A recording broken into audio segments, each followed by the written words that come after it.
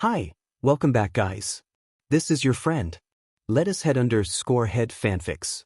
Back with amazing fanfiction. This is the third part of What if female Deku becomes zombie? Now before starting, please give this video a like and subscribe to the channel if you want more videos like this. Now let's get into the fanfic. Darn it, I can't get a signal. Denki exclaimed as Izuku watched Shoto work, his capture weapon forcing villains into each other or closer to him so he could take them out personally. She couldn't see his eyes but imagined they were flickering from opponent to opponent, momentarily disabling each quirk just before it could be used against them. Before she could write anything down, she felt a hand around her wrist. She turned to see Achiko pulling her arm. "Come on, we have to get out of here," Achiko urged, pulling her toward 13 and the other students. Katsuki and Ijiro were already positioning themselves as point men, while Shoto moved to the back, ice forming spikes on his left side. Momo already had a metal staff in hand, and Izuku could see small spurts of flame shooting from Tenya's exhaust pipes as he revved the engines in his legs. "I'm afraid I can't allow that." The dark fog that had been behind the villains was now forming between them and the door, two glowing yellow eyes appearing in the middle of it. "Greetings, young ones. We are the League of Villains. Forgive our audacity, but we have come here today, to Japan's premier high school for heroes and bastion of heroism, to kill All Might. Speaking of whom, where is he?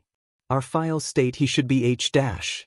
Before the voice within the fog could continue, Katsuki threw his hands back and launched himself with an explosion, the resulting smoke and dust creating a smokescreen between them and the fog. "You should be more worried about the threats in front of you, not someone who isn't here," Katsuki shouted as he fired an explosion into the fog to try and dissipate it. Instead, he felt his own shockwave slam into him, throwing him back toward the class. Ijiro dove to catch him, only for both to disappear as the fog surged forward. "Kaken. Indeed, dealing with students such as yourselves, students capable of drawing the attention of heroes like those who run this school, would be more hassle than it's worth. So instead, I'll scatter you all across this facility and into the hands of my comrades." The fog wrapped around them, twisting like a rope as it pulled them in.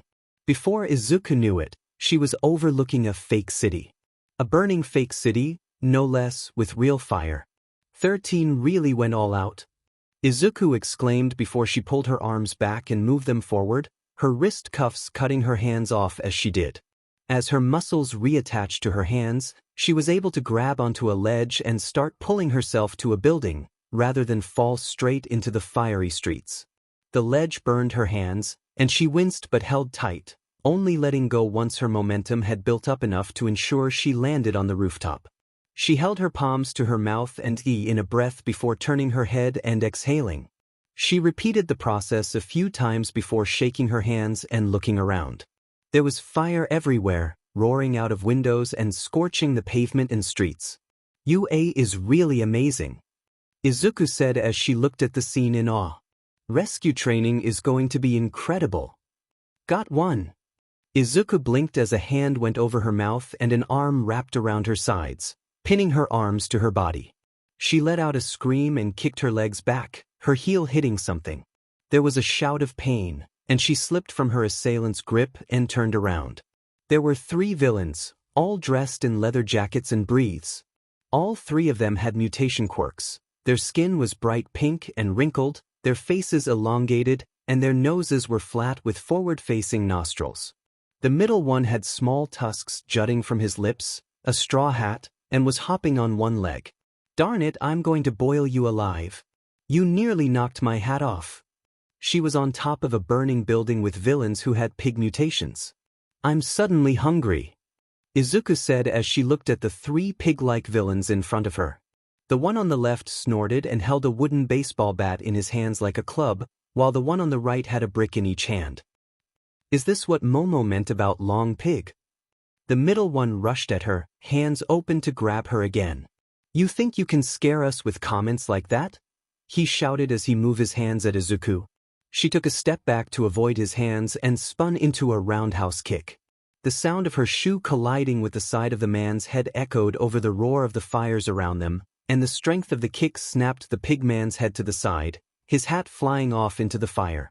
The pigman stumbled to the side, both hands over his ears while the other two rushed to take her on next.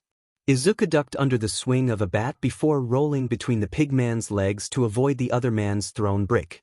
She jumped back onto her feet and turned, lashing out with her elbow and hitting the bat-wielding pigman in the small of his back. There was a shout of pain as the bat was dropped, and large pink hands moved to cover the spot she had hit. Izuku then grabbed the pigman's hands and spun, pulling him off his feet before throwing him at the brick-wielding pigman. "My hat, I love that hat." Izuku turned towards the voice to find the first pigman was already back on his feet, rushing at her with his hands curled into fists. "You ruined my hat," he shouted as he started throwing punches. Izuku found his attempts to hit her sloppy and easy to avoid. He didn't seem to know how to punch properly and was just swinging his fists around.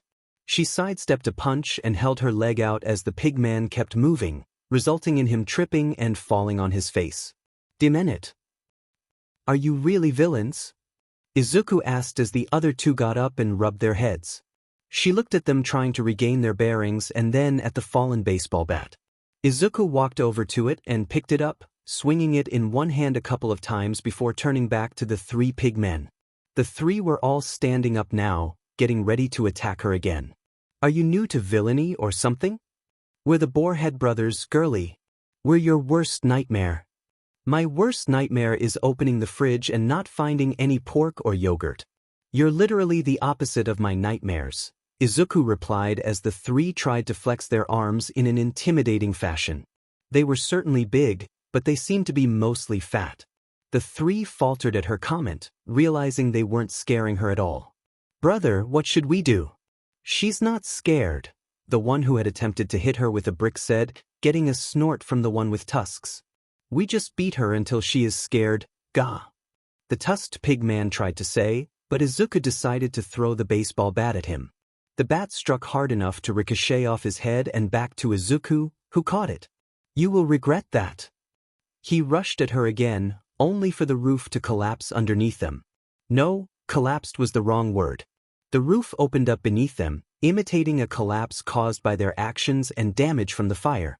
There was a lot more in the building, and she could hear the pigmen coughing.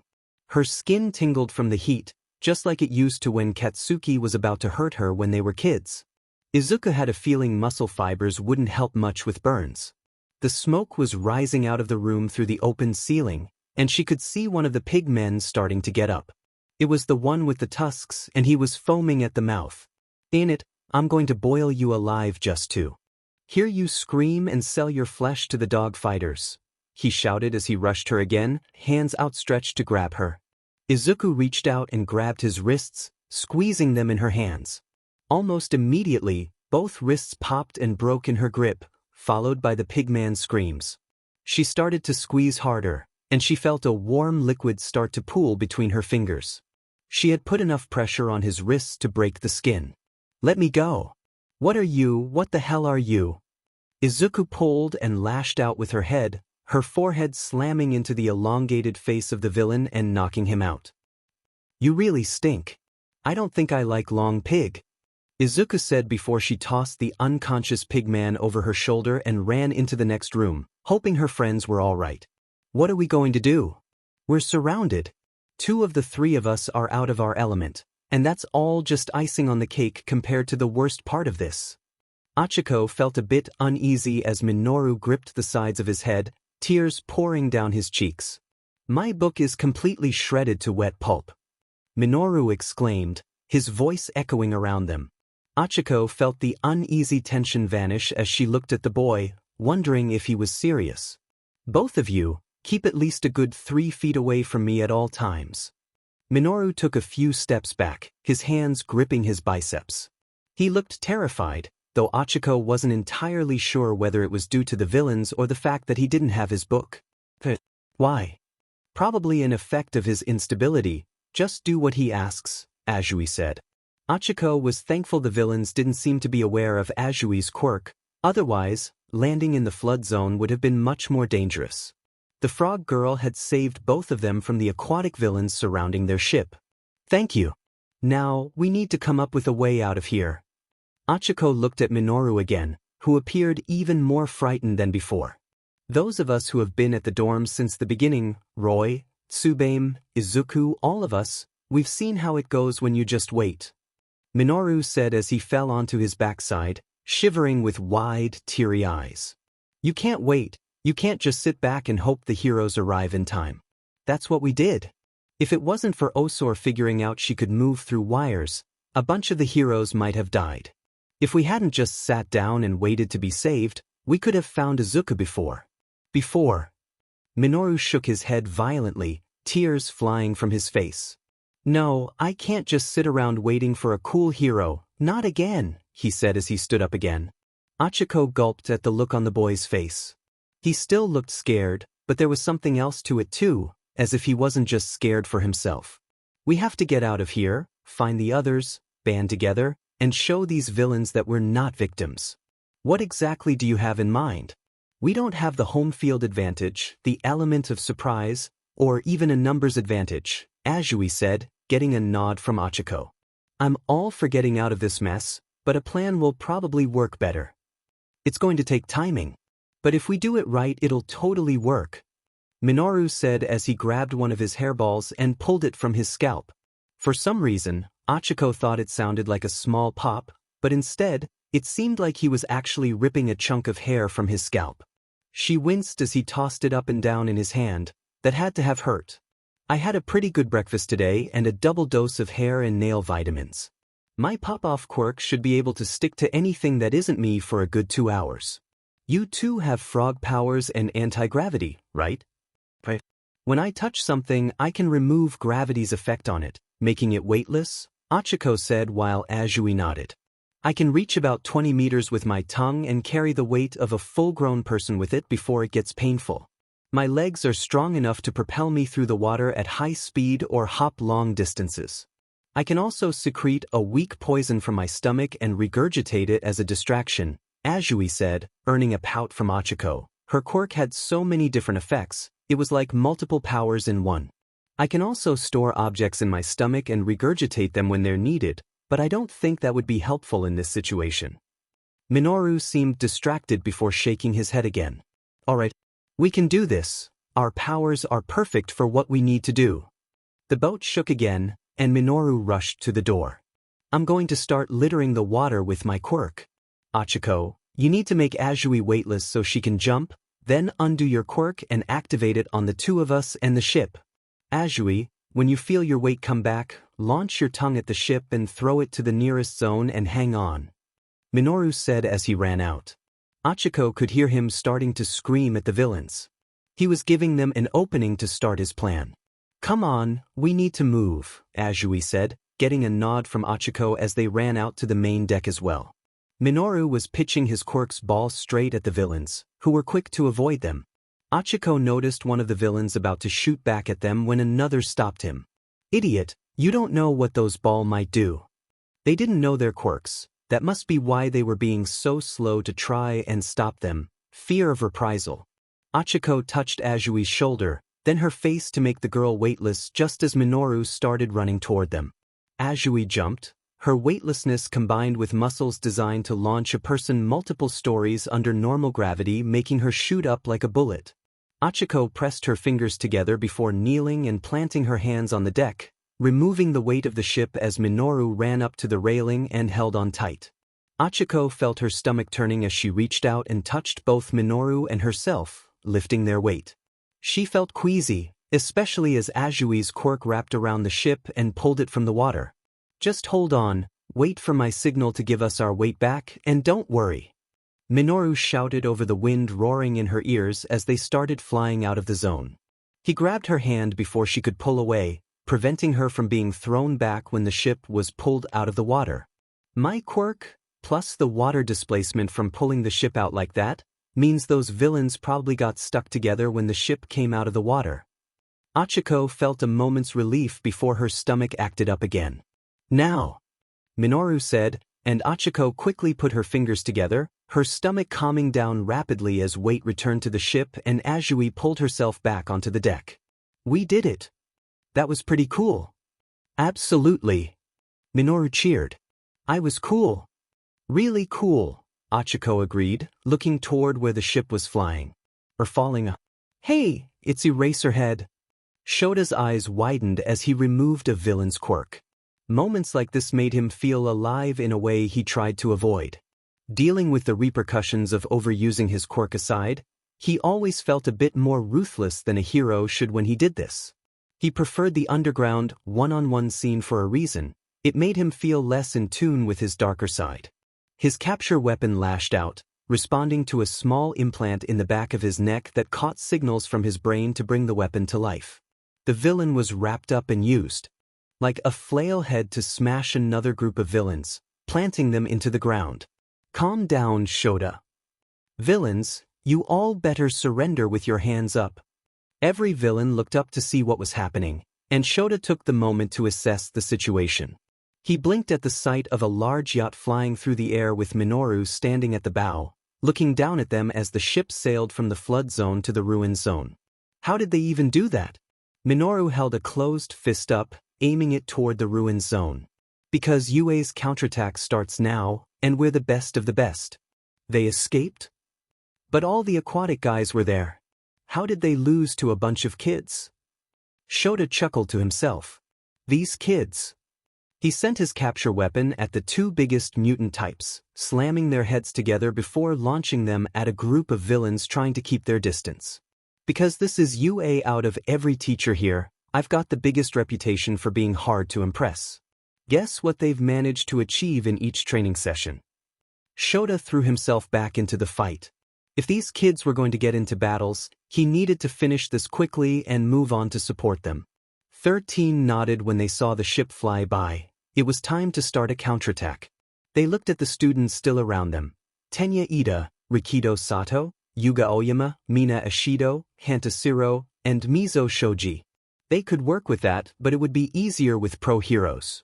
Alright, you heard him. Time to start our counterattack, 13 said, getting the students' attention.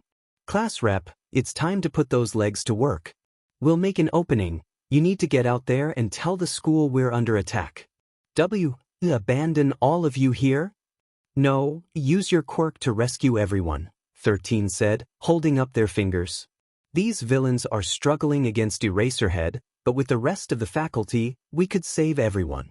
You're the only one fast enough. Now get ready. They opened the ends of their suit's fingertips and activated their quirk. The suit directed their power, sking up the fog from the warp quirk user who looked ready to throw the yacht back into the flood zone. Don't think you're getting away with this, black hole. A rescue hero, attempting combat. You're not prepared for that, are you, 13? Kurogiri said as he began to form a warp to throw 13's quirk back at them, only for something to touch his metal brace and start pulling him to the ground, throwing off his aim. Wah. Maybe, but we're not going to let them fight alone after a call to arms like that. Siro said as he shot tape at Kurogiri, Mizo holding him like a large rifle before using Siro to pull Kurogiri from the sky. Siro then looked at Tenya. Dude, get going. Every moment the other teachers aren't here, everyone is at risk. Go and be our hero. It's your chance to shine, my friend. Yuga said as he unleashed his quirk, blasting a hole through the USJ front doors. Shine bright. You brah. Kurogiri started as his warp fog was SED up by 13. He prepared to make another warp when he heard a battle cry. A quick turn showed the other two students swinging him at a third student, a rather muscular-looking boy. The large boy punched Kurogiri's metal brace, roaring as he did. Go down. Rikido shouted as he slugged Kurogiri, throwing the fog-shrouded villain across the stairway. Tenya grit his teeth and ran toward the door as the others held off Kurogiri, using the hole Yuga made as handholds to pry the doors open. Everyone, please hold on, Tenya said as he pried the doors open enough to make his way outside. He willed his legs to move, forcibly increasing his speed. Just hold on, engine boost. These kids, Kurogiri said as he started to form a warp gate back to Shigaraki. This was well beyond what they had anticipated. Are not to be underestimated. Katsuki would admit he was an angry guy. There were many things that set him off, and he didn't have a very long fuse. Whether it was part of his quirk's instability that made him figuratively explosive, something he learned from his mother, or a side effect of the constant praise he received during childhood, he didn't know. What he did know was that villains interrupting his chance to learn how to use his quirk for a non-combat application, something he realized he was severely lacking in, was not what made him mad. No, he was mad when Izuku used a knife and his quirk to get a TV remote. He was mad when his mother sent him reminders of the little things he was letting Izuku get away with now that he wasn't a total JRK. He was mad when his old friends thought they could get away with nonsense around him. He wasn't mad, he was enraged. I will blow off your arms and blast them straight up your backside, you be. He was still getting used to it. When he was mad, there was usually a specific target, an action he could react to violently to try and prevent it from happening again. This was different. He didn't want to just scare or deter a repeat scenario. No, he wanted to hurt something, break something. To that end, he turned to the villains who started this whole mess. His quirk was good at those things, and these villains had made him feel this way. Now they would be the outlet for his rage so he could calm down before looking for Izuku. He could work with that. Maybe this whole enraged thing wasn't so bad. Guess who's about to be a target? Or maybe he was just out of reasons to keep himself under control, he wasn't sure. Either way, it would work, and while the line might have had some bad connotations out of context, he really wanted a way to say he was going to explode the poor sap right in the junk until there stopped being any junk. The fact that he was wondering if that was really so bad made him decide he didn't like being enraged, which in turn made him fight harder to try and get it all out rather than bottle any of it up. Ijiro looked at Katsuki, who was blasting villains left and right, screaming with incoherent rage between slightly coherent lines that kind of scared him. He realized the blonde had a temper, but watching him grab villains by the faces and set off his quirk, or grabbing their arms with one hand and using an explosion with the other to catapult people into walls, was more than he expected. Ijiro felt a spark of anger in his chest light up just by watching him. Who did these guys think they were, interrupting their class to take on All Might when they couldn't even handle a student? Were they serious right now? Was this the sort of trash they were training to fight? This was what he was training for? He tensed his muscles, hardening his skin to its limit before charging into battle. His first targets were a fellow redhead with claw-like fingernails and a short woman with black, feather-like hair. Come on, you can take him, you're the Queen of Crows, appealing and clever. Yeah, I can take him, I see, the woman began, only for Ijiro to punch her across the face. His quirk made his skin jagged and sharp as it hardened, so when he struck her, it did more than just hurt. It tore into her cheek, causing blood to fly. Recovery would require professional help, given the damage and its location. The other villain took a few steps back, staring at Ijiro. So strong, with such an amazing chew, the redhead started, only for an explosion to engulf him. When the blast subsided, he was covered in scorch marks. Ijiro then watched as Katsuki slammed one of his knee pads into the villain's gut. Don't flatter yourself into thinking we want compliments from idiots like you, Katsuki said as the villain doubled over from the hit. He then brought his arm down, slamming his bracer into the villain's back, dropping him to the ground. We need to find the others. You don't want to take them all on yourself? Ijiro asked, receiving a sideways glance from Katsuki. The blonde seemed to get lost in thought before shaking his head. No way. These idiots thought their quirks were good enough to take on All Might. That means either they have backup coming or they brought a much bigger thug to help. Katsuki started, but before he could finish, a yacht crashed through the ceiling. What the? Momo, are you okay? Kyoka asked as Momo formed a staff in her hands, then a short sword. Hey, Momo. Momo was focused on the various villains surrounding her, Kyoka, and Denki. She flashed back to the clinic for a moment, recalling the rooms they passed through when they were skirted out.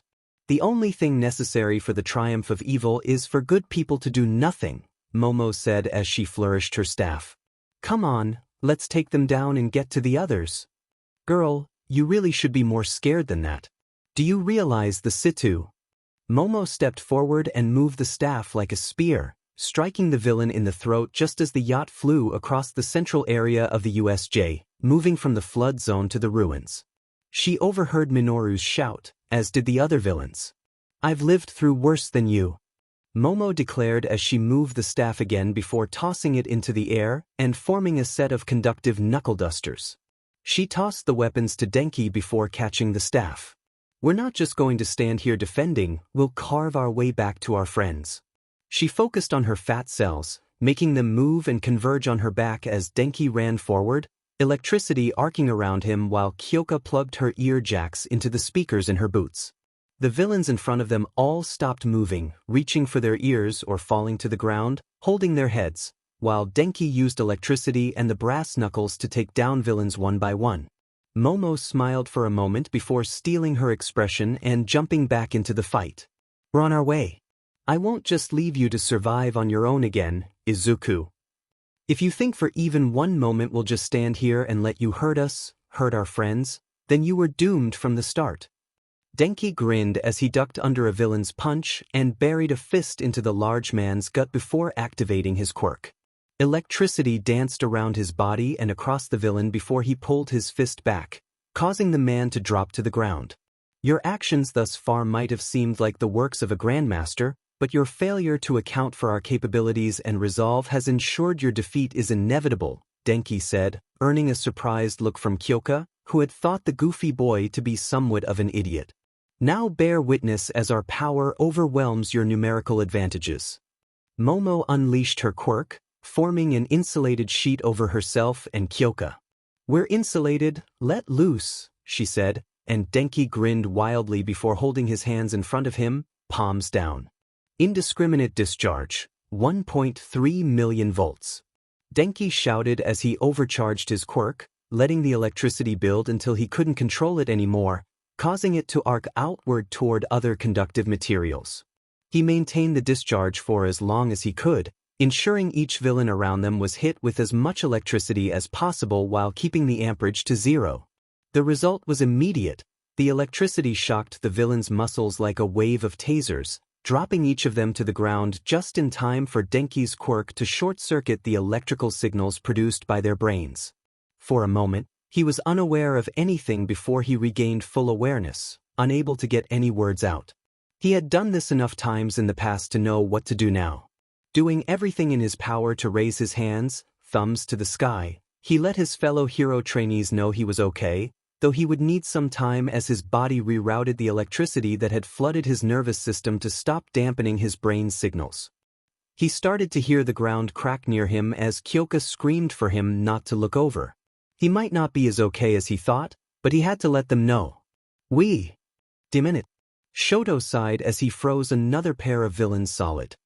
He could feel the fire on his left side blazing just beneath his skin, raging wildly at the audacity of these villains. His ice kept it in check, his entire left side frozen solid while he used the right side to convey his anger. He had to keep a cool head as he fought, remembering the words he decided his anger would be. His father's anger was wild, untamed, and burned like his quirk's namesake, Hellfire. When his father raged, it was like watching a wildfire, destroying everything with no rhyme or reason until it was sated and nothing else remained. As his father's anger turned toward him, he promised himself that his anger would be different. It would not burn endlessly, it would be swift, not all-consuming and targeted. But he would admit to one part of his anger matching his father's. Both would have terrible consequences for those it was focused on. The villains around him quickly realized this. The moment his feet touched the ground, he sent out a sheet of ice all around him. Any area the ice struggled with was another pair of feet, and from there, the ice would grow. As it formed over the bodies of the villains, he pushed it further, forcing the temperature of the ice down to a good -10 degrees Celsius. "And no way, what is this, kid? We just got here. This is the force that wants to face all might, you can't even beat a kid," Shoto said as he started to walk forward, waiting for more villains to show up. This couldn't be all of them. He was aware of his heritage, much as he hated it. There had to be more who wanted the right to kill Endeavor's son. As if on cue, he felt more footsteps on the ice as a villain dropped in front of him, while the sound of large wings flapping emanated from behind him. He sighed as ice quickly enveloped the man in front of him while he took a step to the side and grabbed a large, sword-like weapon. Ice formed once more and enveloped the flying, bird-like villain who had attempted to attack him from behind. No, you're not here for All Might. The plan might be to kill him, but you thugs are here for something else, a different objective. He tilted his head to see invisible feet leaving prints in the ice. They had given him Toru. If he was one of the others, that might be an issue, but his ice was able to find her quickly, giving him an awareness of her location. To make that mistake, they needed to not know or care enough about the two of them, and with the fact that his quirk was public knowledge thanks to his father, that meant they weren't after him and didn't want Toru. If they wanted her, they would have put her somewhere where someone of his power was. That said, aside from themselves and a few technological wonders of UA, there was nothing to gain here. The second could be obtained when there weren't heroes and trainees in the area making it difficult. Right now, you're all encased in ice that's well below 0 degrees. The pain you're feeling is the cells that make up the outer layers of your skin being frozen to the point of bursting, Shoto said. He needed answers, and he needed them now. After a bit, frostbite and hypothermia will set in. It'll be a slow, agonizing death that will leave you nearly impossible to identify. The villain in front of him started to cry. They really were just lowly thugs, weren't they? I try not to be cruel, I want to be a hero after all. So, what makes you think your answers can kill All Might, and why are you here if not to kill him yourself? He said as he chilled the air in front of the villain's face, freezing his tears solid. Tell me, and I'll melt this ice off of you and just cuff you instead. They have this really big monster with more muscles than All Might. We all got to shoot and attack it, and we couldn't hurt it at all, the frozen villain said, scared out of his wits.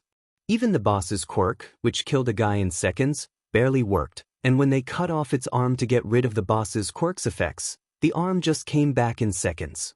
And you're here when they have that because?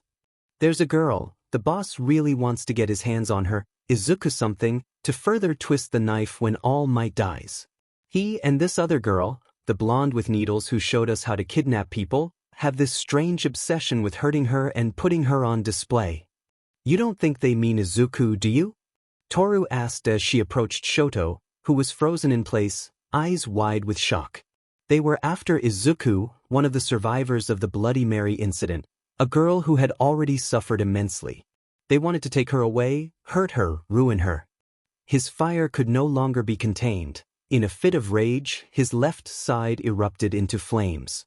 The icy shell he used to hide it shattered as he stared into the eyes of the villain who had revealed their plans. Fresh tears streamed down the villain's face, and Shoto forced the flames back down as he reached forward, melting the ice just enough to grab the man and pull him from it. Shoto! Where is she? The villain began to sob as smoke started to rise from the part of his outfit that Shoto was gripping. Izuku held the Borehead brothers' baseball bat in one hand and had a villain's ankle in the other. She pulled the villain off his other foot and tossed him into the air before swinging the bat, hitting the villain in the stomach and sending him crashing into a wall. The fires roared around her. She wondered how they had created a place that could burn endlessly. 2 more villains approached her as she turned around. She lifted her left leg and kicked the first one in the face, causing him to grab his face and lean back. The second villain lunged at Izuku, forcing her to drop her bat. Izuku grabbed the front of the villain's shirt and began to throw him as the first one tried to pull her hands away. Demon brat. She activated her wrist cuffs, throwing the villain while still holding onto the other villain's shirt. Continuing the momentum of the throw, Izuku twirled and went low, sweeping the first villain's feet from under him. Strands of muscle grew and reached out for her hands, pulling them back along with the villain. As her hands returned, she raised her arms over her head. Her hands reconnected to her arms, and she swung downward with the extra momentum created by reeling the villain in. Dead drop. The second villain's head slammed straight into the first one's stomach before both fell limp. She checked their wrists after a moment. They were unconscious. Izuku wiped her brow and sighed before picking up the bat again. She hoped her friends were safe and that if any others were trapped in the same area as her, they were taking precautions around the fire. Thankfully, the bat hadn't been burned yet, or she wouldn't have a weapon, and while she knew how to fight without one, it was a comfort to have it. As she prepared to move, another group of villains emerged from an alley, 3 of them. There she is, let's get H. the first one said as he charged at her. She assessed his movements and swung the bat in an upward arc. If he had any experience in a fight, he would slow down just in time for her to catch his chin. He didn't have any experience, she realized, when he kept running and the bat went between his legs. Irk. Oh my god, I'm so sorry.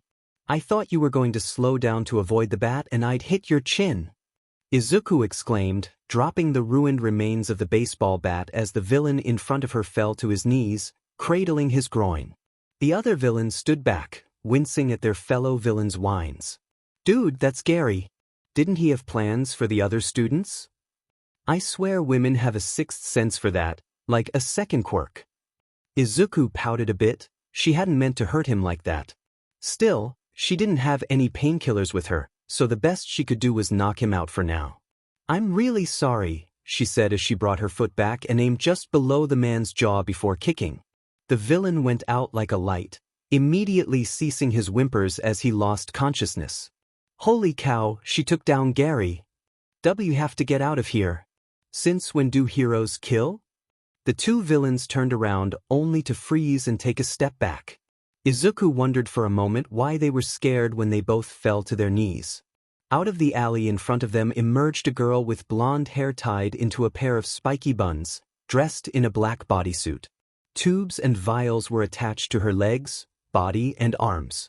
You have no idea how long I've waited for this moment. Golden eyes locked onto green as the two villains collapsed to the ground. The girl pulled her arms back, and two syringes connected to tubes were drawn from the two former villains and reeled back into a device on her forearms. My name is Himiko Toga, but you can call me whatever you like, Izuku, she said as she walked forward. Himiko tried to play it cool, like in those television shows where the wise mentor first enters the life of the young, soon-to-be hero, guiding them toward their destiny.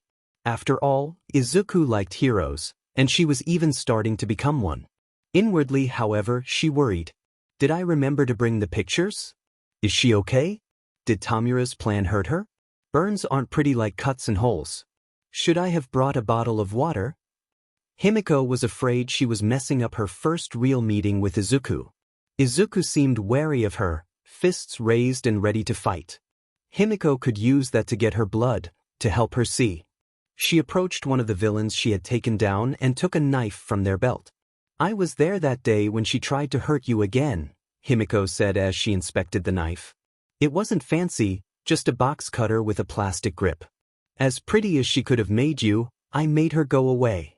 She wouldn't have helped you understand, and she wouldn't be able to understand you. She grinned as she looked up at Izuku, box cutter in hand. But I know we'll be able to understand each other.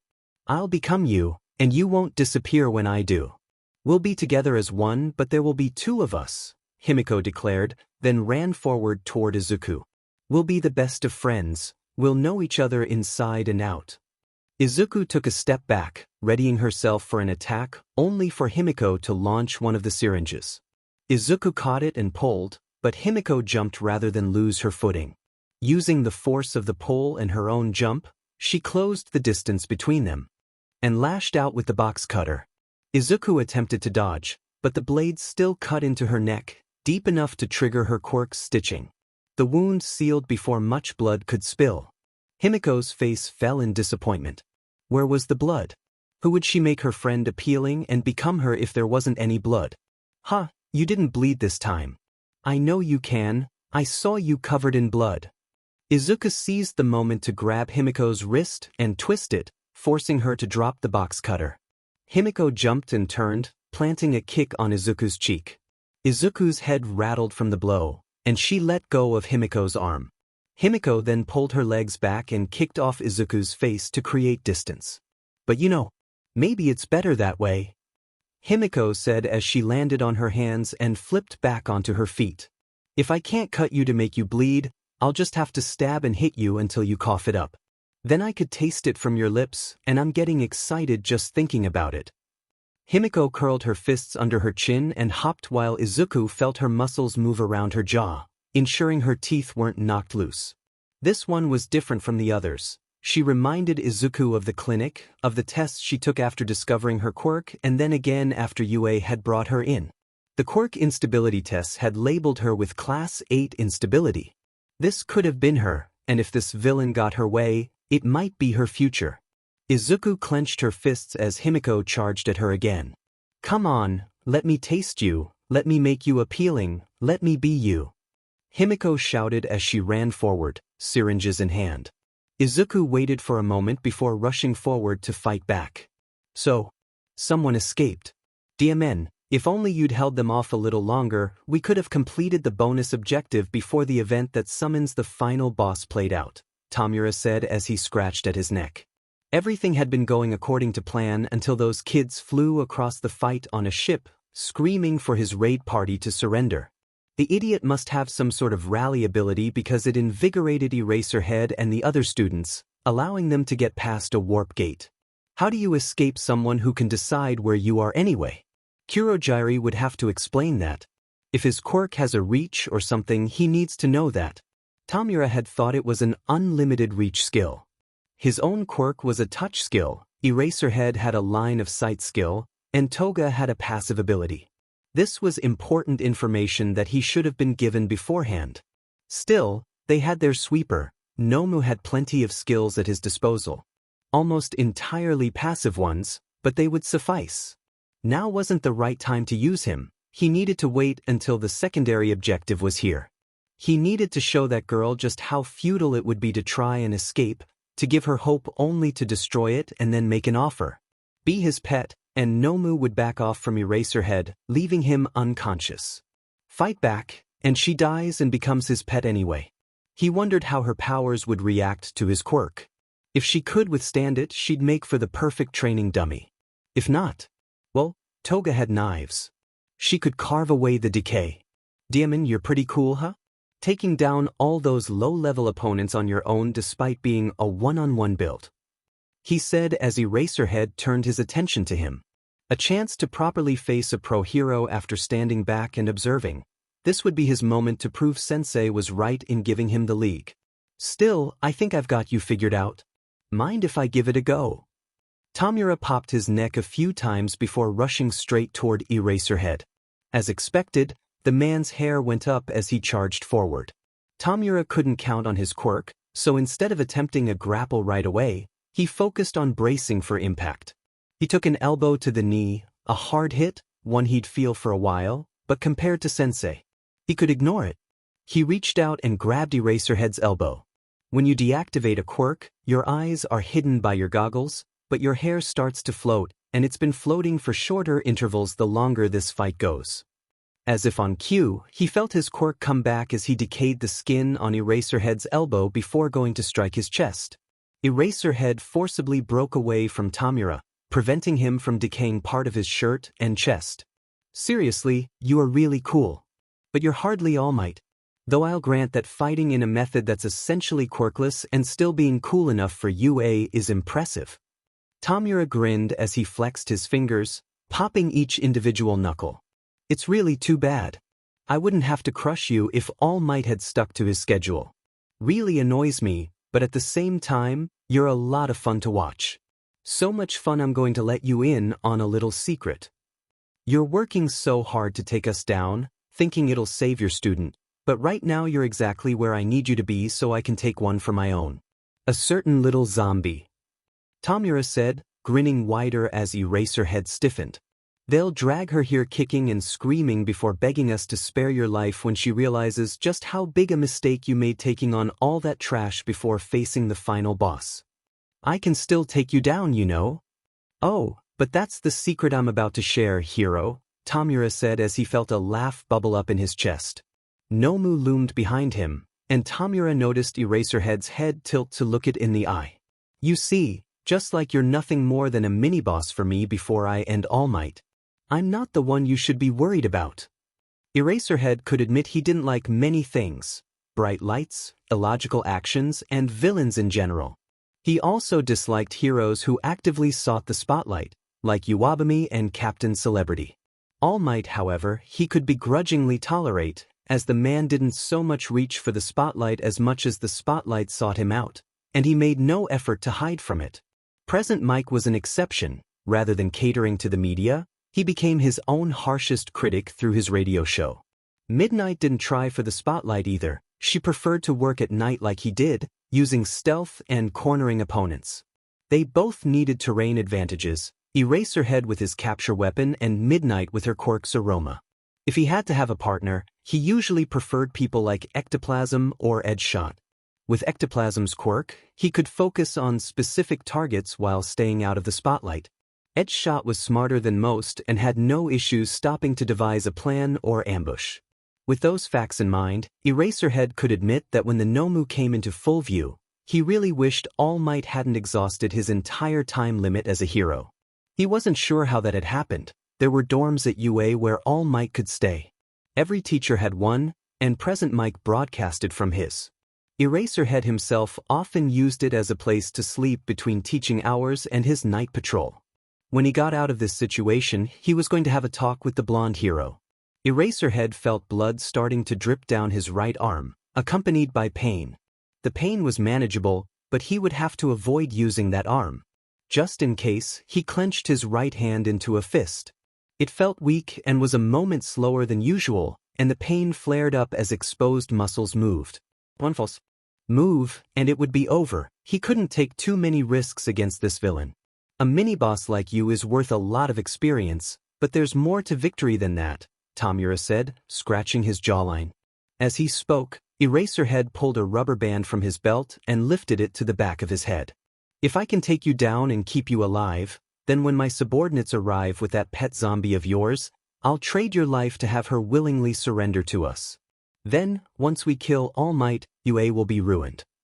Eraserhead thought to himself, wow, he's actually going for the full monologue. Well, no reason to look a gift horse in the mouth. He used the rubber band to tie his hair back into a loose bun. His hair floating when he activated his quirk usually wasn't an issue, but that hadn't stopped him from learning ways to minimize it. By tying it back, it would at least be a bit more subtle. First, you get the symbol of peace killed, then all your hero students die, except for the one you deliberately took from her home to keep safe. Finally, the League of Villains comes out with her in tow, acting like the zombie she really is. Tomura said, his scratching becoming more excited. Eraserhead hoped 13 could see his hands as he went through a few extra motions while tying his hair back. Bye-bye, Hero School. When do they bring her here? Eraserhead interrupted, bending his knees slightly, preparing to rush the villain. Tomura twitched and leveled a glare at him. He didn't take taunts well, which was good to know. She's survived worse than this. Take it from the guy who just dismantled your little league. Another thing Eraserhead valued was logic. Logical thinking, logical expectations, logical reactions. They were signs of control that all heroes needed. It was something he and Nizu had in common, and there was one particular logical expectation both of them tended to act on. Nizu liked it because it was a fun paradox that made his mind games more lively. For Eraserhead, it made predicting villains easier. That line of thought came to mind as Tomura rushed forward, eyes wide with rage and lacking any sort of forward planning. It's only logical to expect others to be illogical when put under unexpected pressure. Eraserhead unleashed his capture weapon once more, not activating his quirk yet. The villain prepared to intercept them, his hands splayed open in front of him. Instead of wrapping Tomura's body, however, the weapon went low and spun around his ankles. A sharp tug dropped the blue-haired villain to the ground before Eraserhead swung him into the air. 13, thankfully, had seen Eraserhead's hand signals and was floating overhead, tethered by 2 long strands of tape. They activated their quirk as Tomura was sent towards them, and Eraserhead released his capture weapon's grip on the boy and moved to the left without any prompting. As expected, the monstrous figure struck the ground where Eraserhead had been standing with power comparable to All Might, creating a gust of wind that further flung Tomura towards 13 while dispelling any mist that had been forming a portal to save the villain from having his hands destroyed. Tomura! Kurogyri called out as his fog began to dissipate, revealing a man with pale, translucent skin and glowing yellow eyes. Tomura could tell he was in trouble. It just didn't make sense to him. He tried to recall Sensei's lessons, believing that both Eraserhead and 13 were nothing more than mini-bosses, something to warm up against. Yet here he was, about to be defeated just before the finish line. He couldn't believe he needed the carry to get involved so early. Nomu! Eraserhead shielded his face with his arms as the ground exploded. Just how powerful was that monster? Once the dust settled, he saw 13 in the middle of a crater, their suit thankfully intact. Granted, that suit's tough enough to help direct their quirk. The question now is 13 still conscious? Meanwhile, Tomura was placed on the ground by Nomu. The blue-haired villain scratched furiously at his neck. This doesn't make sense. They're supposed to be nothing, tutorial bosses at best. He muttered as his fingernails pulled at the scars that littered his neck.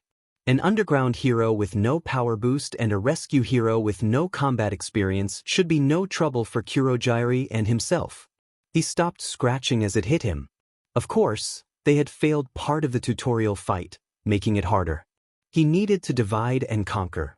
Instead, because he had gotten careless and started monologuing, both heroes were able to work together and nearly defeat him if not for Nomu. Tomura grinned as he saw Eraserhead moving towards him alone. "I get it now," he said as he ran to meet the hero halfway, ready to crush him. "You're done, hero." Izuku lunged forward at Himiko as she came close, going low and bringing a fist up into her stomach. In retaliation, Himiko released the needles in her syringes and moved them into Izuku's back. "SK." Himiko said as Izuku lifted herself back up, flipping the blonde off of her back. Himiko let out a grunt as she landed on the small of her back before retracting her needles and leaping back to her feet. "Careful, my needles might break. How am I supposed to beat you without them?" Izuku spun towards Himiko and swung one of her arms, one of her cuffs cutting off her left hand. Her hand flew towards Himiko, closely chased by muscle fibers. Himiko slapped the hand away and rushed towards Izuku, ignoring the fibers as they zipped by her. "You missed," Himiko said as she extended an arm towards Izuku, a needle extending from the syringe strapped to it. Izuku turned her back at the last second, causing Himiko's arm to go over her shoulder and her body to collide with Izuku's back. A hand gripping her bicep caused Himiko to look at her arm and see that Izuku's hand had reeled back and grabbed hold of her. As her hand reattached, Izuku grabbed Himiko's forearm with her right hand and tossed her over her shoulder, slamming her against the ground. Himiko's ears rang from the force of Izuku's attack, but she didn't let that stop her. Instead, she lashed out with her free arm to move a needle into Izuku's stomach. More blood flowed into the syringe as her system absorbed what it could, and Izuku winced, turning and throwing Himiko off the ground and towards a wall. Himiko pulled her arm back before the movement could risk breaking the needle in Izuku's stomach and noticed Izuku's hands still on her arm. The moment she did, she saw muscle strings connect to the hands, and she was being pulled towards Izuku, who was being pulled towards her feet first. Pull of the grave. Izuku's feet slammed into Himiko's side, and she was sure she felt a rib crack, if not break, from the hit. She coughed up spit and bile as Izuku's grip on her arm was released, and the force of the kick sent her towards a wall. This wasn't working. Izuku was being so rough. Well, Himiko didn't mind that too much, but Izuku was making it hard to get her licks in too. She had to make her see that she didn't want to hurt her. "You're so rough. It's selfish." Izuku waited for Himiko to make her move as she leaned against the wall and slowly pushed herself up. "I want to be rough with you too, but you're making it really hard. It's not fair, especially after all I've done for you," Himiko said, reaching into one of her sleeves and pulling out a set of photos. She grinned at Izuku as she held them up, revealing the first image to be a selfie with a defeated enemy. Izuku's eyes widened in horror at the image, and Himiko giggled. "I saw her, I took her down, and I made sure she wouldn't come back. But before I could tell you, they took you away. So I looked for a way in and found the League of Villains," Himiko explained, one of the vials on her belt filled with Izuku's blood from her earlier attempts. She pulled herself from the wall and tossed the photos towards Izuku. They sailed through the air and landed at her feet, showing various moments during Himiko's time at the League, taking down different villains. "I made sure none of them were any good, just so they couldn't hurt you, couldn't remind you." She pulled the vial from her belt and held it up. "Only I can hurt you, and only you get to hurt me, because we'll be one and the same forever and ever. Himiko declared before she opened the vial and drank the contents. She felt her quirk assimilate the blood and note all the little details. Izuku would understand, she was sure of it. Izuku took a step away from the pictures as she looked over them, then heard something that sounded like mud pouring out of a bucket. She looked up to see a gray, clay-like substance oozing out of Himiko's body and shaping itself around her. Izuku prepared for the fight to continue, then stiffened in shock as the clay formed a silhouette of her, then changed colors until standing in Himiko's place was a copy of Izuku. Himiko laughed with Izuku's voice, Izuku's face, and Izuku's body as Izuku looked at her in shock and terror. It feels just like I thought it would, so amazing, so strong. I knew your quirk complemented mine. Himiko said as she spun on one leg, feeling what it was like to be in Izuku's body. As she did, she noticed a few differences. Nothing wrong with the clothing or body, but the syringes, vials, and harnesses were still visible. I can never get emitters or transformations right. But yours, your quirk's a mutant type. Izuku was reminded of Shoto's lecture on the bus about how quirks were more complicated than just 3 types. Her enemy didn't know that, and her muscle strings were affected by an emitter effect, so hopefully, Himiko wouldn't have her regeneration. That means you can hurt me, and I can hurt you, and neither of us would ever actually be hurt. We could dance in a room of appealing red, and I know you like the idea. I'm you now, and I can feel it. How easy dying is, how it saves us and makes us better. Himiko squirmed in Izuku's body, rubbing her legs together and pressing her hands against her cheeks. Izuku took another step back. She didn't like the idea at all. The thought of hurting someone, of causing them pain, didn't appeal to her. You're wrong, I don't want to hurt people, I want to help them. Hurting people is helping them. You help them become appealing, you help them forget everything else and focus their minds on the now, can't you see? Himiko said, still in Izuku's body. Why can't you see? You should be able to see that. I can see it and I'm you.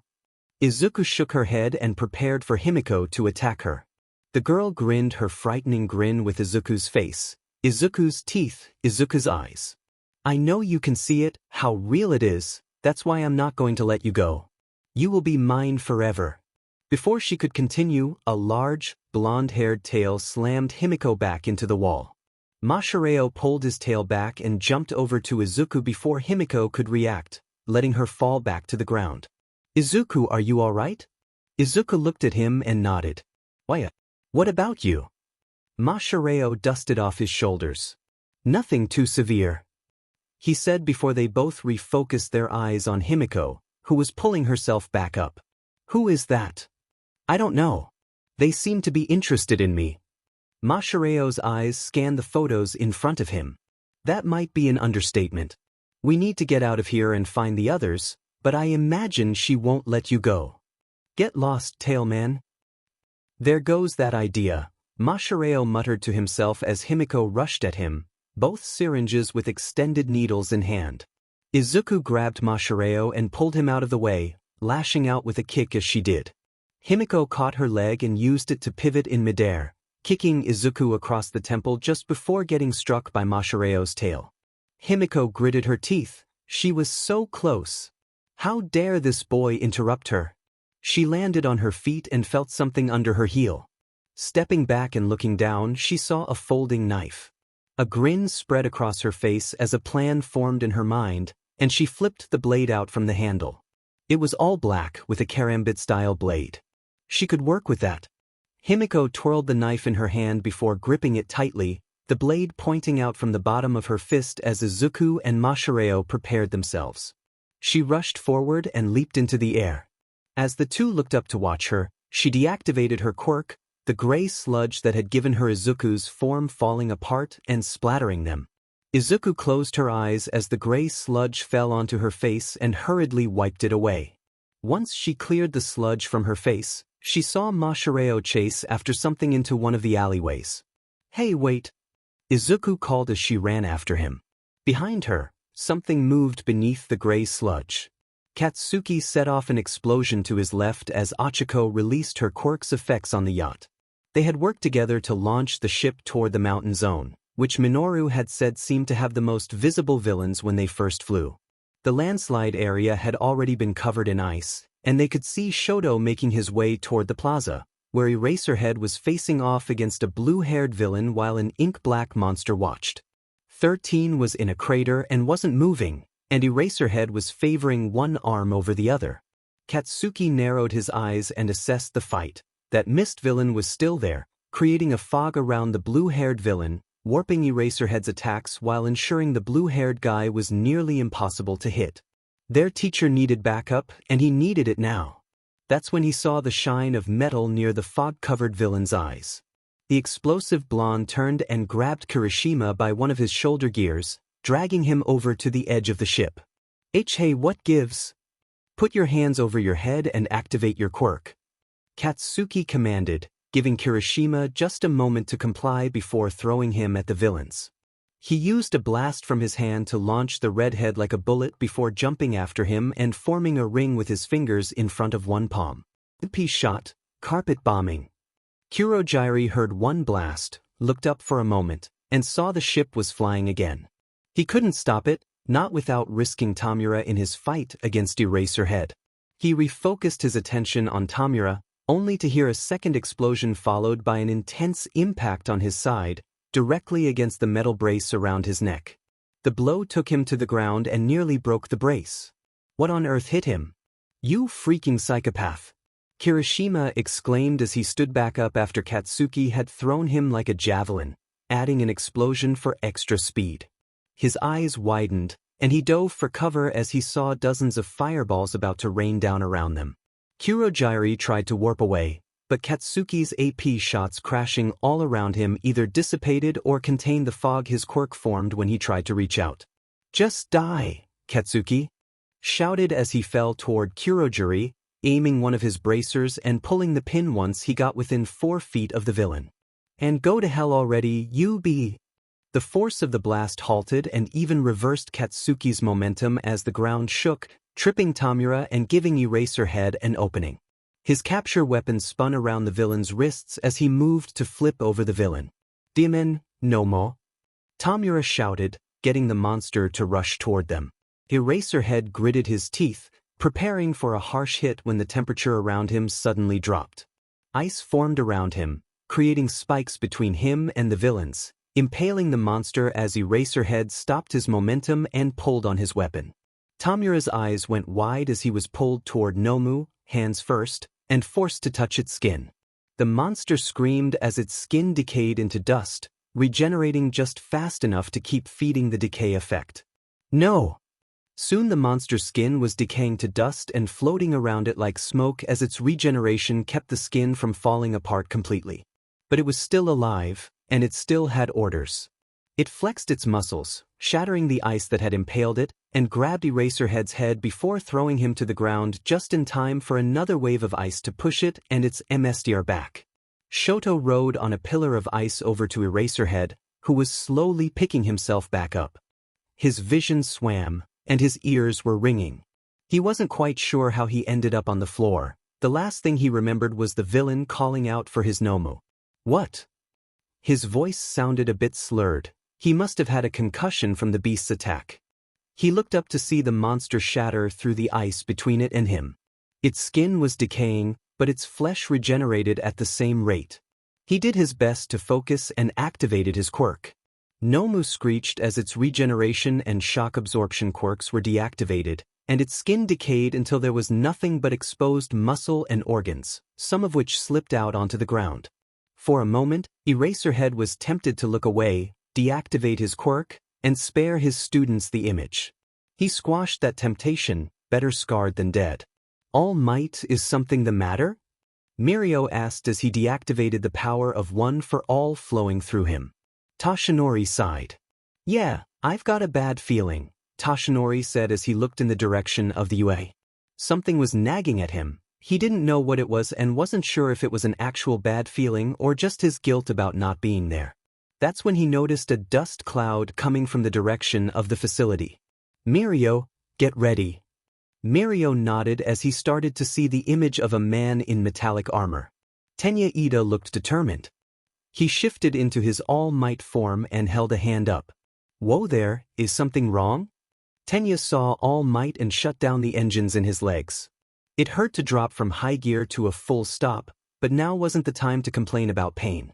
His shoes grew hot from friction as he skidded over the dirt path, and once he stopped, he bowed to All Might. Sir, thank everything that you're here. Please, you have to hurry to the unforeseen simulation joint. Huh, what's going on? Mirio asked, remembering his own times at the USJ. There had been accidents, but 13 had made sure no one was actually in danger. At the same time, it was clear the boy was scared of something. Tenya pointed back in the direction he came from. When we arrived, 13 gave their speech, and then villains warped in using some dark fog. Tenya said, looking afraid and guilty.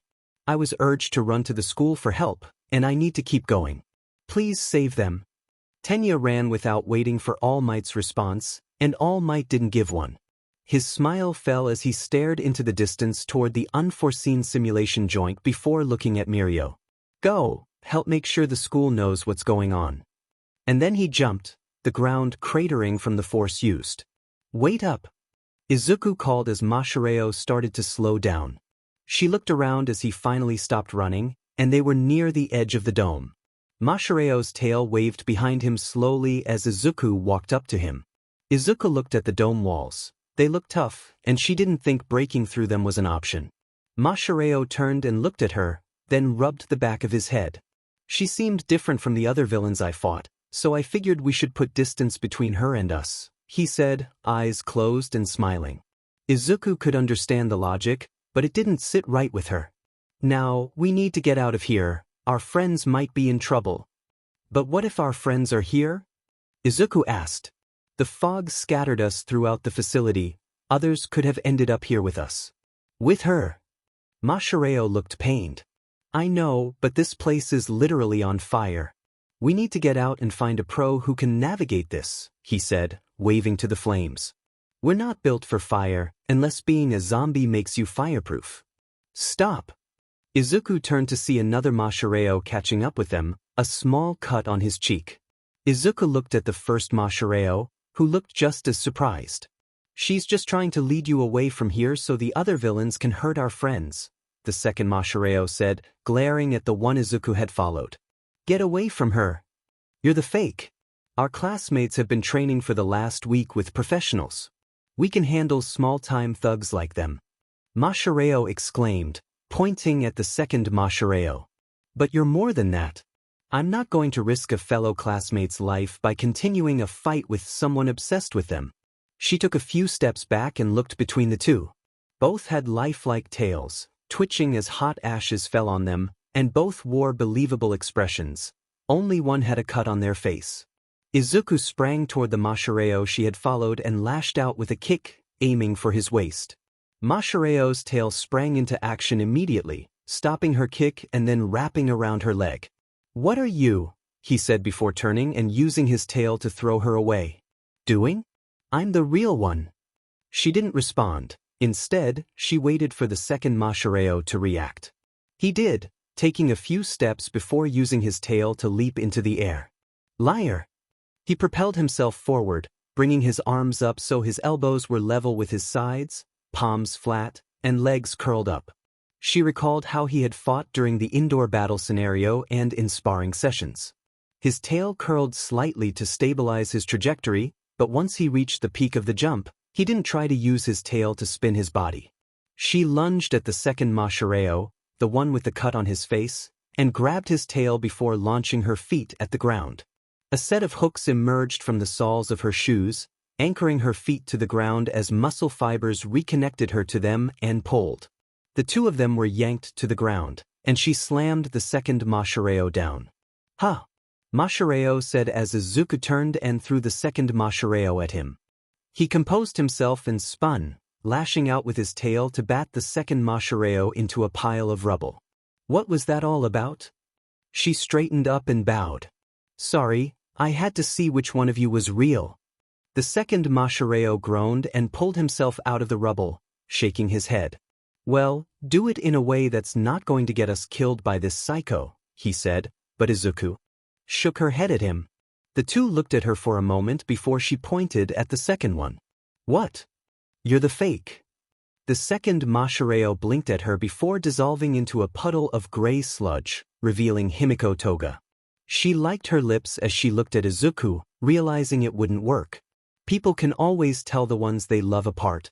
What gave me away? Was it my eyes? Did you see my love? Izuku repressed a shiver as Mashireo leaped over to her. Come on, we need to. There actually is someone else here, you know? Himiko said, grinning widely, a blade in her hand as she ran a thumb over it. She swayed her head side to side, watching them freeze up. A third person, he looked pretty helpless around girls with that book. More sludge formed around her body, reshaping her into Izuku. I wonder how easy it would be to get him, she said in Izuku's voice, with Izuku's face. She grinned widely, giving Izuku a manic look that made her squirm uncomfortably. It didn't look right, it scared her to see herself with that face. If you really want to go get help, that's fine, but you're going alone. Izuku's mine, she's already inside me, and I'm not going to let her go. Izuku swallowed as the girl continued with her face and voice, but all wrong. You can stay, and I'll blind you both again and escape to find that boy, or you can leave to get help while Izuku and I show our love for each other, Himiko said, liking her lips. As she did, her eyes nearly rolled back. She was liking Izuku's lips, her lips. She could hardly believe it. She just needed to get the boy to leave. Well, what will it be, Tailman? Please stop ruining that name for me, Mashireo said, trying to hide the fact that the girl was getting to him. He didn't know Izuku well. They had encountered each other over the week, sure, but they were classmates, not friends. Despite that, it felt like a ball of lead was in his stomach, holding him there as he looked at the lunatic wearing his classmate's skin, demanding he leave so she could further hurt said classmate. He clenched his fists as Izuku took a few steps forward. What are you doing? Izuku turned to him and smiled, but there was something unsettling about that smile. It reminded him of the smiles he used to give himself in the mirror as a child, convincing himself that the other kids were wrong and that a tail was all a hero needed.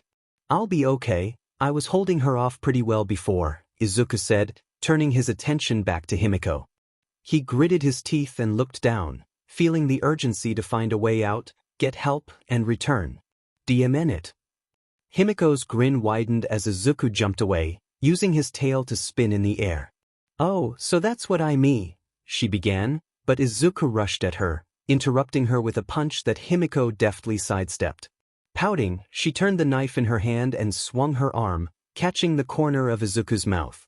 The knife grazed her cheek, nearly reaching her earlobe, before Izuku retaliated with a punch to Himiko's armpit. You shouldn't interrupt me. Healthy relationships need communication. Himiko jumped back just in time to avoid another punch and rolled her shoulder. I don't think anything involving you would be healthy, Izuku replied, noticing how her cheek was pulled closed by red muscle strings, giving her a twisted smirk. Himiko giggled at his comment and liked her lips. You're probably right, but who likes boring healthy things when you can have something exciting? It's like choosing between liver and ice cream, she exclaimed before rushing toward Izuku, her eyes wide with excitement. Izuku took 2 steps back as she closed in, then took a single step forward and bent backward as she lunged for the strike. Himiko blinked in surprise as Izuku slipped under her arm, feeling a hand on the back of the costume she had formed by transforming into him. Himiko gasped as the collar of Izuku's hero costume suddenly tightened around her neck, and she was thrown into the air. Still feeling the hand on her back, she experienced another tug. False gravity, Izuku declared as the muscle strings pulled her hand and Himiko back down to the ground. She let go, allowing the momentum to send her crashing down, eliciting a shout from the girl villain as she bounced off the ground. Izuku followed up with a flip kick, slamming her back into the earth. However, Himiko still had enough presence of mind after being thrown to protect her head with one arm while burying the blade of her knife into Izuku's leg with the other. She tore the knife out, ripping through Izuku's calf before flipping the blade into an extended grip and attempting to slash at Izuku's face. Stop making this difficult, she exclaimed as Izuku tilted her head back to avoid the knife. Izuku rolled and jumped back onto her feet as her calf stitched itself back together. Pushing herself up, the blonde villain deactivated her transformation, gray sludge rolling off her. She scooped up a handful and threw it at Izuku's eyes before transforming into Mashireo and rushing forward. She turned on her heel and slammed her new tail into Izuku's side, producing a crunching noise as the mass of muscle struck Izuku, throwing her to the ground. Izuku's muscles rushed around her ribs to hold them in place as Himiko jumped on top of her, straddling her before releasing her transformation. The resulting gray sludge enveloped Izuku, blinding her as Himiko giggled and began stabbing wildly at the girl beneath her. Suddenly, two hands emerged from the sludge and grabbed her hair. Izuku pulled down, bringing Himiko's head up and slamming her forehead into Himiko's nose. There was a wet crunch as the cartilage broke, and blood immediately poured from Himiko's nostrils. She tore herself free from Izuku's grip, droplets of blood flying through the air and leaving clumps of hair in Izuku's hands. "Ah, my nose. If you wanted some blood from me, you could have just asked." Himiko coughed as Izuku used one hand to prop herself up before swinging her other hand in Himiko's direction, hitting her in the throat. Confirming her opponent's location, she punched again, this time catching Himiko across the face and forcing her off. Izuku quickly straddled Himiko and shook the sludge off her head. "Oh, you just wanted a turn too?" Izuku punched her just under the left eye, eliciting a sharp yelp of pain from Himiko as her cheekbone fractured. In response, Himiko attempted to stab at Izuku's face, but the green-haired girl leaned back and bit down on Himiko's hand, capturing her middle and index fingers in her mouth. "Huh? Did you want a taste of me too?" Himiko screamed in pain as Izuku bit down, crushing the bones in her fingers. In retaliation, Himiko activated the syringe on that arm. The needle ejected, entering Izuku's mouth and then piercing the back of her throat. Instead of recoiling, Izuku bit down harder and twisted her head, forcing Himiko's hand open and making her drop the knife. As she did, Himiko stabbed into the side of Izuku's abdomen with the other syringe before pulling her hand and syringe out of Izuku's mouth. There was a tearing sound, and for a moment, Himiko thought she'd lost her fingers before the pain intensified, eliciting another cry from Izuku. She grinned through the pain. "I drink from you while you consume me. Aren't we perfect?" she said before pulling the syringe out of Izuku's side and starting to punch her face repeatedly, despite two of her fingers flailing limply in one fist. "You just need to bleed more for me. I've been so generous, letting you hit and bite me. Give me something too." Izuku reached out with one hand to grab one of the hands, punching her while biting down on the wrist of the other. She then grabbed the girl's neck, pushing down and squeezing. Himiko squirmed beneath her, trying to free one of her hands or throw Izuku off. Dark spots began to cloud her vision, and she let her eyes roll back, slowly stopping her struggle before falling limp. Izuku held on a bit longer before letting go. She took a few shallow breaths before opening her eyes and moving both syringes forward. Izuku's vision went black as the syringes entered her eyes, causing her to recoil. She felt the needles slide out of her eyes as she did, along with Himiko moving beneath her before a loud ringing filled her right ear, knocking her onto her side. Her vision returned blurry and colorless, allowing her to see a gray blob where Himiko was getting up and coming toward her. She kicked her legs out and managed to catch Himiko in the stomach as her vision began to clear and color returned. Himiko took a few coughing breaths as she looked at Izuku. There were splotches all over her face from where she had punched her, as well as wet tracks on her cheeks, a set of stitches on her mouth giving her a smirk, and an expression of fear. There was also the beginning of a trail of blood coming from the corner of her mouth. It was almost perfect, it just needed more. She went to take a step when pain racked her body, and she covered her mouth to cough. It sounded wet, and she felt something warm move through her throat. Pulling her hand in front of her face, Himiko saw blood on her hand. She coughed again and saw red spittle fly to the ground in front of her. She grimaced. She couldn't take much more, but Izuku was right in front of her.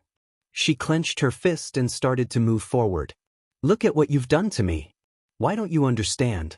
I love you, Izuku. You need to be me," she said as she stepped forward, running her tongue over her blood-stained lips. "I need to be you." Izuku picked herself up as Himiko limped toward her. She wasn't sure how the girl was still moving. Broken nose, bruises, the side of her face swelling, and blood from her mouth and nose. Izuku looked at Himiko's hands and saw the 2 fingers she had bitten hanging limp, and the wrist of her other hand had small punctures where her canines had broken the girl's skin. The fact that the wounds were still there meant this girl didn't have a regeneration quirk to accompany her transformations. Just stop, you're beaten and need medical attention. Himiko's grin widened. Aw, you do care. Crash. From behind Himiko, a section of the wall shattered as a large, dented, purple door crashed through it, sending debris flying around them. Izuku felt a rise in temperature as the hole in the wall brought in new, more oxygenated air into the fire zone. Izuku dropped back to the ground, covering the back of her neck and head with her arms while the flames surged toward the opening, catching the 2 injured Himiko off guard. Izuku waited for the heat on her back to dissipate before slowly rising. Himiko was on the ground, her body twitching slightly, her hair charred, and her skin a pale white. It looked dry, with open blisters dotting her face, hands, and arms. Her bodysuit was mostly burned off, and her newly exposed areas were red and covered in blisters.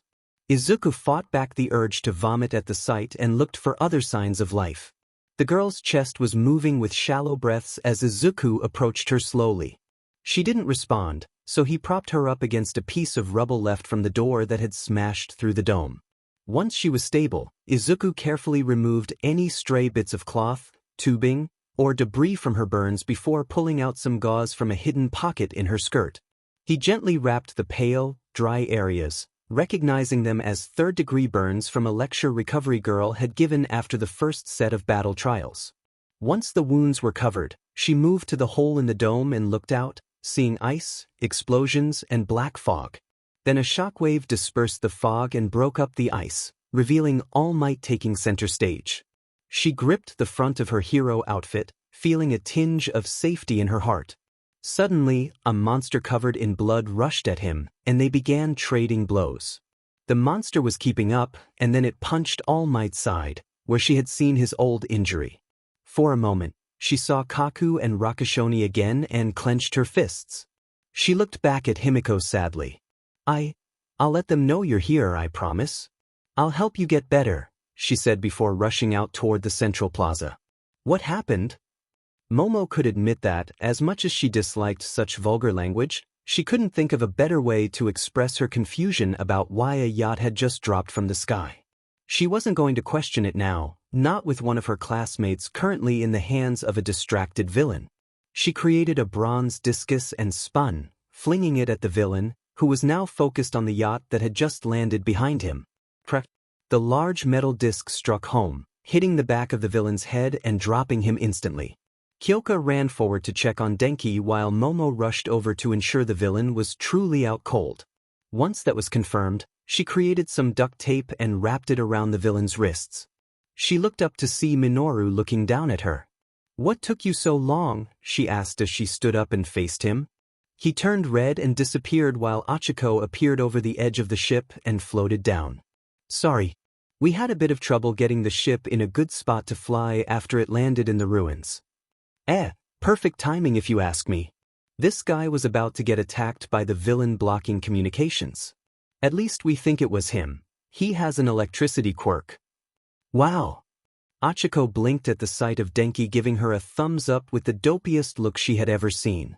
She covered her mouth to hold back laughter as Tsuyu jumped down to join them. "What's with him?" Momo shook her head. "No idea. He let off a big shock that took out most of the villains, but he's been like this since."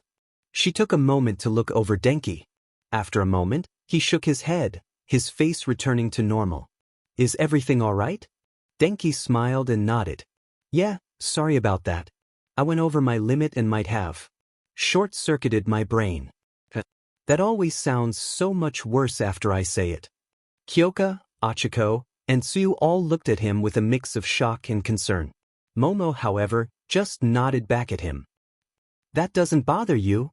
Izuku regularly injures herself when encountering high shelves and distant objects, and Osor plays hide and seek by sticking forks into electrical outlets. Momo said, her expression shifting from neutral to concerned, then scared as she looked to Achiko and Tsuyu. Did either of you see Izuku on the way here? They shook their heads, and Momo sighed anxiously before looking up at the ship. What about you, Minoru? Did you see her? I see her now. You're not going to like it, Minoru said, and Momo immediately climbed up the side of the boat to see what he was looking at. The central plaza was covered in ice and black fog, but at the center was All Might, trading blows with a monster that was slowly regenerating its skin. Between them and the fire zone was a certain green-haired girl, running at full speed. She's going after the villains. We need to get the others and get this thing over there. She nodded and opened the bottom half of her top, exposing her stomach as the front of her abdomen began to sparkle. I have an idea, get them up here. Izuku's cuffs fell away as she moved her arms forward, sending her hands flying toward a large piece of broken ice, as big as a boulder. As she regained feeling in her hands, she grasped the ice and halted, the hooks in her shoes extending again to anchor her as she pulled it closer. She hurled the massive ice boulder at the large monster once it and All Might separated. The monster's arms swung to the side and punched the boulder as it approached, shattering it instantly. Now hold on, this is between two really high-level players. We wouldn't want you getting hurt, would we? She turned her head to see a taller man with light blue hair and disembodied hands on his arms, legs, and face. I finally get to meet you. No, Himiko. Oh well, maybe this works better, he said before reaching out to grab her, one finger pulled back further than the others. Her shoe hooks retracted into her soles, and she jumped back just before the villain could catch her. The villain pulled his hand back to his jawline and began scratching. Oh yeah, sorry about that. I'm supposed to start with an introduction when recruiting a new teammate. I'm Tomura Shigaraki. He was interrupted and forced to dodge to the side as a concentrated blast of explosive energy flew over Izuku's shoulder and toward his face. Get away from her! Katsuki shouted as he rushed in, placing himself between Izuku and Tomura. He tilted his head toward Izuku, still keeping Tomura in his line of sight. And what are you doing here, idiot? I came to help. I can fight too, Izuku replied, earning a scoff from Katsuki. He grinned as he held his hands up toward Tomura, palms flat and crackling with energy. He charged in, keeping his body low as he ran at the villain. Tomura's face was hard to make out due to the hand covering it, but his eyes conveyed boredom and annoyance. Stay out of this, Tomura shouted, running forward to meet Katsuki. Katsuki's grin widened as he brought his hands together, preparing to unleash the nitroglycerin on his palms. Tomura's hand reached out, preparing to grab Katsuki's, while his eyes followed Izuku, who had jumped over her blonde friend and extended her leg for a flying kick. Before they could collide, a shockwave threw them to the ground. Tomura looked to the source and saw All Might and Nomu trading punches. Idiot, his quirk is shock absorption, remember? Says the idiot not paying attention. Katsuki retorted as he pushed himself back up and activated his quirk. The blast knocked Tomura back, causing the hand covering his face to fly off. Before Katsuki could follow up, ice formed between them. What the hell?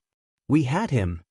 Shoto shot Katsuki a glare before looking at Izuku, who was starting to stand. That's not important, we need to get you away from here, he said, tightening his jaw as he glanced at Katsuki.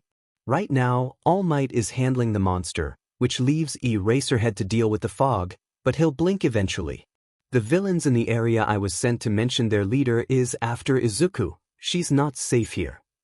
Katsuki growled before nodding to Shoto. Well, what are you waiting for? Get her out of here, he urged just as the ice behind them exploded into a flurry, and Tomura charged at Katsuki. His face twisted with rage, his eyes nearly bulging from their sockets. What the? You bastard! Tomura yelled as he reached for Katsuki's face. Because of him, Father was missing. What was he supposed to do without Father? Before he could reach the boy, however, Izuku stepped in between them, wide-eyed looks exchanged between both boys. Tomura's hand clamped around Izuku's mouth as Katsuki grabbed her shoulder, trying to pull her away. Izuku let out a strangled noise as she felt the flesh around her mouth and cheeks dry out, crack, and flake away. The skin of her lips and cheeks gave way, exposing her jaw and the muscles beneath as she was pulled from Tomura's grip, the skin he held turning to dust. More ice formed to separate them, and Katsuki tossed her to Shoto. "Get her out of here now!" Katsuki shouted as he aimed his left gauntlet at the ice.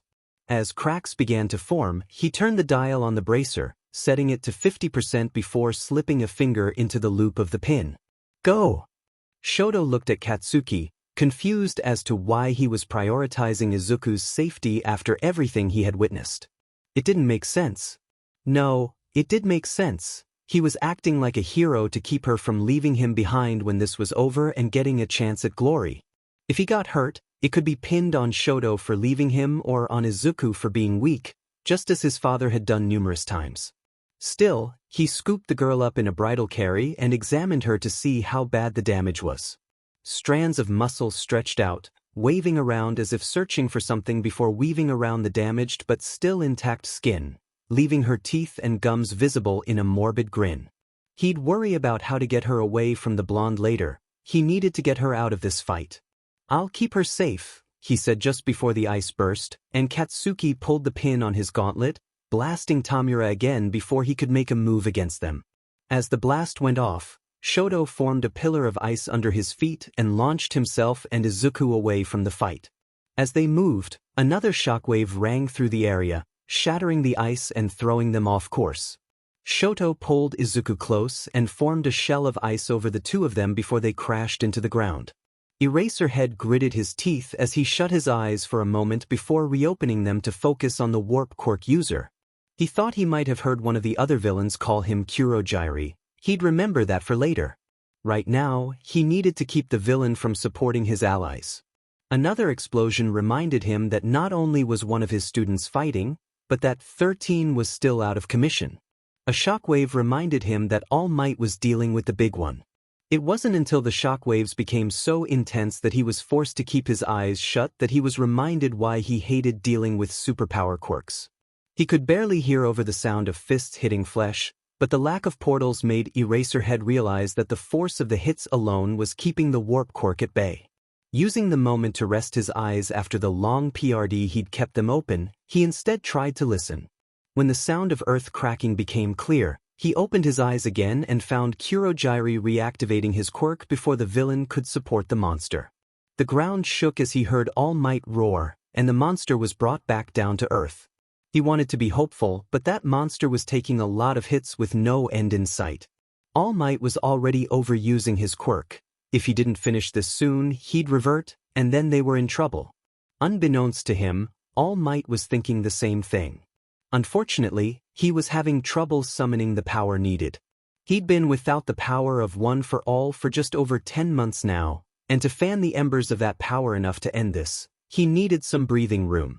Easier said than done with a monster punching back at him with just as much, if not more, power. Damn it, I can't fail here. If I fall now there won't be enough time to usher in a new symbol for this world to stand alongside. Get juiced. Boom.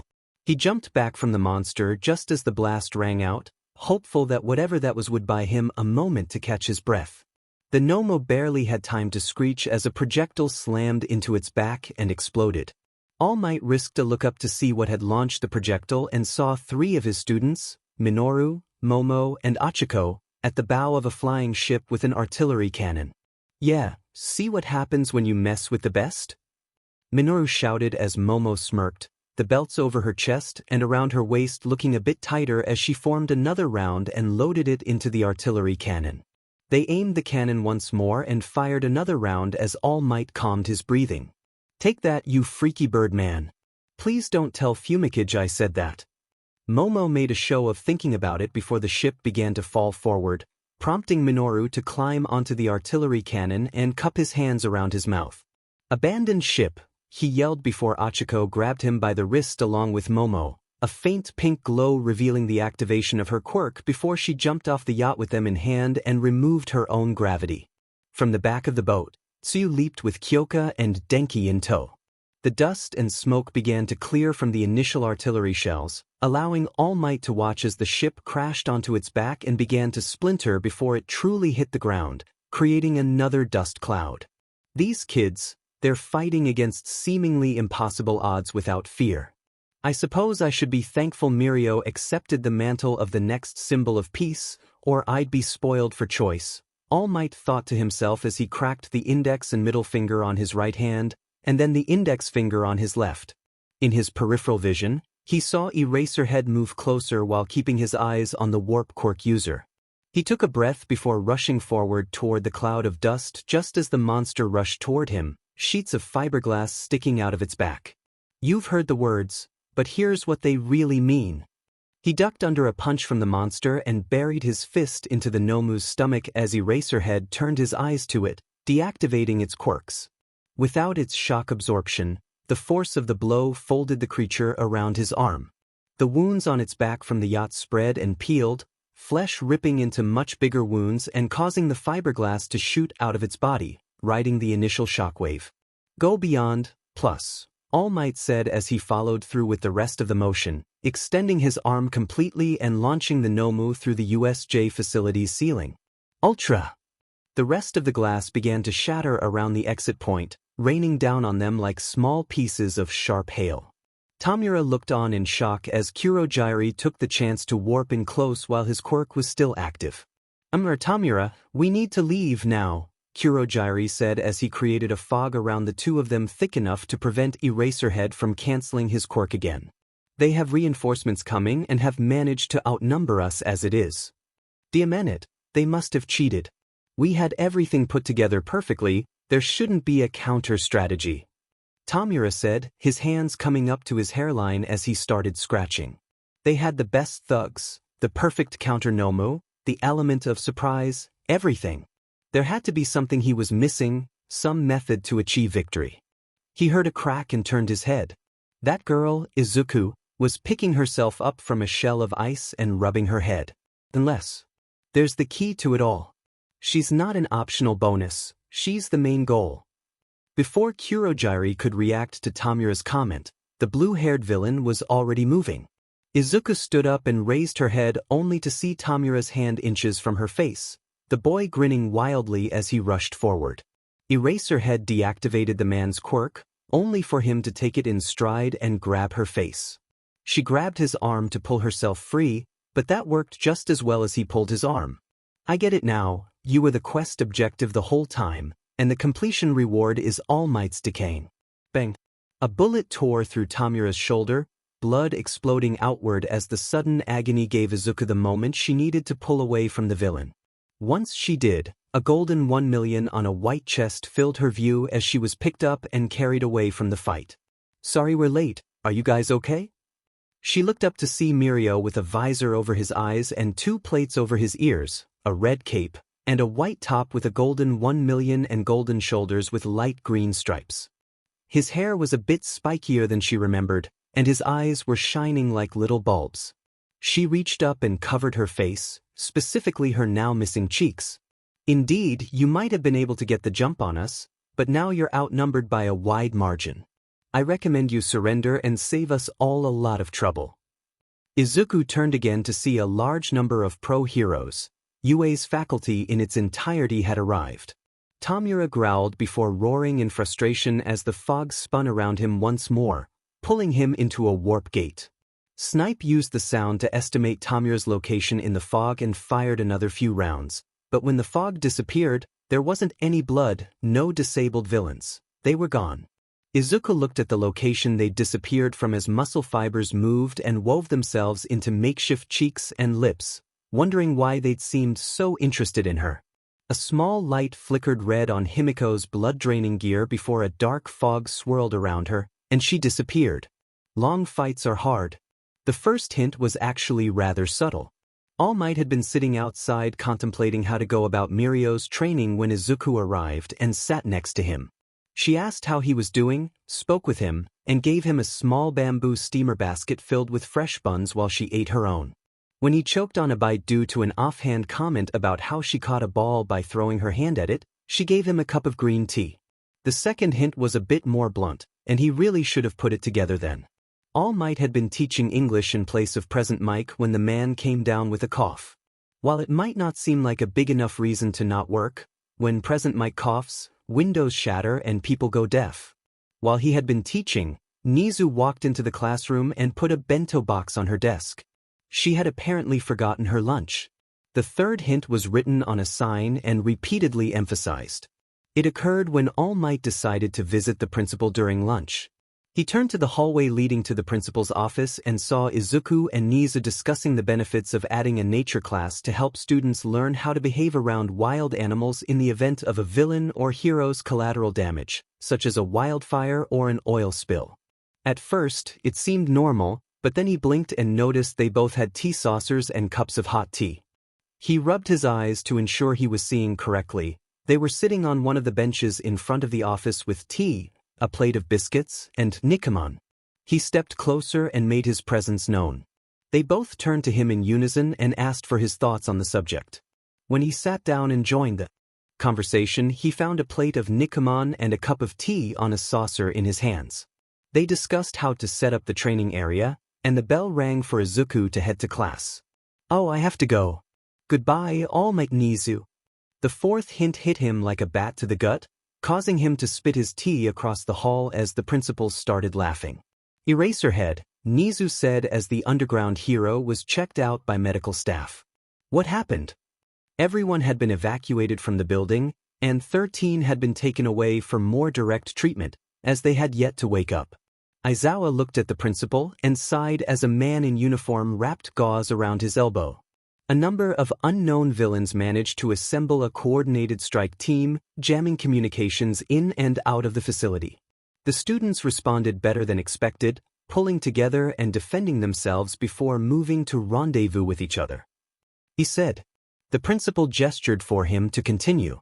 While the attack was well planned, they didn't seem to know who to send where. Part of how the students were able to counterattack so quickly was due to being sent to environments they could use to their advantage. This implies that while the enemy obtained blueprint information, the planners of the assault lacked information on our students. Nizu nodded.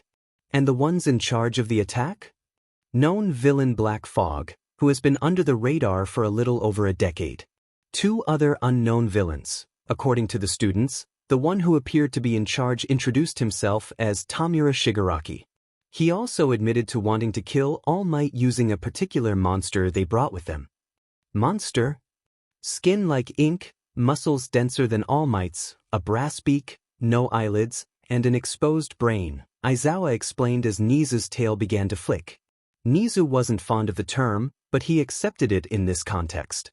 Thanks to my quirk canceling its regenerative abilities and shock absorption, All Might was able to deal with it before it could be unleashed on any of the students. Nizu scratched his chin as Toshinori sighed, with Mirio standing next to him. Multiple quirks, mindless. It's a good thing you've passed your powers on. It sounds like another storm is coming, Nizu remarked. Mirio looked from the teachers to the students of Class 1A.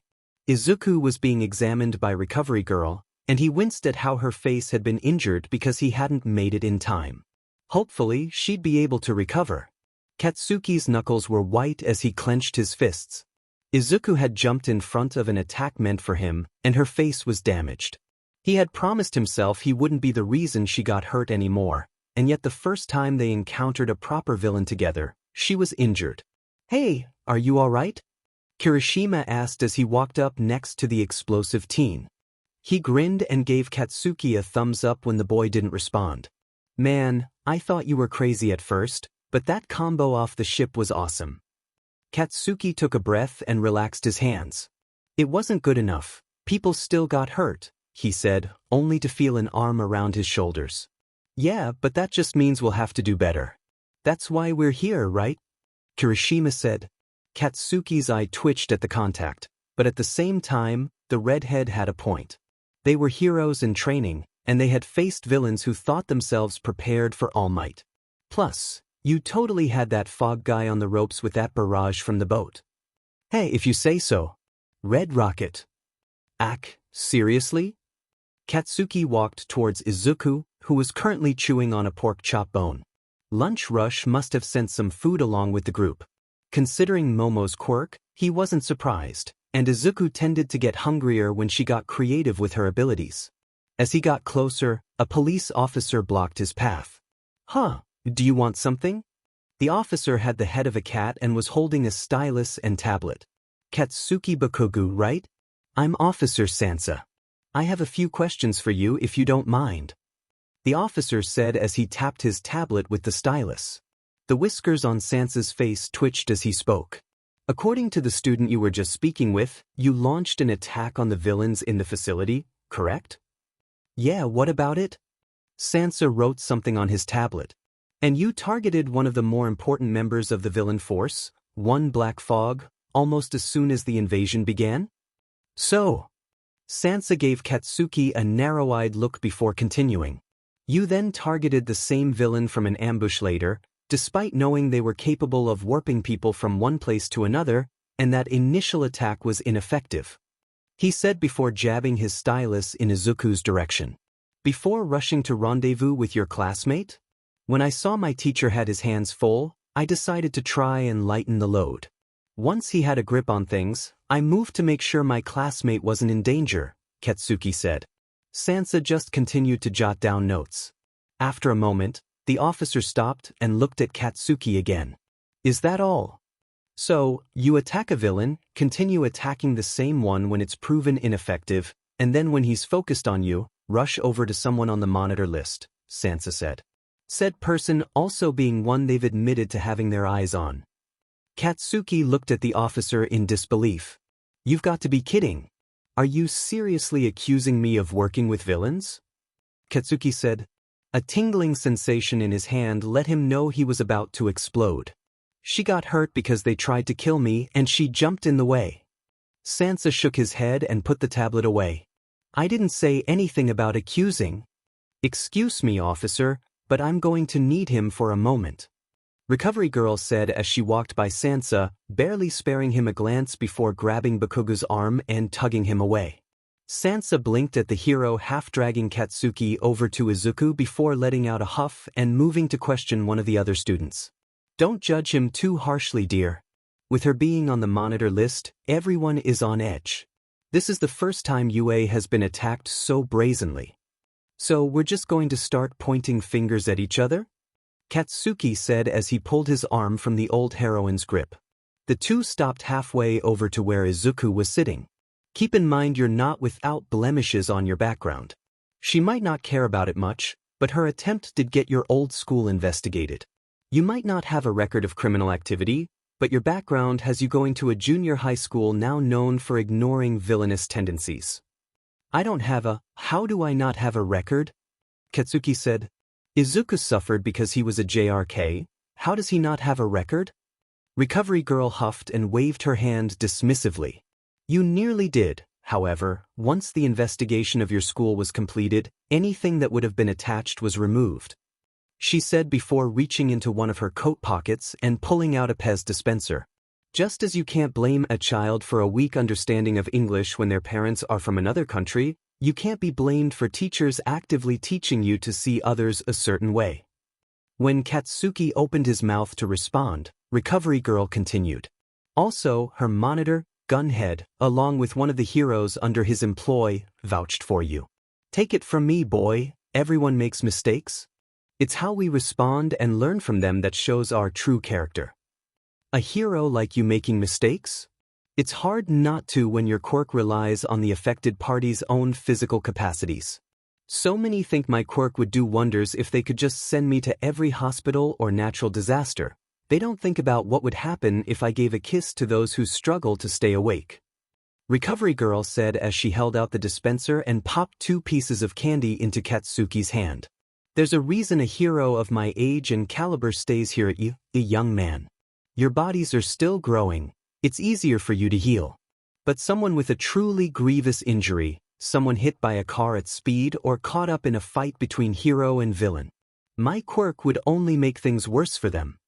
Katsuki winced and found his shoes a bit more interesting. "Sorry. Don't worry about it and don't eat both of those, dear.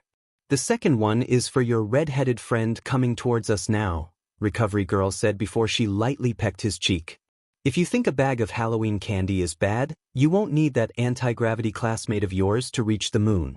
Katsuki felt his eyelids starting to droop, so he popped one of the candies into his mouth. He turned to see Recovery Girl lean forward and press her lips against Ijiro's cheek. The redhead stumbled a bit before slouching. Hey, Red Rocket, eat this. He tossed the candy to Kirishima and noticed a shine coming from Ijiro's hair, poking one of the spikes. Also, seriously, hardening is your quirk, and you throw so much gel in your hair it's solid? It's not like I can do it with my quirk, I'd have to keep it up for hours. Why not? Trying to stay hard all the time would be good stamina training. Red Rocket. Arg. Izuku finished swallowing the last piece of pork she had been given, her senses returning just in time to hear Mirio, who was sitting next to her, holding back laughter. She looked up at him and followed his gaze to find Katsuki and Ijiro talking about Ijiro's hair? What's so funny? Kaken's not wrong. Having to keep his quirk active to maintain his hair instead of using gel would be good stamina training. Don't worry about it, Mirio said as he turned towards Izuku. He gave a nervous laugh before scratching the back of his head. It was something he said before. It reminded me of something my teacher told me. Izuku blinked at him in confusion before shrugging and feeling her cheeks. They were still made of muscle instead of skin, but she felt more skin around the edges than before. Oh right. I have just the thing, Mirio said before turning to his side and pulling something from a small box next to him. He held out a medical mask with the image of a large grin on it. It's an All Might medical mask. Mirio watched as Izuku's eyes sparkled before she grabbed it and started inspecting the mask. It was amusing to watch. He had heard from Katsuki that she had a lot of All Might memorabilia, but the mask hardly counted. They could be bought almost everywhere, and yet she was examining it like it was a precious object. Still, she put it over her face and looped the elastic straps behind her ears to hold it in place. There we go, good as new. Izuku looked up at him, the image of All Might's grin right where her mouth would be. Somehow it fit, the image of such a large grin on her face. After a moment, however, Mirio came to a terrifying realization. With nothing but muscle under the mask, traces of blood were getting onto it. He hadn't thought about it because blood hadn't been spilling down her jaw and neck from her cheeks and lips. There was still blood on her lips and cheeks, which in turn got onto the mask and gave the grinning image a much more sinister appearance. A set of blood-stained teeth and a crimson-red clown smile from ear to ear, to be specific. Hey, Izuku, are you feeling any, what the heck? Mirio winced as Izuku turned to see her friend, Katsuki, and in turn, showed him what had happened to the medical mask. Next to him, a boy with red, spiky hair fell backward in what was likely a dead faint. Mirio laughed nervously as the explosive blonde stepped over and pulled the mask from her face. Maybe. That wasn't my best idea, Mirio said as Katsuki pointed at the mask and Izuku looked at it in horrified shock. I've made a terrible mistake. Demen it. Kurogiri could hear Tomura in the next room. The young villain was throwing a tantrum due to their failure to defeat All Might with the Nomu, losing the Nomu, and the failed attempt to kidnap the child Yue was safeguarding. All in all, it was a mess. Thankfully, despite their failures, there were no major losses among their ranks. The only valuable one, Himiko Toga, was thankfully easy enough to recover due to her equipment having a tracer built in. Now came the part of saving her. He gave a humored chuckle as he used his warp quirk to get to her bones without actually cutting her open, forcing bones back into alignment before using small screws and metal plates to hold them together. A villain saving someone with their quirk, an irony like none other. Once her broken bones were back in place and any major internal wounds at the very least minimized, it was time for the hard part. A portal opened, and a bald man with a graying mustache entered the room, wearing scrubs, a medical mask, nitro rubber gloves, and a set of brass goggles. I leave her recovery to you, doctor. The old man nodded to Kurogiri and approached Himiko. Do not worry, she'll recover just fine. I wouldn't be able to look myself in the mirror if one of my projects only got this far. He looked down at the burnt and unconscious girl. I already have 2 failures on my record. one running off to become a hero rather than becoming enlightened, and then my activities being discovered. The traitor will get what's coming to her. Kurogiri left the doctor to his patient and returned to the bar. Tomura would come out of his room soon, stating they needed better players, better gear, the usual demands. He checked the news for any snippets about disappearances or failures by heroes to capture villains. The more he had to work with before contacting Jiren, the better. The following days were easier than expected. The USJ became the subject of various debates on every news channel, with most guests commenting that it proved UA was the best possible hero school. Ryo Inui found it somewhat amusing that they thought All Might was an amazing teacher. After all, according to reports, those kids took down over 100 villains. If that's not proof they're getting the best training from the best teacher UA has to offer, the #1 hero himself. He took the television remote and turned it off before putting it away.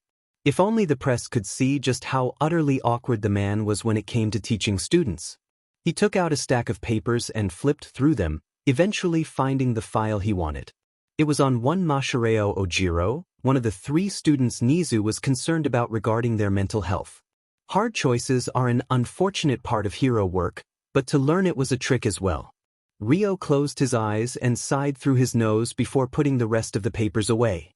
Just then, there was a knock on his door. "Come in." The door opened to reveal Masahiro, and Ryo gestured for the boy to sit. For most schools, a guidance counselor was there to ensure students didn't make poor choices, like using drags. And if a guidance counselor had to do a bit more, they were both the school counselor and the student psychologist. At UA, students were more prone to using their quirks even outside of hero courses, which meant dealing with the mental repercussions when accidents happened or a quirk evolved late. It was easier to have someone who could help students find success as well as overcome sudden changes in their mental or physical state, rather than separating the two jobs. He also happened to share physical features with an animal often used for therapy. His position was no accident. Coincidences don't exist in hero work. First, let me say this. You're not in any trouble. Everyone who was there during the attack is getting one of these talks. Yes, that includes Eraserhead, 13, and even All Might. He said as he flipped through Masahirio's file, coming to his quirk. And I've already spoken with the classmate you were trapped with in the fire zone, Izuku Midoriya. The boy stiffened slightly. When I spoke with her about what happened, she said she was grateful that you were there. I wasn't. I left her alone with that villain. You left a villain to a comrade while you moved to a task you were more suited for. It might have turned out to be a trick on the villain's part, but believe me when I say that not only do I not blame you, I'm actually impressed. Ryo said. Masahiro looked at him with a confused and somewhat angry expression. Do you know how long it took me to be able to make the decision to leave a fellow hero to face off with a villain while I used my quirk to save possible hostages? No, sir. I didn't figure it out until my 2nd year as a pro hero. If I had learned sooner, ectoplasm would still have his legs. He said. Masahiro shook at his answer, and Ryo continued. The two of us were sidekicks, specializing in rescue and recovery operations.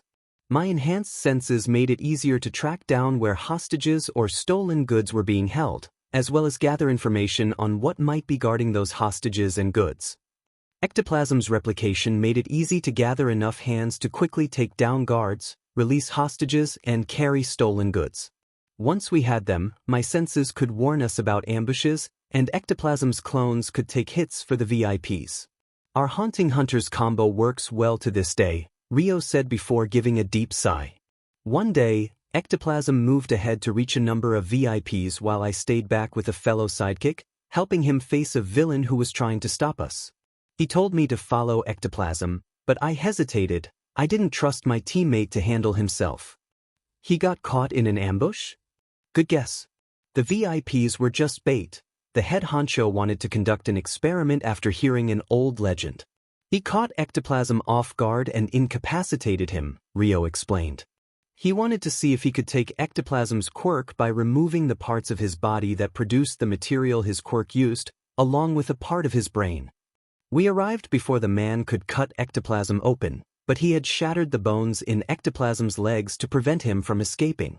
There was no fixing that damage, and the doctors decided to amputate. But there wasn't anyone for me to save. You were given a situation and responded based on the information you had, Ryo interrupted Mashareo. While I understand why you're upset with yourself, please remember that given your opponent's ability to shapeshift and use subterfuge, you made the professional decision, the same one you'd be taught to make either here or in the real world. Now, I'm going to review a few things in your profile, both to verify our information is correct to the best of your knowledge and to discuss something on your profile. Ryo cleared his throat and looked at the papers. Mashareo Ojiro, age 15 male. Quirk, a visible mutation type quirk, giving you a prehensile appendage nearly as thick as your abdomen at the base, tapering off to just thicker than your thighs near the tip, he said as he flipped through the boy's file. Your instability rating is class 3, which is the first thing Nizu wanted me to ask about. According to this, aside from having a few needs such as specifically tailored clothes and seating with room for your tail, it doesn't mention how it affects your mind. I find it more comfortable to travel by jumping and swinging with my tail. Since such active use of my quirk goes against quirk laws in most situations without a license, the clinic I visited listed it as class 3, Mashareo explained. Ryo nodded and noted the explanation in the margin of the file. Also, I think they mentioned I have a dulled sense of touch so that it doesn't hurt as much to use my tail when handling coarse, hot, or otherwise uncomfortable materials. Thank you. Now, aside from the incident involving yourself, Izuku Midoriya, and the villain known as Himiko, according to your classmate, tell me what happened. Mashareo took a few breaths before speaking. After we arrived at the USJ, a number of villains appeared through a dark fog in the middle of the area. Our teacher, Eraserhead, moved to intercept them while the assisting teacher, 13, tried to evacuate us from the facility, he said. We were intercepted by the same fog that brought the villains to us, a villain with a warp quirk. I was sent to the fire zone. I stuck to the alleyways and used hit-and-run tactics to take down any villains I encountered until I came across Izuku fighting off a villain about our age. Himiko Toga, currently wanted for a number of murders involving the draining of their blood. Currently listed in the villain registry as the Countess. She had used her quirk to transform into Izuku, but there were several differences, the look on her face, the things she was saying. After a scuffle, her transformation ended, and I took the chance to escape from her. Once I saw Izuku pull herself out of the muck, I ran, figuring she would follow after me. Not the best move, but it worked out. Mashareo nodded. As it turned out, she had gotten blood from me. Recovery Girl noticed a small puncture wound under one of my sleeves. She had taken just enough blood to use her quirk and then faked a cut on her cheek. Thankfully, she didn't seem to know how I fight. Izuku pretended to turn on me, and when the villain took advantage incorrectly, Izuku called her out on it. And then she mentioned that another student might be nearby, someone she could use Izuku's form to manipulate and harm. And I ran. No, you didn't run, you investigated the possibility of a hostage. That takes priority over villain takedowns. It felt like running. All because my own quirk makes me unable to defend myself after just one blast. Denki Kaminari, quirk, electrification. He had a visible emitter with an invisible mutation, classified as instability class 4, which could cause a severe change in mental state. In Denki's case, it handicapped the connections between his brain and body. According to his files, the boy underwent years of training just to let people know he was okay with the noise and pose he made after using his quirk to its full potential. The mutation wasn't visible without equipment. He had 2 sets of electric organs similar to those found in electric rays and catfish in his hands. There was also a much larger set in his back, where most of his power actually came from. When just one set was active, he was fine. However, activating them all at once created a dangerous feedback loop. Thankfully, his anatomy was prepared for this, making it more difficult for electricity to move to his vital organs and muscles, so it would take the path of least resistance, outward. As a side effect, the signals his brain sent through his neural network were electrical as well. Either there would be too much electricity coursing through him, making it difficult for his muscles to respond, similar to static on a radio, or his body would shut down too hard, making it difficult to send signals to his muscles. What kind of hero can't handle his own quirk? Ryo nodded in agreement. It was indeed a significant problem.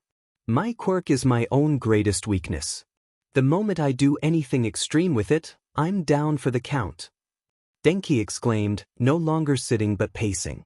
When people are nearby, I can't use it except for some light electrification of my hands. If I'm surrounded, I get one shot, and I'm toast if it doesn't work. Insulated material isn't even that hard to get. Denki continued to pace, looking distressed and annoyed with himself. I tried to get better. My parents had me tutored from an early age in language arts, hoping that by making it easier, I'd be able to speak while under pressure. Instead, all I can do is go whenever I exceed my limit, and I can't create a shockwave unless, guess what, I go over my limit. Ryo opened a drawer in his desk and retrieved a tin of small tea cookies, offering them to Denki. The boy thanked him and sat down, munching on one. Believe me, you're not the first person to have these issues. For example, I want you to tell me what you know about present mix hero equipment. Ryo said as Denki finished the cookie. The boy seemed to think for a moment, which was good. He was taking the line of questioning seriously. He's got a leather jacket with matching breathes, boots, and gloves. He has a directional speaker, nice shades, as well as elbow and knee protection. The directional speaker we'll get to later. For now, there's something you're missing, Ryo said. Denki blinked at him and thought further before his eyes lit up. His headphones. Right, he has a set of headphones over his ears. Now, why would someone with a voice quirk need headphones? Ryo asked, watching the kid think. He wasn't sure what to expect. Sure, the kid had low grades compared to the rest of Class 1A, but it was only the first week or so, and Shoto was his homeroom teacher. Lower grades didn't necessarily mean he was lacking in intelligence, especially since Shoto was putting up with those grades. I imagine they link up to devices carried by fellow heroes, letting him hear them even if he's using his quirk? Ryo nodded. That's part of it, but why that design? They completely cover his ears in a job that requires a certain level of situational awareness to prevent disaster, he explained. In addition, he also has a very high collar on his jacket, one that goes up high enough to partially cover his ears as well. I don't know, it doesn't sound all that smart when you say it like that. His headphones are designed to create a noise when hit with a particular frequency, both outwardly and directly towards his ear. Along with the large collar acting as a barrier for the sound to echo off of, the only direction his voice goes is forward. Additionally, it keeps him from damaging his own inner ear with his voice. He can hurt himself. Already did, actually, along with his mother, father, and their doctor, Ryo said. He's pretty open about it and will eventually be in charge of teaching your class Universal Sign. He had to learn Japanese Sign Language as a child and picked up Universal Sign during his early years as a pro hero. Over time, he managed to dull his own hearing due to a lack of control methods for his quirk at that age. Denki slumped in the chair a bit. So, I'm not just slow? Practically every hero suit has some sort of device to help control the user's quirk. A few examples in your own class include Katsuki Bakugo, Shoto Todoroki, Yuga Oyama, Tsuyu Azui, and Achiko Uraraka. So, I just forgot to get the right gear. You still need to figure out what gear you need. That's why you're here. Learn what you can do, what you need to do it, and we'll help you make it happen. I'm sorry I kind of lost it. Ryo snorted. Take it from someone who was around when Pixie Bob was a student. This office has seen much worse. I couldn't do anything. Toru Hagakure, quirk, invisibility. According to scans, she had the ability to move and transform her cells, causing them to redirect light as it passed through her. Class 2 instability, the lowest of Class 1A. It didn't do much aside from causing her to enjoy being in the literal spotlight. From what the clinic could tell, she enjoyed sunlight, bright colors, and other things, as her quirk worked best when light passed through it. An invisible person in the dark is just another person, and without light to refract or redirect, her quirk's transformative properties were useless. She was one of Nizu's favorites. While most of her points had come from the fact that the robots couldn't target her, One moment in particular had given Nizu quite the laugh while driving Power Loader up a wall. One of the three-pointers had gotten behind someone and had a laser pointed straight at them, but then Toru had put herself between the three-pointer and the student and redirected the laser to a nearby wall. The missile launchers then turned to the new target, causing one launcher to aim at the back of the other. Power Loader still gets frustrated when someone brings up the three-pointer that took itself out because of a faulty wire disconnecting the target camera from missile guidance sync. "I couldn't fight, I couldn't help, I was just there," Toru said, and thanks to the t-shirt and breathes she was wearing, he could tell she was tense, one arm raised, covering her face. "I just stood there among the ice, surrounded by frozen villains while one of my classmates got hurt and the others fought." She also happened to be the only student who didn't get involved in a fight with one of the villains. He couldn't blame her, even if she had the same bravery as her fellow classmates. There wasn't much an invisible girl could do next to someone who creates glaciers by pressing his foot against the ground. Still, it was his job to help her feel better about that, and that's what he was going to do. As soon as he figured out how. "How am I supposed to be a hero if I can't help people?" Lightbulb. "By helping other people," Ryo said, eliciting a confused sound from Toru. "If you wanted to take down an underground fight club, who would you send to find it? Endeavor with his Hellflame quirk or Sleepwalker with his Dream Journey quirk?" "Who?" "Sleepwalker. He's a sidekick out of Ingenium's office, graduated from Kotatsu Academy up north." "I'd send Endeavor. His quirk is more powerful, so they'd want someone like him, right?" "Nope, Endeavor is useless at espionage. His face is too well known, as is his quirk. Sleepwalker, on the other hand, has a quirk he can pass off as something else and no fame to be recognized with." Ryo said. The only reason he even knew about Sleepwalker was that he was a therapy hero. He made it his job to know what heroes could be called if a student showed any signs of dangerous trauma. Dream Journey lets him fall asleep on command, and when he does, he can hitch a ride in someone else's dreams. By playing it off as just the ability to pass out at will, the club would take him to rig bets, and by having a set of people taking shifts napping, he can provide the crime ring's location in real time. Ryo popped his neck. He'd been sitting down for a while. It's not uncommon for that to happen either. With the sheer number of sidekicks compared to heroes, sometimes a hero needs to sit back while a sidekick does all the hard work and gets the recognition for it. Endeavor might be number 2 in the rankings, but if you think he gets called in for rescue or stealth operations, you're mistaken, he said as a particularly loud pop came from his neck. His tongue nearly poked out from his lips. That felt way better than it should have. At the same time, do you think Sleepwalker has much of a chance of taking down a crime ring with a good bunch of offensive quirks on his own? No way. But I couldn't do anything at all. Not yet, sure, but no one expects you to face off against an army of villains. But I bet in the week you've been training here, you've gained a few advantages over your classmates, a good scare, maybe caught them off guard. I guess. And your teachers too, maybe a certain English teacher? You have no proof. Honey, Nizu showed everyone but Present Mike the footage. Power Loader even edited it so Present Mike screamed, "Humst," instead of just screaming. Pretty sure I have it as my ringtone, Ryo said, chuckling. So believe me, this time you might not have been able to help, but there will be times when someone needs help, and you'll be exactly what's needed to assist them. You think so? I know so, and will be here to help you figure out how. Katsuki Bakugo sat in front of him, silent with his arms crossed and an agitated look on his face. I understand there was a misunderstanding once everything was done, Ryo said, receiving a scoff from the boy. He flipped through the kid's file and let a moment of silence linger, hoping it would prompt him to talk. Quirk. Explosion, visible emitter with an invisible mutation. The boy's palms were far more complicated than most. His sweat glands produced nitroglycerin, but that wasn't all there was to it.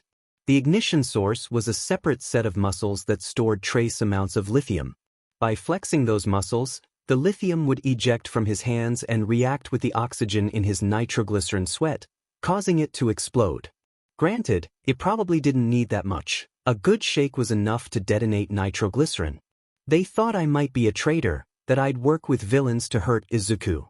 The boy was also on his watch list. Class 6 instability naturally placed him there, but he had approached Ryo after the first day and asked for it. He wasn't the only one of his classmates did the same, but the reasoning was different. Mineta didn't want to fall back into old habits as he tried to suppress part of his instability. Katsuki had issues separate from his quirk, issues he had been burdened with due to a decade's worth of people praising him regardless of what happened or what he did. The boy had gone to a clinic a year after his quirk developed, his parents wanting to help him reach his dreams. The doctors noted certain signs that, along with traits the boy recognized upon reflecting on his life recently, scared Katsuki enough to approach Ryo and plead for help. Katsuki Bakugo was struggling with deep-seated issues, and he hated it. I hurt her before, I know that better than any of them. Damn it. But that's not who I am anymore, and I'm not working with a bunch of villains. He wanted to get better, and Ryo wanted to help him. While most of the damage had already been done, there were ways to re-educate the mind without resorting to brainwashing. His instability was something Ryo was thankful for. It preconditioned his mind to be familiar with explosions but also made him more emotionally volatile. Emotions such as guilt and anxiety could cause the body to break into a cold sweat, ensuring his hands stayed ready to blast any possible threats.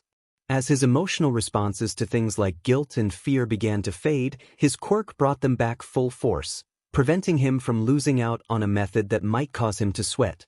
Ryo found it a bit ironic. If his instability hadn't had that effect on him, it would have received a lower classification. It would look better on his record, but he would be much worse off mentally. His budding sociopathy had been staved off by an unexpected source. It sometimes happens. The police need to verify all possibilities, and unfortunately, part of a hero's job is to be in the right place at the worst possible time, Ryo said as he placed Katsuki's papers down on his desk. The blonde was still agitated but seemed to relax a bit. In addition, some new information about some teachers from your old junior high has come to light, which made things look worse for you. Katsuki stiffened again and looked at Ryo intently. Information like this tended to provoke an outburst, but at the same time, it improved his mood and drive. Ryo balanced the pros and cons of telling him again before continuing. You'll hear about it anyway. I was informed early due to being the psychologist on file for you while you and your friend are here, he said as Katsuki straightened up in his seat. As I mentioned before, the Quirk clinic in Mizudafu was discovered to have a doctor who was purposely misdiagnosing children as quirkless. In addition, it seems that doctor was also sharing information with a select few teachers in your school, letting them know who to ignore and who to praise. The boy jumped out of his chair. That JRK, Diamanit. Katsuki exclaimed.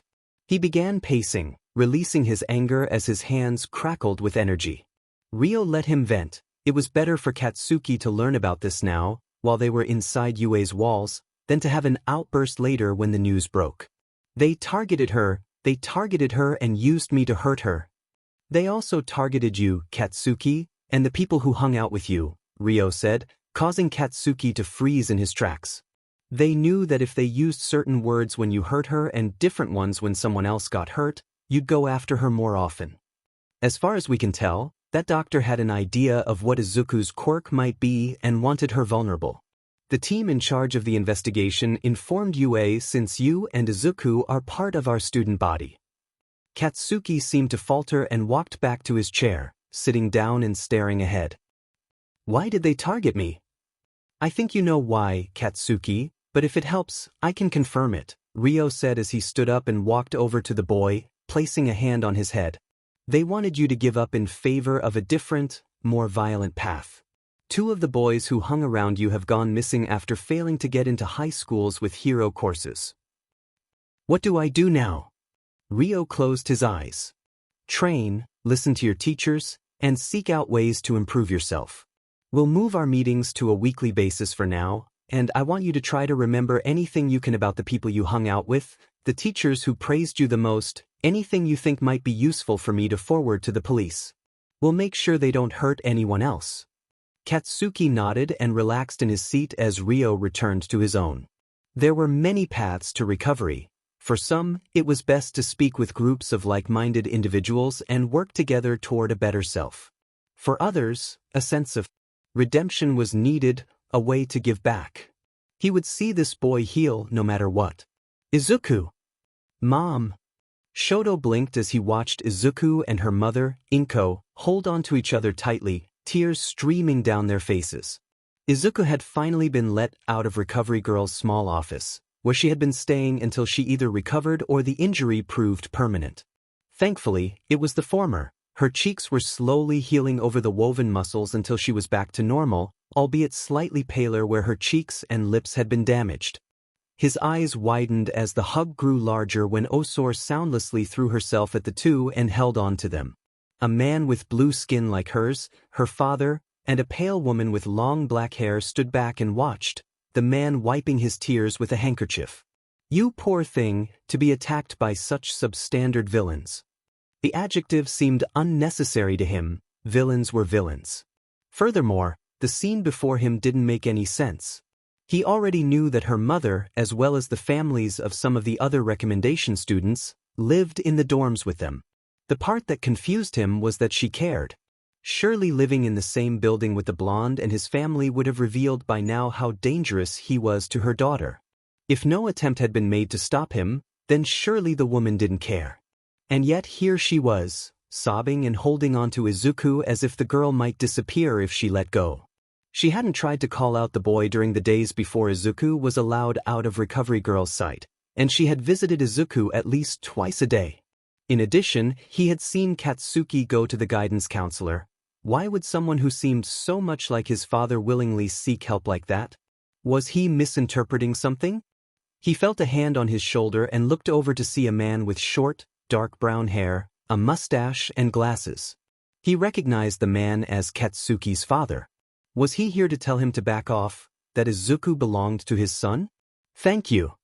Well, the man gave him a pat on the shoulder and walked over to Izuku, who was still hugging Osor and Inko. Then Mrs. Bakugo approached him and placed her hands on his shoulders. I guess we can count on you to keep her safe, she said before standing up and ruffling his hair. She turned and joined the hug, pulling the two greenettes into an embrace of her own. It just didn't make sense. Inko seemed like a good mom, and Katsuki's parents seemed like good people too. They were all friends. Was he mistaken in his judgment of the two? Izuku seemed to enjoy Katsuki's company, and the blonde appeared to take measures to keep her safe. She was surrounded by friends, had a happy family, and was even treated kindly by Katsuki's parents. Yet, at the same time, he was rough with her, grabbing and shaking her, yelling at her when she used her quirk, and not to mention how he wouldn't let her out of his sight. He just didn't understand. He shook his head and walked away. He needed time to think, to try and understand what he was missing. Himiko screamed as a scalpel cut into her restrained arm. Calm down, I know it hurts, my dear girl, but it's for your own good, the doctor said. Himiko had been badly burned during the battle, and some areas simply were not healing. As such, she needed skin grafts. Just think of it this way, it'll bring you closer to her, you'll be a patchwork girl too. His comments didn't help, but he enjoyed the look of anger the girl gave him. He knew of her obsession with his failed project. It was ironic when he thought about it. He would admit he didn't understand what her plans were, as if anyone could ever understand the girl's motives. Originally, after he'd gotten a few hypotheses on what her quirk would be, he diagnosed her as quirkless with the intent to let her loose to go insane. The doctor had to hold back from salivating at what could have been created if that green-haired boy had just lost it and run from home as Himiko had. Instead, she kept at her longing to be a hero until it drove her off a ledge and into her quirk. She cost him his position as a quirk analysis doctor and his place in Sensei's plans. Now he just needed to get back to where he belonged. Himiko's screams grew as he separated a chunk of her arm from her body and replaced it with skin from her abdomen. She would collect his traitorous project, and she'd get exactly what she wanted. She'd be together with her little zombie forever.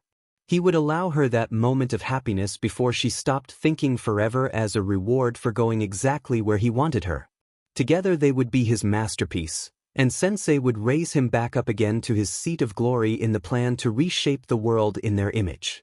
Tashinori, Mirio, and Nizu stood in front of the Nomu. It didn't attempt to move, break from its chains, or make eye contact.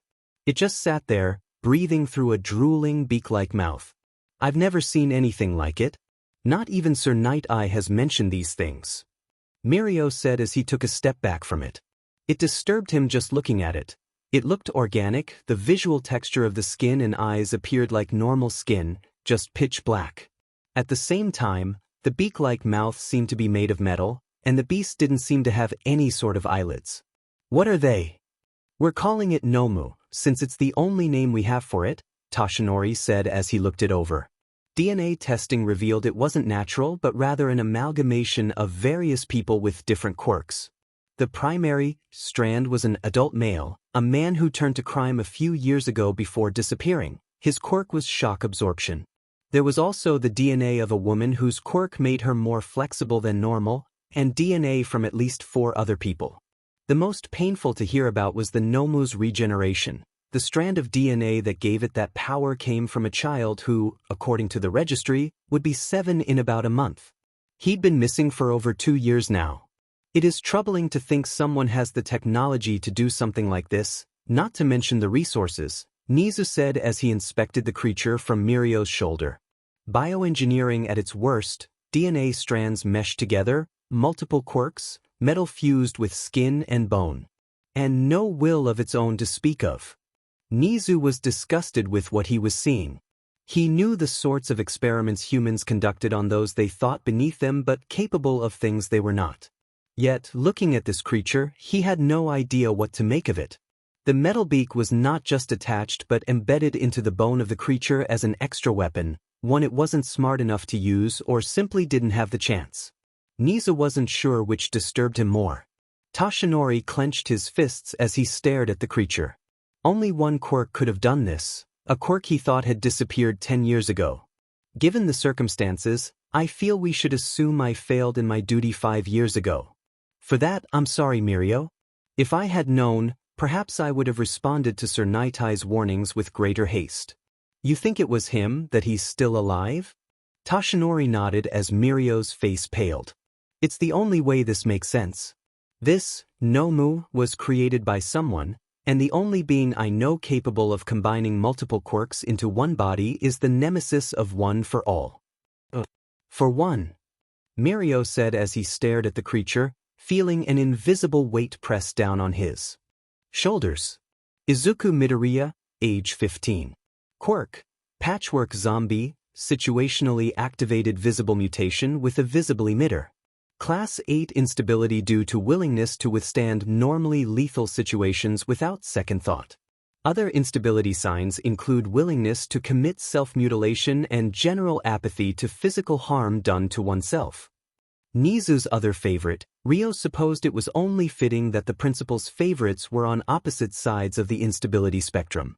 Izuku was his last check-in for the day. She had been released from Recovery Girl's care and allowed to go back to the dorms. She had dinner, reunited with her mother, and now it was time they had a chat. Does that all sound correct? Izuku looked a bit sheepish, but she nodded. Ryo put Izuku's file down and scratched his chin. Good to know. When the file first came in, there were a few interns who kept sending it back asking for the real information on you. When the registry continued to insist it was accurate, it was entered in but with cliff notes doubting its authenticity. Ryo said as he looked at the girl. She was different from her classmates, not just in the ever-present red stitches and her not very healthy-looking eyes or skin. As dead as she looked, her body still showed signs of life to those who knew how to find them. Her shoulders were squared, her spine straight, her knees together, and her ankles crossed. She looked ready to have her picture taken. Most of today has been me going over what happened at the USJ, but before we get into that, there's a subject I feel needs to be touched on first. He said as he put his hand on his knees. When talking with 3 of your friends, Momo, Mineta, and Katsuki about their experiences in the USJ, they all mentioned needing to make sure you weren't left alone again.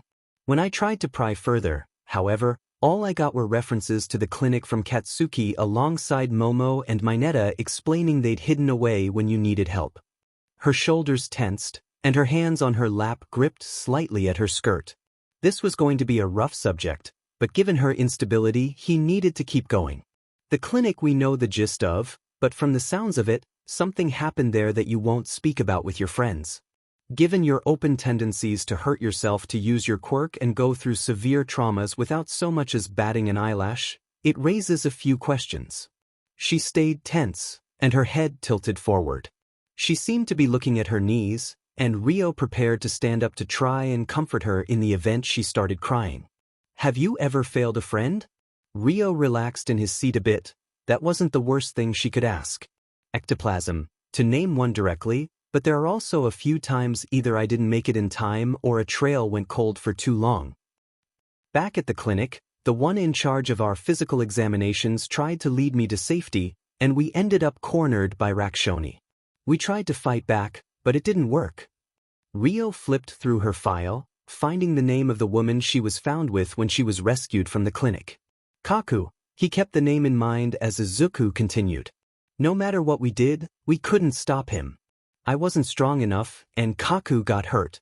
I tried to take his attention away from her, and instead, I got torn in half. When I woke up, Rakshoni couldn't move, and she was dead. Izuku said. At that point, Rio stood up and walked over to her, kneeling down and putting an arm around her shoulder as tears fell from Izuku's face. I learned more about her from the registry. Targeted telekinesis, only strong enough to lift things she herself could lift. If she went over her limit, brain aneurysms would form, which was listed as her cause of death. I don't understand. Why did she die? Izuku asked as she looked up at Rio. Her expression reminded him of the victims he had failed to save, lifeless faces staring up at him. Why did she push herself until it killed her? I would have gotten back up. I was fine. Why would someone die for someone like me? Shoto Todoroki, Quirk, half hot half cold. Instability class 6. Traits include a bipolar personality that manifests as a muted, apathetic side preferring logic and a mathematical approach to life, while the other side is more manic, reacting to mild provocation with extreme emotions and either feeling good emotions intensely or trying to eliminate whatever causes bad emotions. Is that still accurate? My father said this wouldn't be necessary and that my quirk's instability class was sealed. Rio snorted. Of course he would think that. We have Nizu as our principal, Sir Night Eye on speed dial, and you're in Eraserhead's class.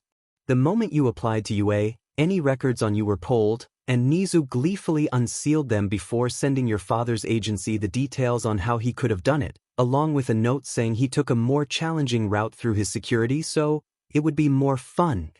Shoto looked shocked but didn't seem angry or unhappy about it. Now, back to the original question? I find it easier to just ignore my left side and listen to my right. Rio rubbed his eyes.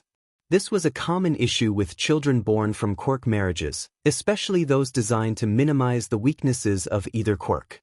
The quirks would clash, leading to mental problems as both sides mixed into a twisted amalgamation.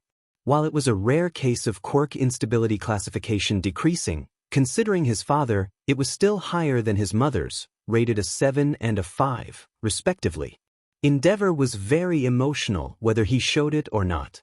His heightened emotions made him more passionate and stubborn, giving him a temper that could ignite quickly. The flames he wore on his face, eyes, and suit were purely for his own benefit, boosting his ego by keeping his power active constantly. Rei, on the other hand, was a class 5. Once her quirk activated, her parents noted with doctors that she had fewer emotional outbursts and often gave people the cold shoulder. However, if someone managed to break through her icy exterior, they would find a temper akin to a blizzard. Still, she displayed more emotion than her son did. Now, their son either felt apathy toward his surroundings or experienced extreme emotions similar to mania. While he took measures to lean toward apathy over mania, Toru's description of events at the USJ facility indicated that if both sides of him agreed on something, he exhibited both of their tempers. A burning blizzard is not something to take lightly. Flames that could burn you, combined with water flying around from the ice, the fire melted, only to freeze again once the flames receded. From what he gathered, Shoto lacked control over his temper aside from bottling up half of it, both literally and figuratively encasing it in a shell using his other half. This indicated something else was wrong, something not typically found in first-year Hero Corps students. Quirk rejection. Generally, if it surfaces in someone, it's either in a general studies student or a later year student when something goes wrong during an internship. If it occurs in a general studies student, it usually poses a challenge for the school, as it often results from parents or authority figures labeling their quirk as evil. In a third-year hero student, it is more personal and depends on the circumstances. For a first year to show blatant signs of it within a few weeks. Before the sports festival, Rio could already feel a headache coming on. So, you ignore your left side when you feel it heating up? I keep its influence in check. Rio took a deep breath before continuing. Do you ever let it out, let loose, and relax? Shoto's eyes turned cold, and Rio suppressed a groan. This was going to be a difficult case. I understand now. And you can tell him no, I won't be. Tell who? ND-. Let me just stop you right there. Rio said as he stood up and put his hands on the desk, leaning his weight onto it. Shoto looked at him with a mix of anger and surprise. Your father might be the number 2 hero on the public ranking charts, but let me make it clear, the public rankings are based on uneducated votes that reflect how often his name appears in the news concerning villain captures. Everyone at UA, with the possible exception of All Might because he's too kind, agrees that he's not a hero. He's an attack animal the government keeps on a leash to prevent him from turning to villainy in his misguided quest to surpass All Might. Ask Midnight for the pictures she's done on the subject. You'll find them interesting. Rio said before sitting back down and relaxing in his chair. Now, to explain why I asked, before you jump to conclusions that don't exist, and believe me, we'll discuss that later, rejecting one's quirk can have dangerous effects on one's psyche, especially quirks that affect emotions or state of mind, like yours seems to. Shoto's face looked more shocked than angry, so Rio continued. So, do you ever stop and use your left side?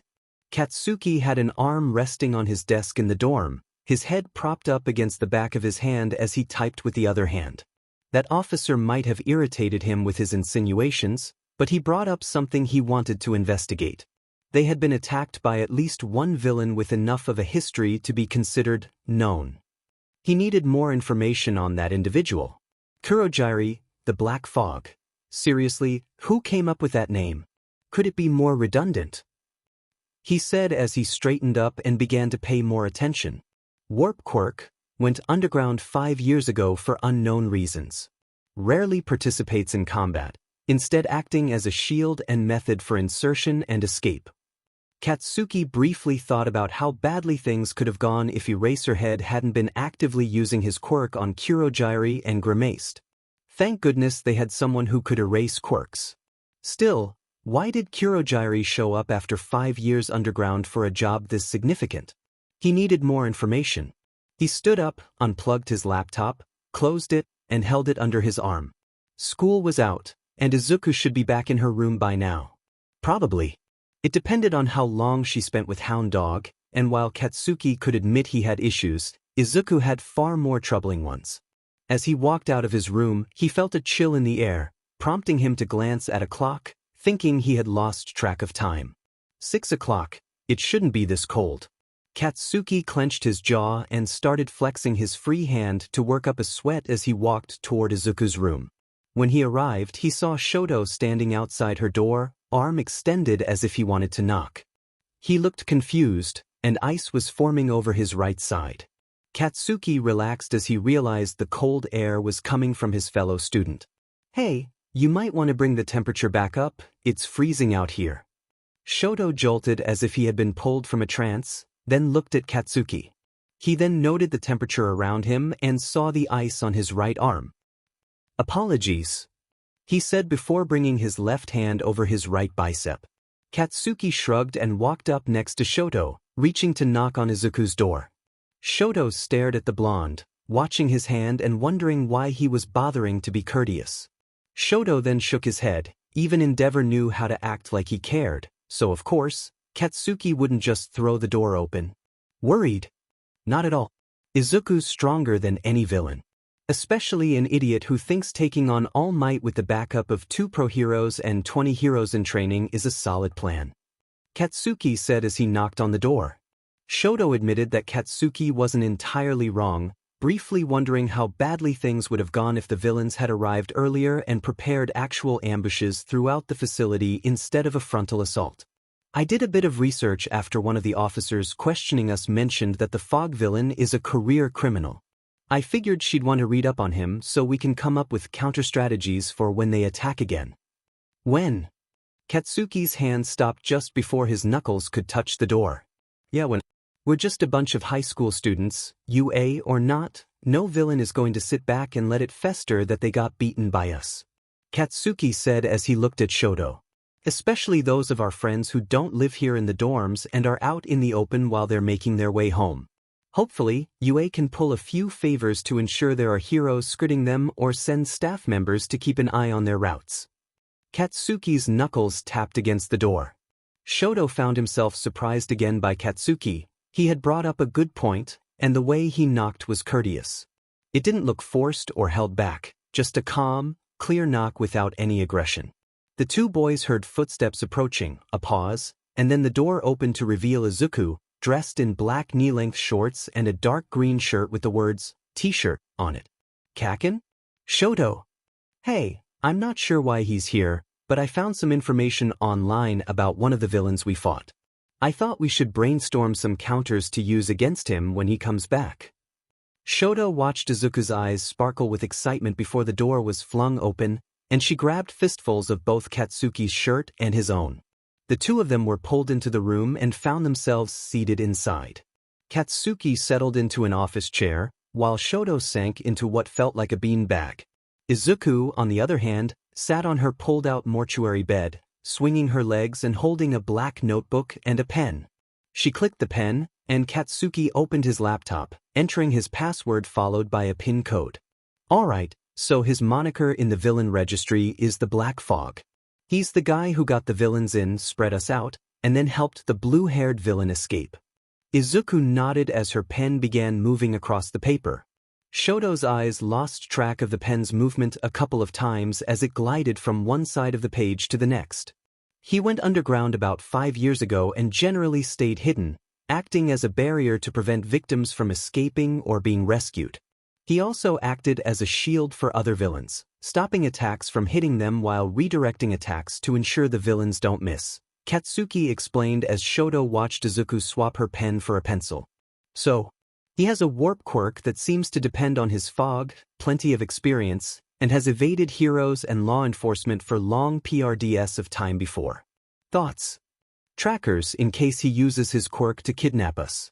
May could probably create something we could integrate into our hero costumes or wear casually. What do you think? Shoto blinked at Izuku, who was staring at him. That might work. Katsuki rolled his eyes at the awkward son of Endeavor and pulled up a word processor on his.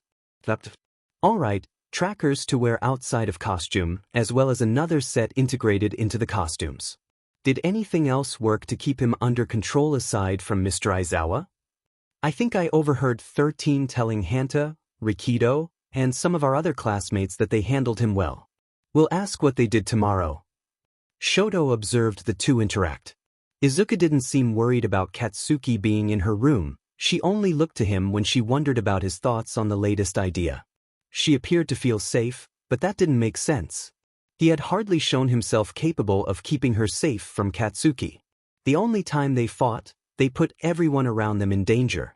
He hadn't saved her at the USJ. She got hurt because she moved before he could react. A troubling thought crossed his mind, reminding him he would have been faster if he hadn't been so cold that frost formed on his body uncontrollably, something his father's fire would have cured. Is everything all right? Shoto jolted out of his thoughts as he looked at Izuku, who had a worried expression on her face.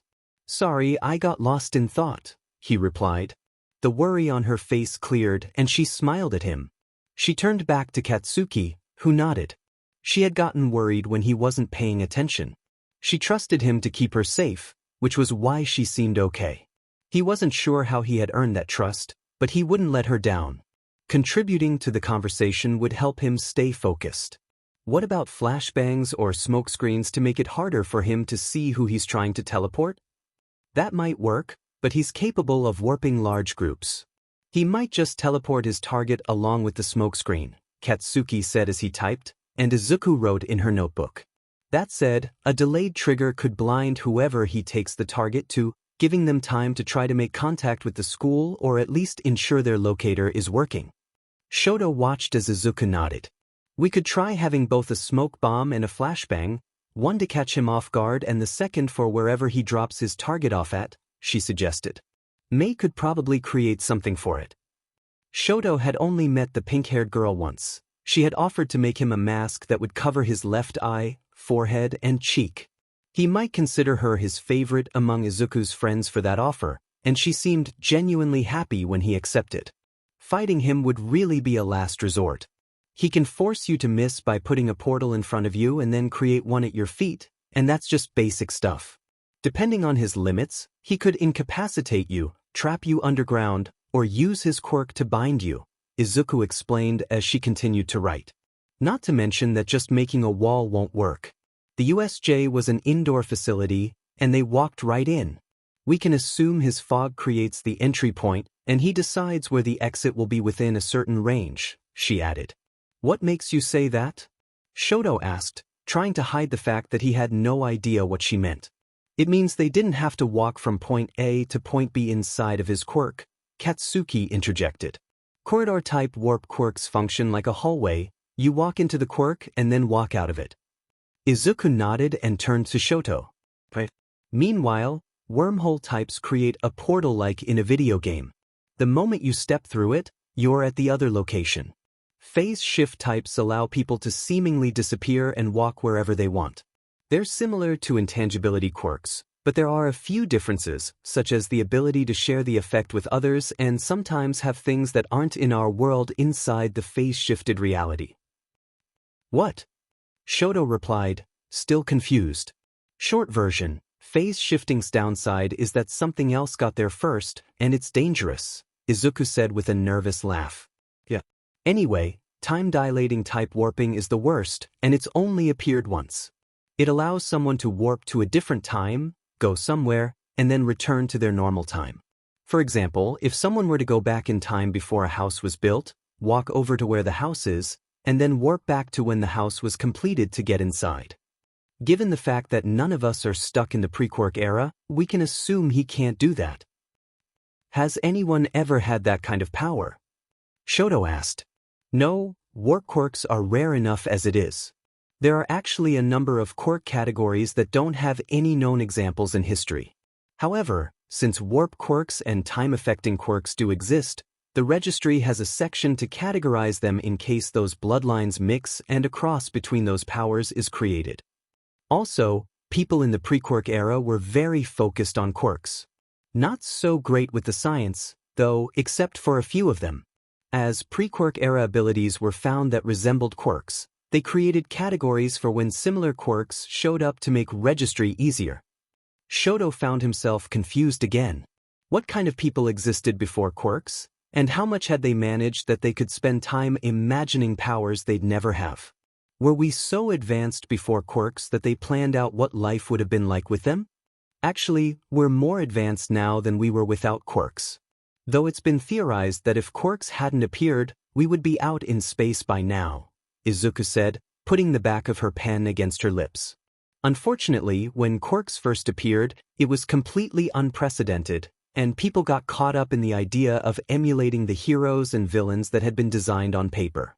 Since comic books often had loopholes that writers exploited rather than explained, civilization lost a lot of progress despite the chaos. Not to mention no one had any clue how to deal with quirk instability, Katsuki added.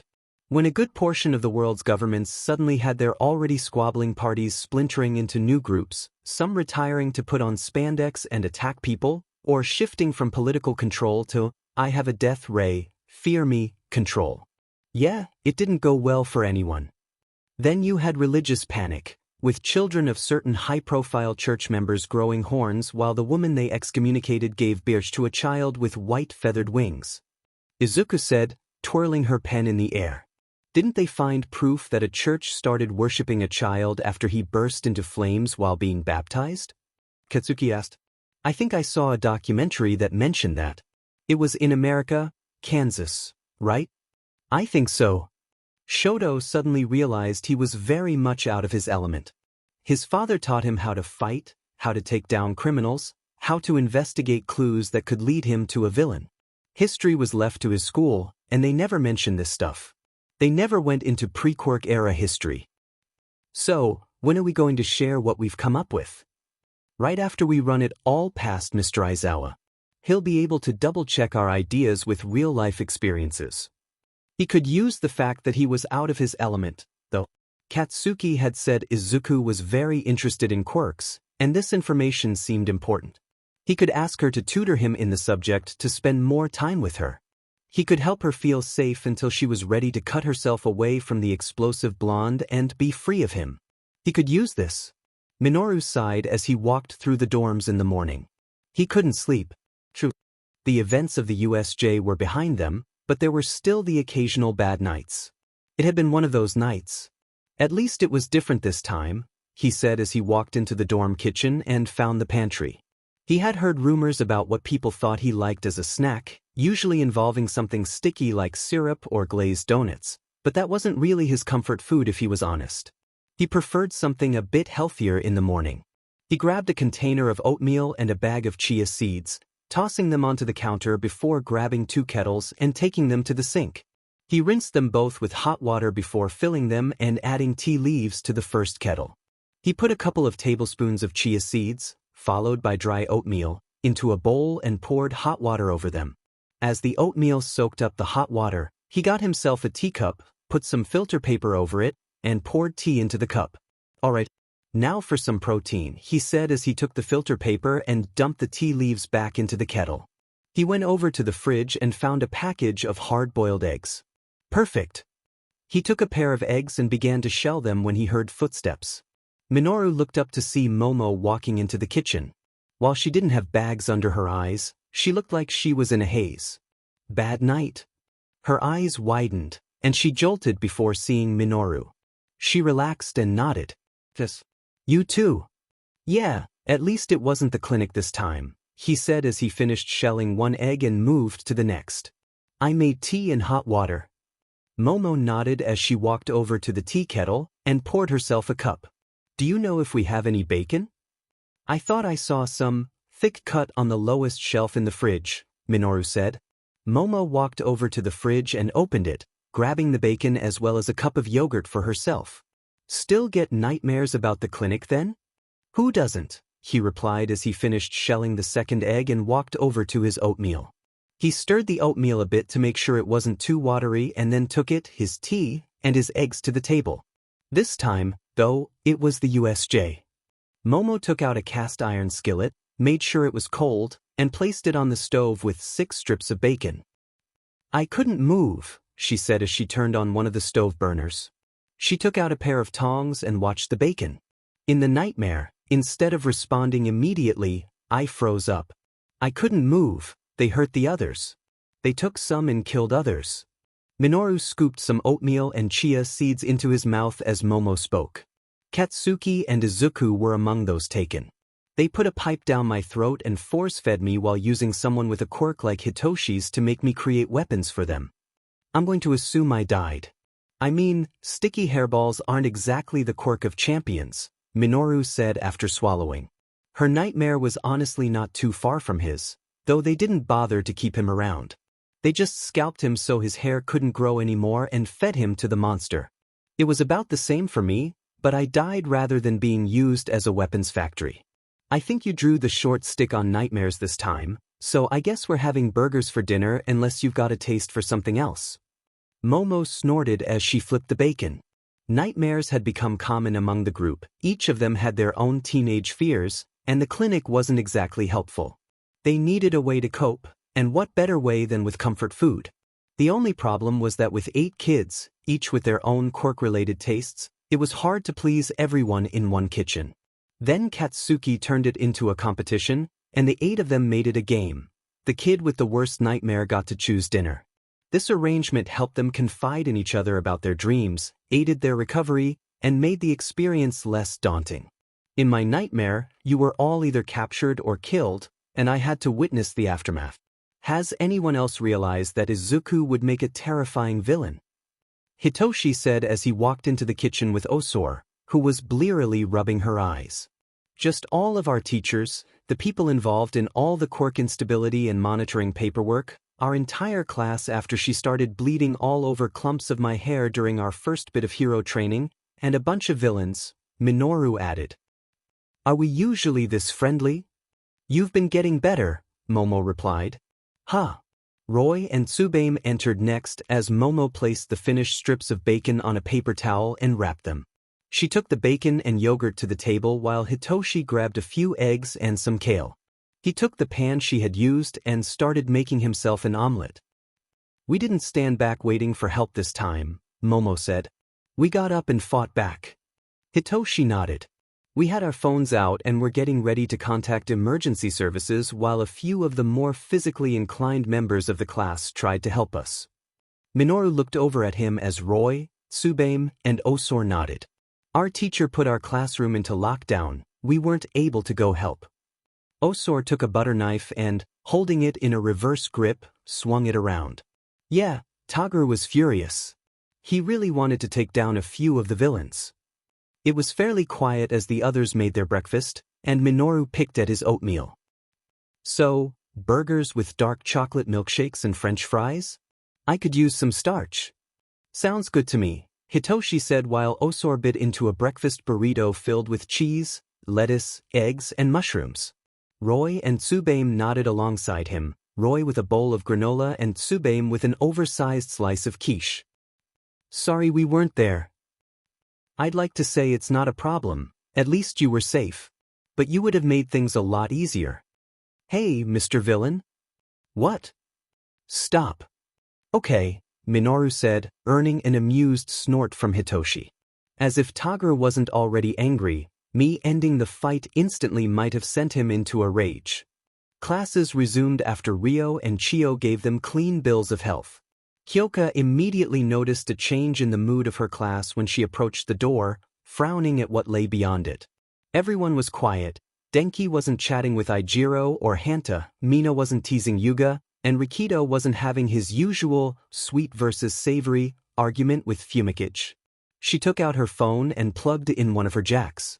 Her father was a composer who studied a lot of music, including a few songs from the pre-Quirk era, and there was one song that a contemporary band could cover, a way to bring back some of what had been lost in the initial chaos caused by quirks. She let the music play as she sat down, and after a bit, she began to tap her fingers to the beat. It wasn't much, just a light tapping to match the drums of the song.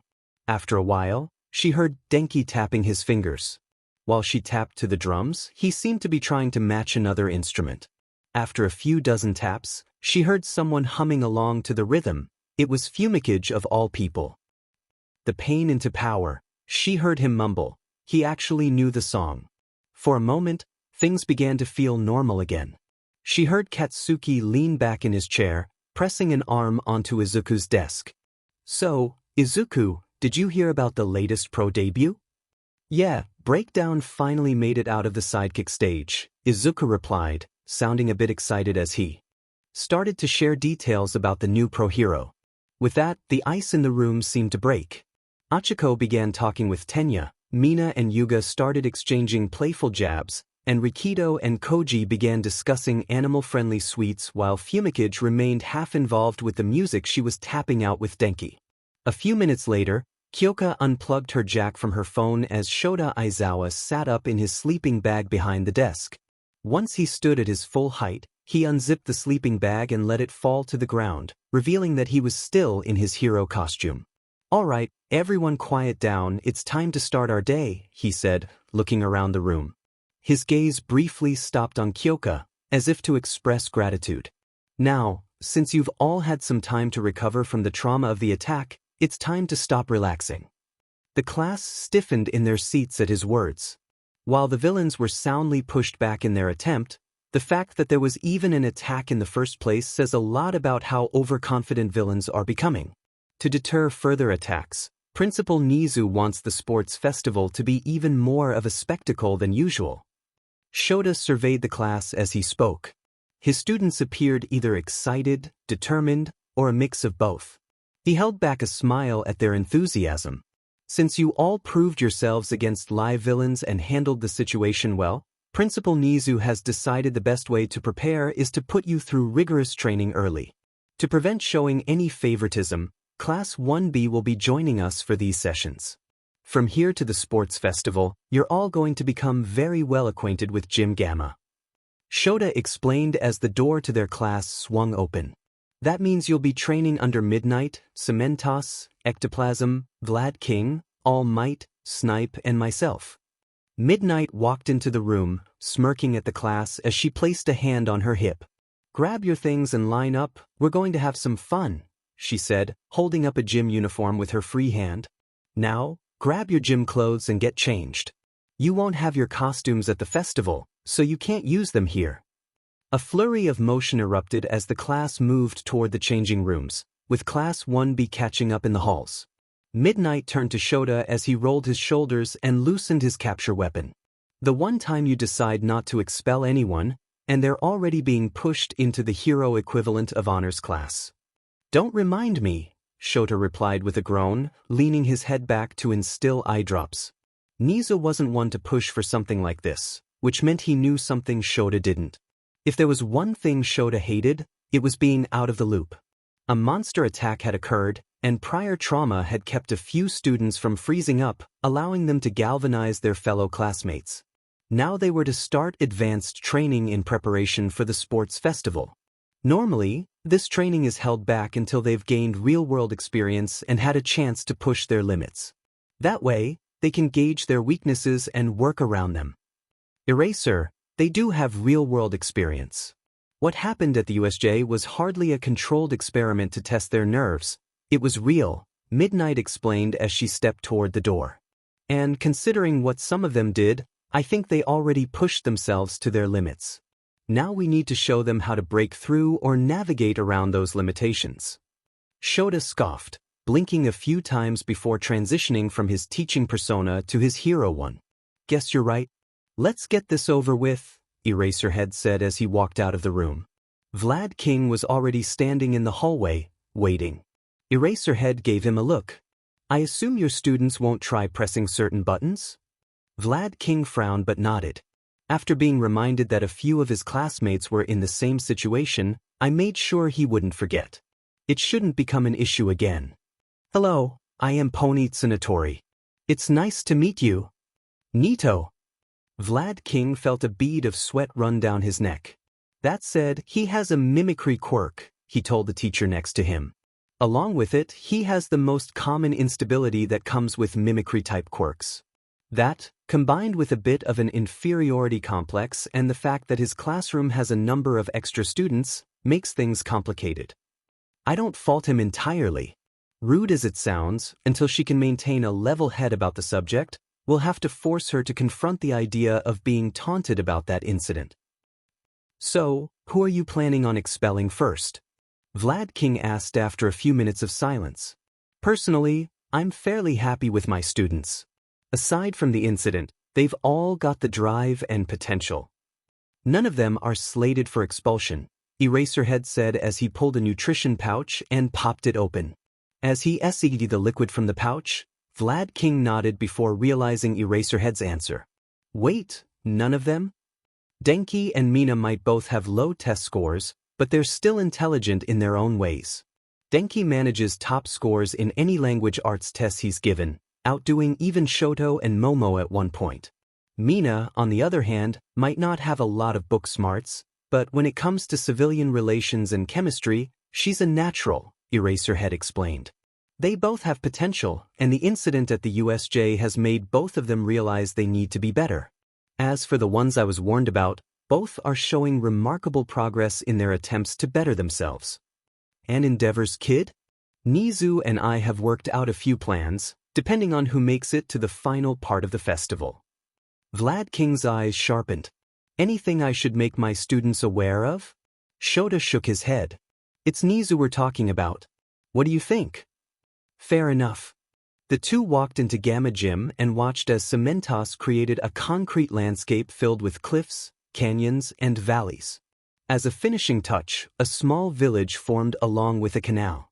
"All right, We've got 44 students about to come in here in gym clothes, ready to start using their quirks in ways that will scare thugs off the streets just by watching them at work, and we've got a week to get them ready, Eraserhead said as he looked at the group around him. To that end, we're going to have to split them up between us so they can come up with ideas and put them into practice.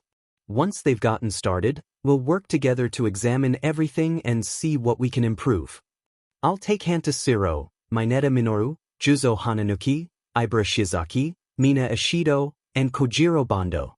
Their quirks could work well for capturing villains. I can give them advice and teach them how to handle being overwhelmed, Ectoplasm stated. He received a nod from Eraserhead and Vlad King and moved to the mock village.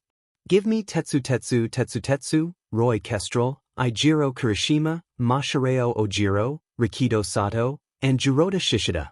Those boys know how to work up a sweat, but I can teach them to better control their breathing, Midnight said as she stepped up from behind Vlad King and Eraserhead. Once they nodded to her, she moved towards the canyon formation. Enjoy the show, boys. That aside, I'll take Katsuki Bakugo, Izuku Midoriya, Senkaibara, Taguru Kamakiri, Itsuka Kendo, Hiryu Rin, and Nirenjiki Shota. Their quirks give them powerful advantages in close-quarters combat, but against my power, they'll need more than that. All Might said, jumping up into the cliffs as he received a thumbs up from Vlad King. Momo Yaoyorozu, Yuga Oyama, Koji Koda, Kyoka Jiro, Setsuna Tokage, Mizo Shoji, Toru Hagakure, and Fumikage Tokoyami. A few of them have ranged attacks, and others need time to think. We'll see how they handle a better shot that doesn't give them any time for a plan, Snipe said as he headed towards a small valley. Eraserhead mentally went over which students were left to work with. From his class, there were still Denki Kaminari, Achiko Uraraka, Tenya Ida, Tsuyu Azui, and Shoto Todoroki. From Vlad King's class, there were still Tsubame Banten, Hitoshi Shinso, Osor Dendo, Kinoko Komori, Yosetsu Owaze, Shirhai Kuwaro, Yui Kodai, Pony Tsunatori, Kozai Tsuburaba, Nito Monoma, Manga Fukudashi, and Reiko Yanagi. That was 17 students to split up between each other. I'll take Hitoshi Shinso, Osor Dendo, Achiko Uraraka, Denki Kaminari, Yosetsu Owaze, Shirhai Kuwaro, Yui Kodai, and Nito Monoma, Eraserhead said. They're the most likely to end up in situations where their quirks can't help, so they'll need to learn how to fight without their quirks assisting them. That leaves me with Tenya Ida, Tsuyu Azui, Shoto Todoroki, Tsubame Banten, Pony Tsunatori, Kozai Tsuburaba, Manga Fukudashi, Reiko Yanagi, and Kinoko Komori, Vlad King said. They've got pretty straightforward quirks for the most part, forcing them to think outside the box should give them an edge. The two of them waited a few minutes before the sound of footsteps emanated from behind them. Turning around, the two heroes saw their students, all wearing UA's gym uniform. By now, certain cliques had formed among the students, and Eraserhead fought back a grin at the fact they'd be tearing them apart to go to separate teachers. Welcome to Gym Gamma, otherwise known as Training Kitchen Land. Just as the USJ was 13's brainchild, this gym was designed by Cementos as a place he could customize into whatever you all need to get stronger, Eraserhead explained. And we're going to take full advantage. Each of you will be split up among us pros in ways that'll force you to adapt around possible weaknesses while still emphasizing your strengths. All of you will be working together, so listen to your fellow classmates and be ready to take and give criticism. Now, when I call out your name, step forward. Hanta Siro. Denki watched as his classmates were assigned to different teachers, shivering as the room echoed with the sounds of combat. After a few moments, he saw Izuku soar through the air, missing his landing. He gulped as his teacher looked at him. Denki Kaminari. I'm visiting the nurse's office after this, aren't I? Eraserhead smirked at the blonde. You won't be alone. If I have my way, each and every one of you will be making a trip to Recovery Girl. It's better to break your legs here because your footing was off than out where people are depending on you. Denki gulped again as he stepped forward to join Achiko and two students from Class 1B. He recognized them after a moment, having seen them with Izuku, Katsuki, Momo, Tenya, and Achiko. Hey, Denki Kaminari, nice to meet you? Hitoshi Shinso, And this is Osor Dendo, Hitoshi said as Osor nodded next to him. I think Izuku's mentioned you. Electricity quirk, right? Yeah, I can generate electricity, which works great in close range. But to make it travel, I have to go over my limit and then I kind of lose my ability to think clearly. Lose your ability to think clearly? I can't talk properly, but I can give a thumbs up. After years of trying really hard. Osor started gesturing to herself before pointing at her hands. She wants to know if you've tried nonverbal communication, like sign language or charades, Hitoshi said after a moment, earning a nod from Osor. If you can lift your arms and give a thumbs up, maybe other simple movements would be easier than trying to articulate with your mouth. Denki opened his mouth, then closed it, starting to think. Maybe. If you're all done socializing. Eraserhead said, bringing a hand up to his scarf. Now, I imagine the others are having a good time challenging your classmates, forcing them to think outside the box and go beyond what they might consider safe to land a decent blow. Each of you has quirks that can help them out, but those quirks also happen to be your greatest weaknesses, whether it's difficult to activate, dangerous to use, or you're ineffective in situations where you can't use it. So, you're all going up against me. Either take me down or find a way to escape to your friends before they run out of ideas and really start getting pummeled. Eraserhead's capture weapon exploded into action as his eyes glowed red and his hair began to float. Denki remembered his teacher mentioning an alloy in his weapon and activated his quirk before reaching for it. The moment his hand touched the cloth, his electricity just turned off. For a moment, he wondered why he had electricity coursing through his hands when he remembered his teacher's quirk. Oh no! The weapon wrapped around his hand, and he found himself looking at everyone from above. Hitoshi was standing behind him while Achiko rushed forward, and Shirhai stood by Yui, who seemed to be looking for something. Osor was caught up by Eraserhead's weapon, which Eraserhead was using to fling the smaller girl into Achiko's path. Before he could scout any further, another tug sent him straight towards the ground, slamming him headfirst into something before he collided with the ground. His ears were ringing, and his throat hurt from how forcefully the wind had been knocked out of him. The cloth slipped from him, and he felt a hand grab his arm and pull him up. Hey, are you all right? He looked up towards the blurry image of a boy with spiky black hair and a headband holding it out of his face. As it cleared up, he realized it was one of the Class 1B students, Yosetsu Aways. Why yeah, no that hurt, Denki said, shaking his head as he stood up with Yosetsu's help. I thought maybe I could electrocute his weapon. He mentioned it having some kind of alloy in it. But he cancelled it out before I could even try. Then maybe it'll work, he can only cancel one quirk at a time. Another hand grabbed him, and Denki followed it to see Nito Monoma, who took a deep breath as he copied Denki's quirk. He felt a mental fog for a moment before his body adapted, electrical signals increasing in strength to make up for the insulated channels. So we just need to try from multiple angles. Before Denki could say anything, he saw a long, thin line of something stick onto a cliff, followed by Hanta. And a supersized copy of Ectoplasm's head trying to eat him. What's the plan? We're going to create a distraction to give Yui and Yosetsu a chance to try out a move they've been working on. I'm going to stick to your shadow using Shirhai's quirk, and we'll attack him with your quirk together while he keeps us from filling his scarf with electricity.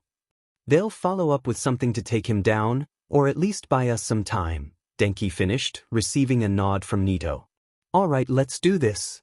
Nito smirked and slipped into Denki's shadow as the blonde rushed back into the fight, narrowly dodging Achiko as she was sent flying straight at him.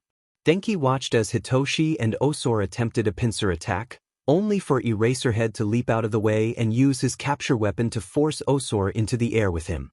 Hitoshi looked up just in time for Eraserhead to plant both feet on his face and kick down, dropping Hitoshi onto his back before landing above him and driving Osor into his stomach. That's not good enough. Your friends need your help, and you can't even land a hit. Try this on for size. Denki shouted as he reached for his teacher's capture weapon again. Just like before, there was a sudden absence of his quirk, and then he felt someone right behind him as Nito emerged from his shadow. The moment he felt his quirk return, He tried to pump electricity into the white cloth around his arm, but nothing happened aside from his hand crackling with electricity. Huh. Did you really think I'd use a conductive? Eraserhead was cut off as a number of boulders landed between Denki and him, pinning his capture weapon to the ground. Massive quick construct, stone prison. Both Denki and Eraserhead watched as Yui threw what looked like a collection of pebbles stuck together, then stuck her fingers together as she darted behind a rock. The pebbles grew, revealing they were all welded together by Yosetsu's quirk, creating a dome of rocks. Shirhai then pulled himself out of Hitoshi's shadow, grabbing him and Osor before running for cover while Eraserhead tried to jump out of the way. Denki, in turn, grabbed onto Eraserhead's weapon with both hands along with Nito, trying to keep him from just pulling it from under the boulder. Did you copy that too? Denki called out as he pulled on the weapon. When he erased copy, he erased all the quirks I had stored up. I got it, Yosetsu said as he ran to the two boys. Eraserhead smirked before giving his weapon a sharp tug. The weapon slipped under the boulder, and both Denki and Nito found themselves falling forward, colliding with Yosetsu and losing their grip as their heads bounced off each other. Another tug pulled the weapon free just in time for him to spin around and catch Achiko's left side with a roundhouse kick. I wonder if the others are finding this as therapeutic as I am. Sorry about this, young lady, but it needs to be done, All Might thought to himself as he caught Itsuki's fist and threw her at Hiryu, both intercepting the scales he launched and slamming them into the wall behind him. He felt heat on his back and moved out of the way of an explosion that engulfed where he'd been standing. A quick look around revealed where Katsuki had blasted him from, and he decided to take a note from his old mentor's book.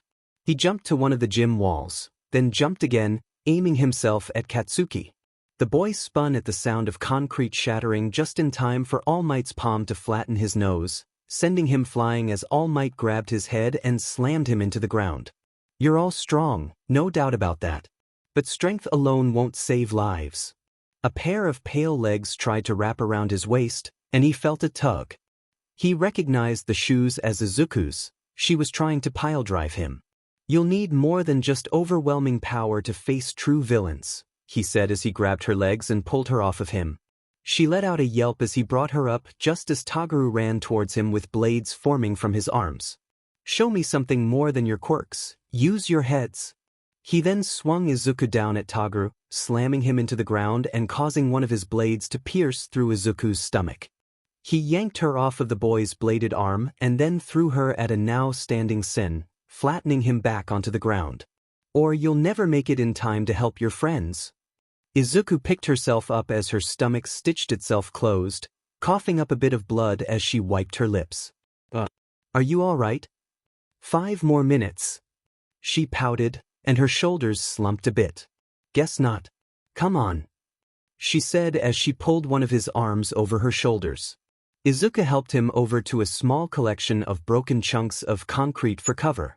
Once there, she propped him up against the broken concrete before peering out from behind it, watching All Might dismantle her team through sheer power. They needed a plan, a way to catch him off guard long enough to get a real hit in. She just didn't know what that would take. Come on. Is Sin all right? She looked over to see a chubbier boy with light blue hair cut short kneeling between her and Sin, Nirenjiki Shoto if she remembered correctly. I don't know, he seemed out of it, she said as a thought came to mind. Say, how does your quirk work again? Nirenjiki held up a hand. When I hit things, I leave a high amount of kinetic energy where the blow lands. I'm able to activate that energy to basically repeat whatever I did to it but with much more force. Why? Izuku's eyes twinkled as a plan started to form. Okay, I have an idea, but we need Itsuka. Did you see where she landed? She got thrown against one of the walls, I think. Izuku nodded and rushed to try and find Itsuka. All Might noticed and rushed over to her, delivering a powerful blow to her gut. Air and stomach contents shot from her mouth as she folded around his arm. And where are you going? Ippy shot, rapid fire.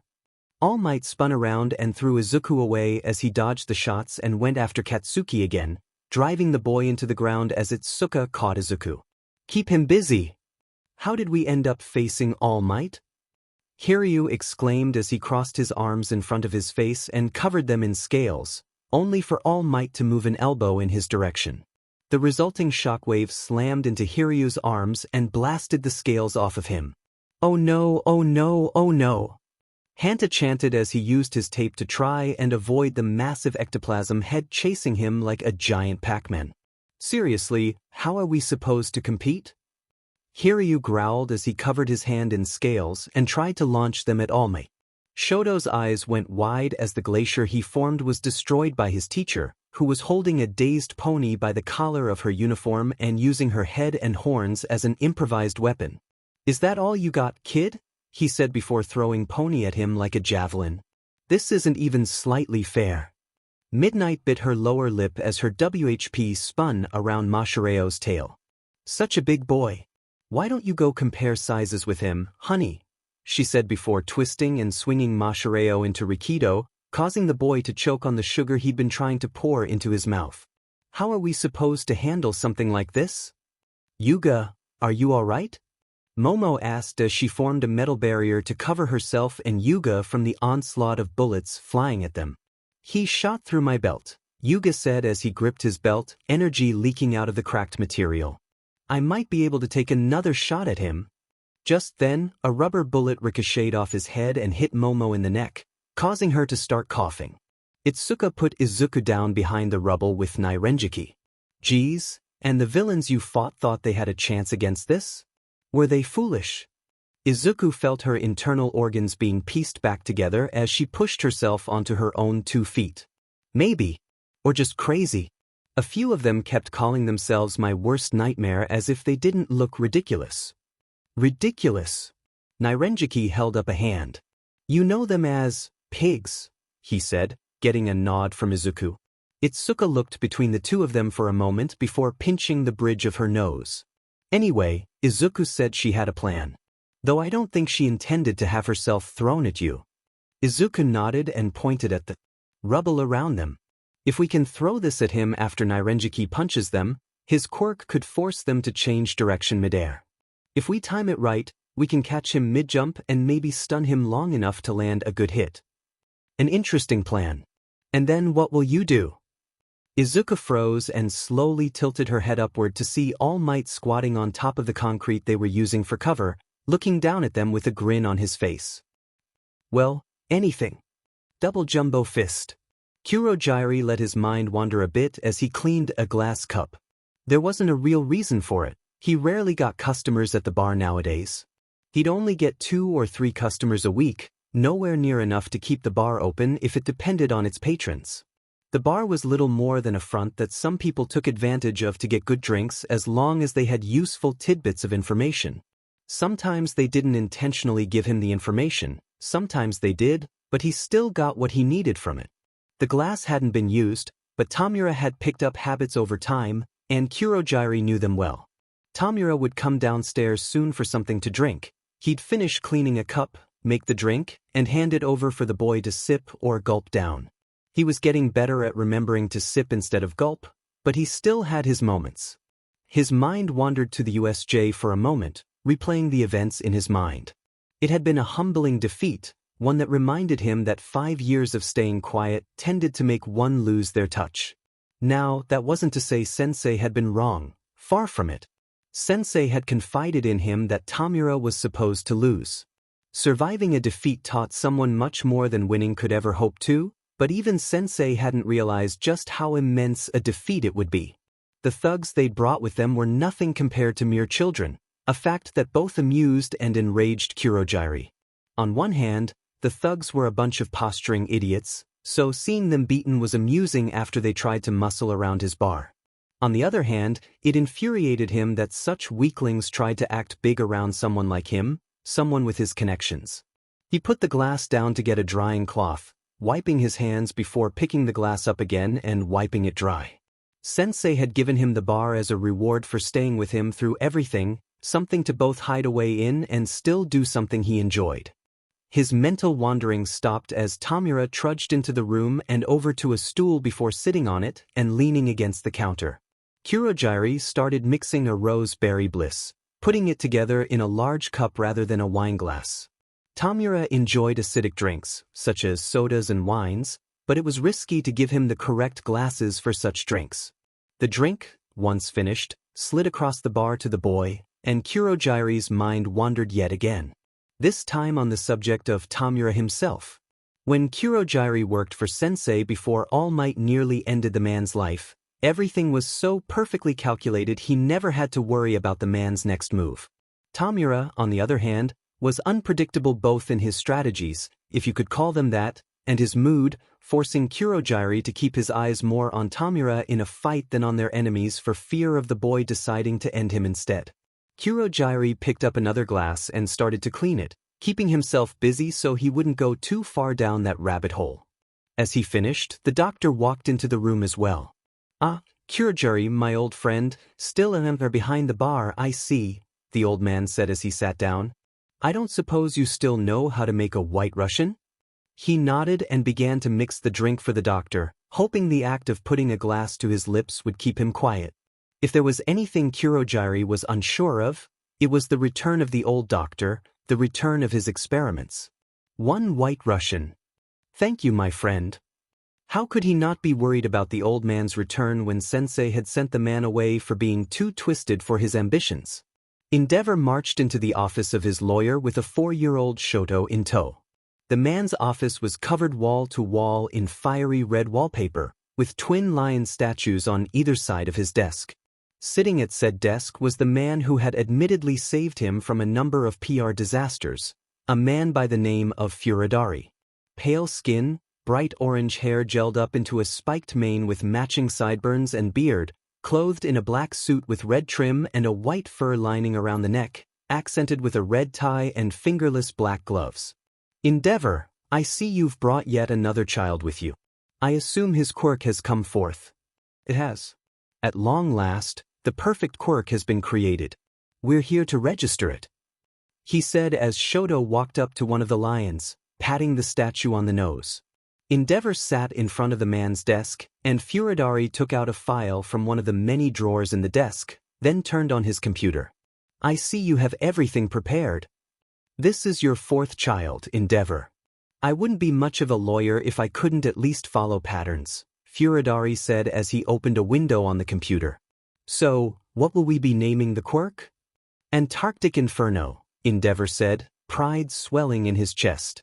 His son's quirk would be fierce, intimidating, and stand unique. That's taken. Endeavor's flames nearly went out from shock. "What? Some sidekick in the Americas, Alaska specifically. He creates a flame-like substance that freezes whatever it touches instead of burning it. 2 guesses as to why he's a sidekick. We're using Japanese, surely there's a difference in pronunciation." "He's using Japanese as well. Apparently he's a self-admitted fan." Endeavor's eye twitched as he scratched his chin. "Freezer burn," he said, not as intimidating, but it should still. "Also taken. In just about every language. Considering how many languages exist, it's kind of impressive." Endeavor stood up and slammed his hands against the desk. "9th circle. Taken in Japanese, English, and Italian. 2 Dantes and a Virgil even, how poetic." Endeavor roared, reminding Furadari why he invested in fireproof wallpaper. 6 hours later. "This is ridiculous," Endeavor yelled as he paced through the office. "His quirk is literally half cold, half hot. How could everything be taken?" "Well, that isn't." Endeavor sat back down in the chair. "We'll take it. Infomake." Izuku grinned as she pulled down a projector screen in front of Denki, Ijiro, Hanta, Mina, and Yuga. "Hello, today we're studying quirk instability classifications." "Where did she get all this stuff?" Mina asked as Momo walked in with a tray holding a triple-decker cheeseburger, poutine, and a bottle of soda. "Roll with it, I don't want to fail our next exam." Izuku took out a clicker and pointed it at the projector before clicking the button.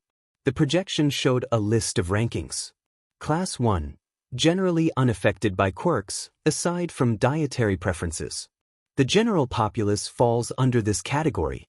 People who don't feel any real change between when they had their quirks to the years before it activated, aside from craving certain foods. Like my mom, She's more than happy to go without using her quirk for long periods. Class 2. Likes and dislikes push a person into situations that make their quirk more obvious.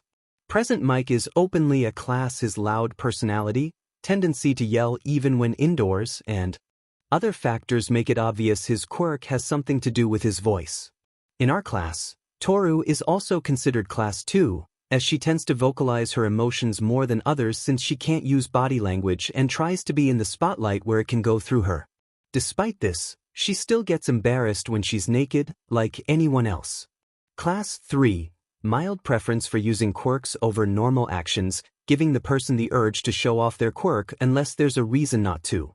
People with Class 3 instability generally seem to lean towards using their quirks unless they're given a good reason not to, such as the fact it breaks the law or that it might hinder them.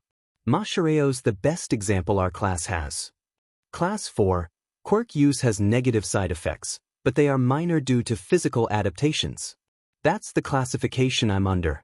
Overloading my quirk can hurt, but it just doesn't feel all that important, Denki said, getting a nod from Izuku. Class 5. Quirk use has very negative side effects, forcing a mental adaptation to make it worthwhile to the user as well as physical adaptations to prevent it from being harmful. Mental changes often cause the person affected to find difficulty fitting in with social norms, but can be corrected with personal effort. Mineta is Class 5, as a portion of his behavior comes from his instability, making it difficult for him to fit in with society at times. His hair has a texture similar to clothing worn over soft parts of the body. Wait, that's his excuse? Mina said, looking a bit perturbed. He's been getting better, Momo said from the back after swallowing a bite from her burger. Class 6, similar to Class 5, but mental changes are much more extreme, requiring professional help to integrate with normal society.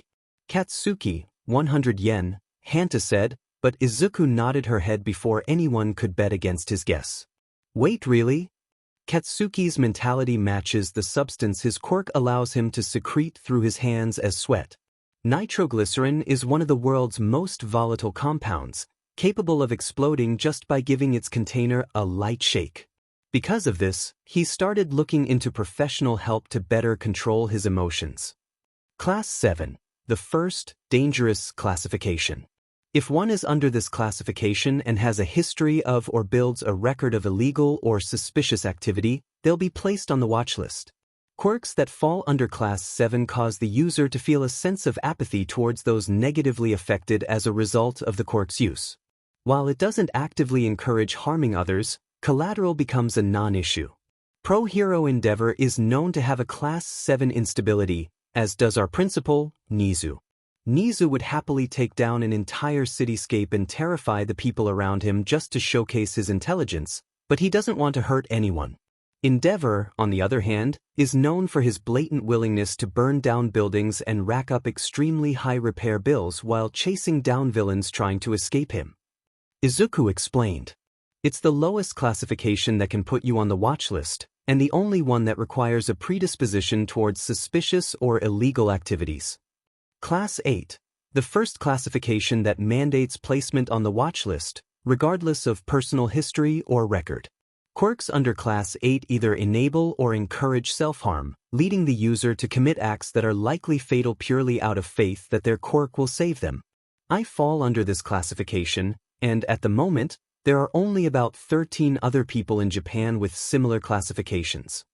Izuku said as she pulled out a pocket knife and twirled it between her fingers before cutting off a small piece of her own skin.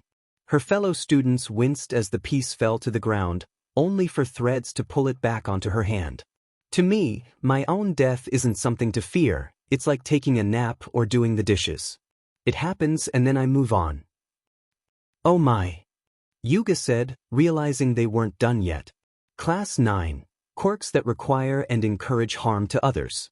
Most people under this classification are brought in by the government and placed in positions that either limit their potential victim list or are funneled into underground heroism.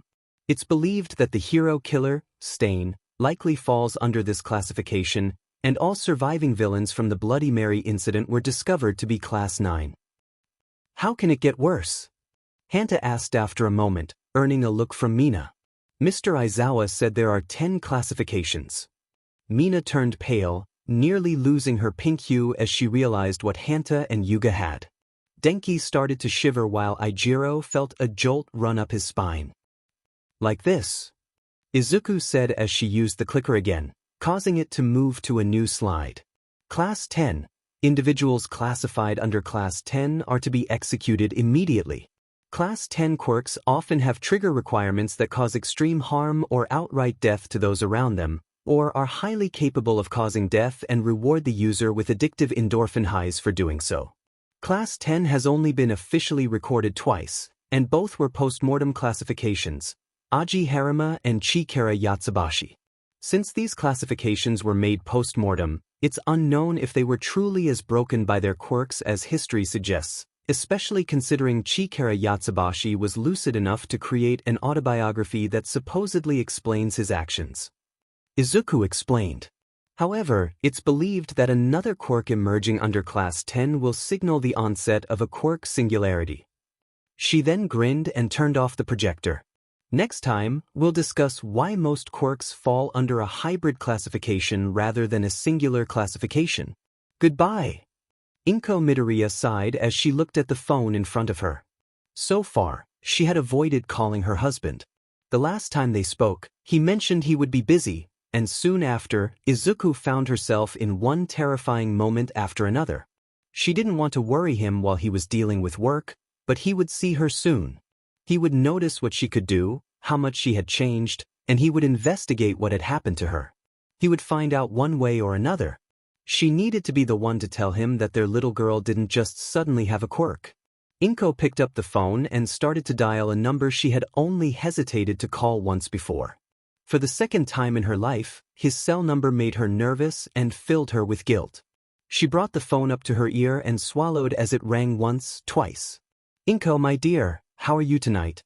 Or is it daytime for you? Hisashi, it's nice to hear your voice. Do you have a moment, somewhere you can sit? Now.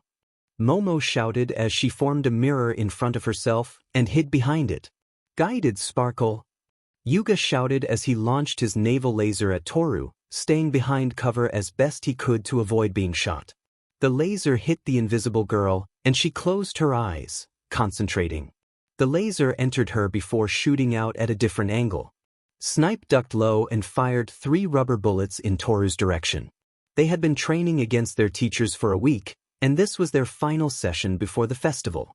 After each attempt, both classes would review their strategies, discussing each other's quirks and what had worked or failed. Every day they grew a little closer to landing a hit, and they were determined to succeed at least once. Get him! Momo held her hands to her stomach and created a pair of stun grenades. As Snipe reoriented himself, she primed and threw them at the gun-wielding hero. The resulting flash of light and deafening bang further disoriented him, allowing Mizo to get in close with Fumikage on his back, hidden by Mizo's arms and webbing, along with a blanket Momo had created earlier. This shielded Fumikage from the light produced by the grenades and provided enough shade to give him a small power boost. Dark Shadow! Fumikage called as his quirk formed from his chest and lashed out with both hands. Snipe aimed his gun at Fumikage, trying to lock onto him with his quirk when Setsuna emerged from behind a rock and split herself into numerous pieces, flying between Dark Shadow and Snipe.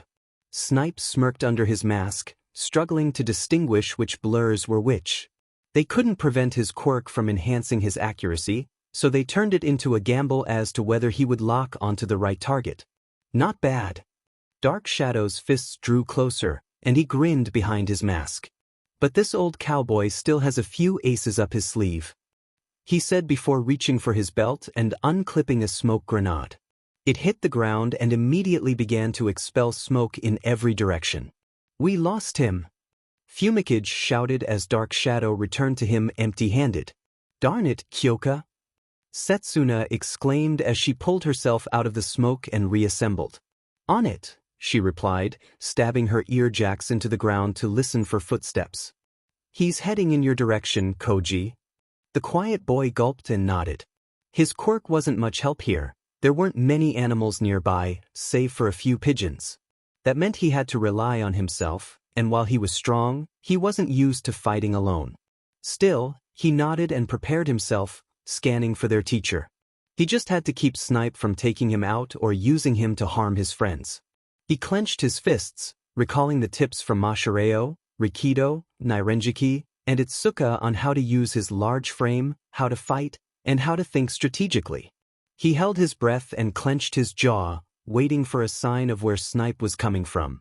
He was alone for a reason. Later key. There were only a few pigeons nearby, and they were already under his control. Get him! Koji yelled as he spun and lunged at Snipe, with the pigeons that had escaped into the building flying in through the ventilation to attack alongside him. It was a momentary confidence boost to see Snipe falter slightly at the sight of Koji, who was a good 2 inches taller and much broader. That confidence was short-lived as rubber bullets struck his bird friends before Snipe kicked him in the stomach. Koji tried to catch Snipe's foot, but their teacher was quicker, pulling back and delivering a roundhouse kick to the back of his right hand. As Koji struggled to catch his breath, a laser shot by his shoulder, knocking Snipe's hat off. There was a moment of silence as the hat fell, revealing their teacher's hair braided into cornrows on the top of his head before transitioning into dreadlocks. "Pardon me a moment," Snipe said before planting a boot into Koji's face, knocking him onto his back and opening fire in the direction the laser had come from. From the rapid-fire apologies reaching Koji's ears, it seemed Yuga had managed that shot on his own. Koji gritted his teeth and picked himself back up before lunging at the hero. "Darn it!" Katsuki exclaimed as he threw his weight behind a right hook, striking a red punching bag with an open palm. It had taken them a week just to land a punch on All Might, a single punch, and it wasn't even his fist. It was one of the kids from Class 1B, Senkaibara. The plan had been for him to land a hit while All Might was in the air, spinning at full speed, hoping it would dig into his back and cause All Might to start spinning. That, along with Katsuki firing a blast at them, would have had All Might spinning on 2 axes, possibly leaving him open to heavier hits while giving them time to reinforce the others. Instead, All Might punched the air so hard that he flew backward and slammed into Sen, who then collided with Katsuki just before the blast could go off.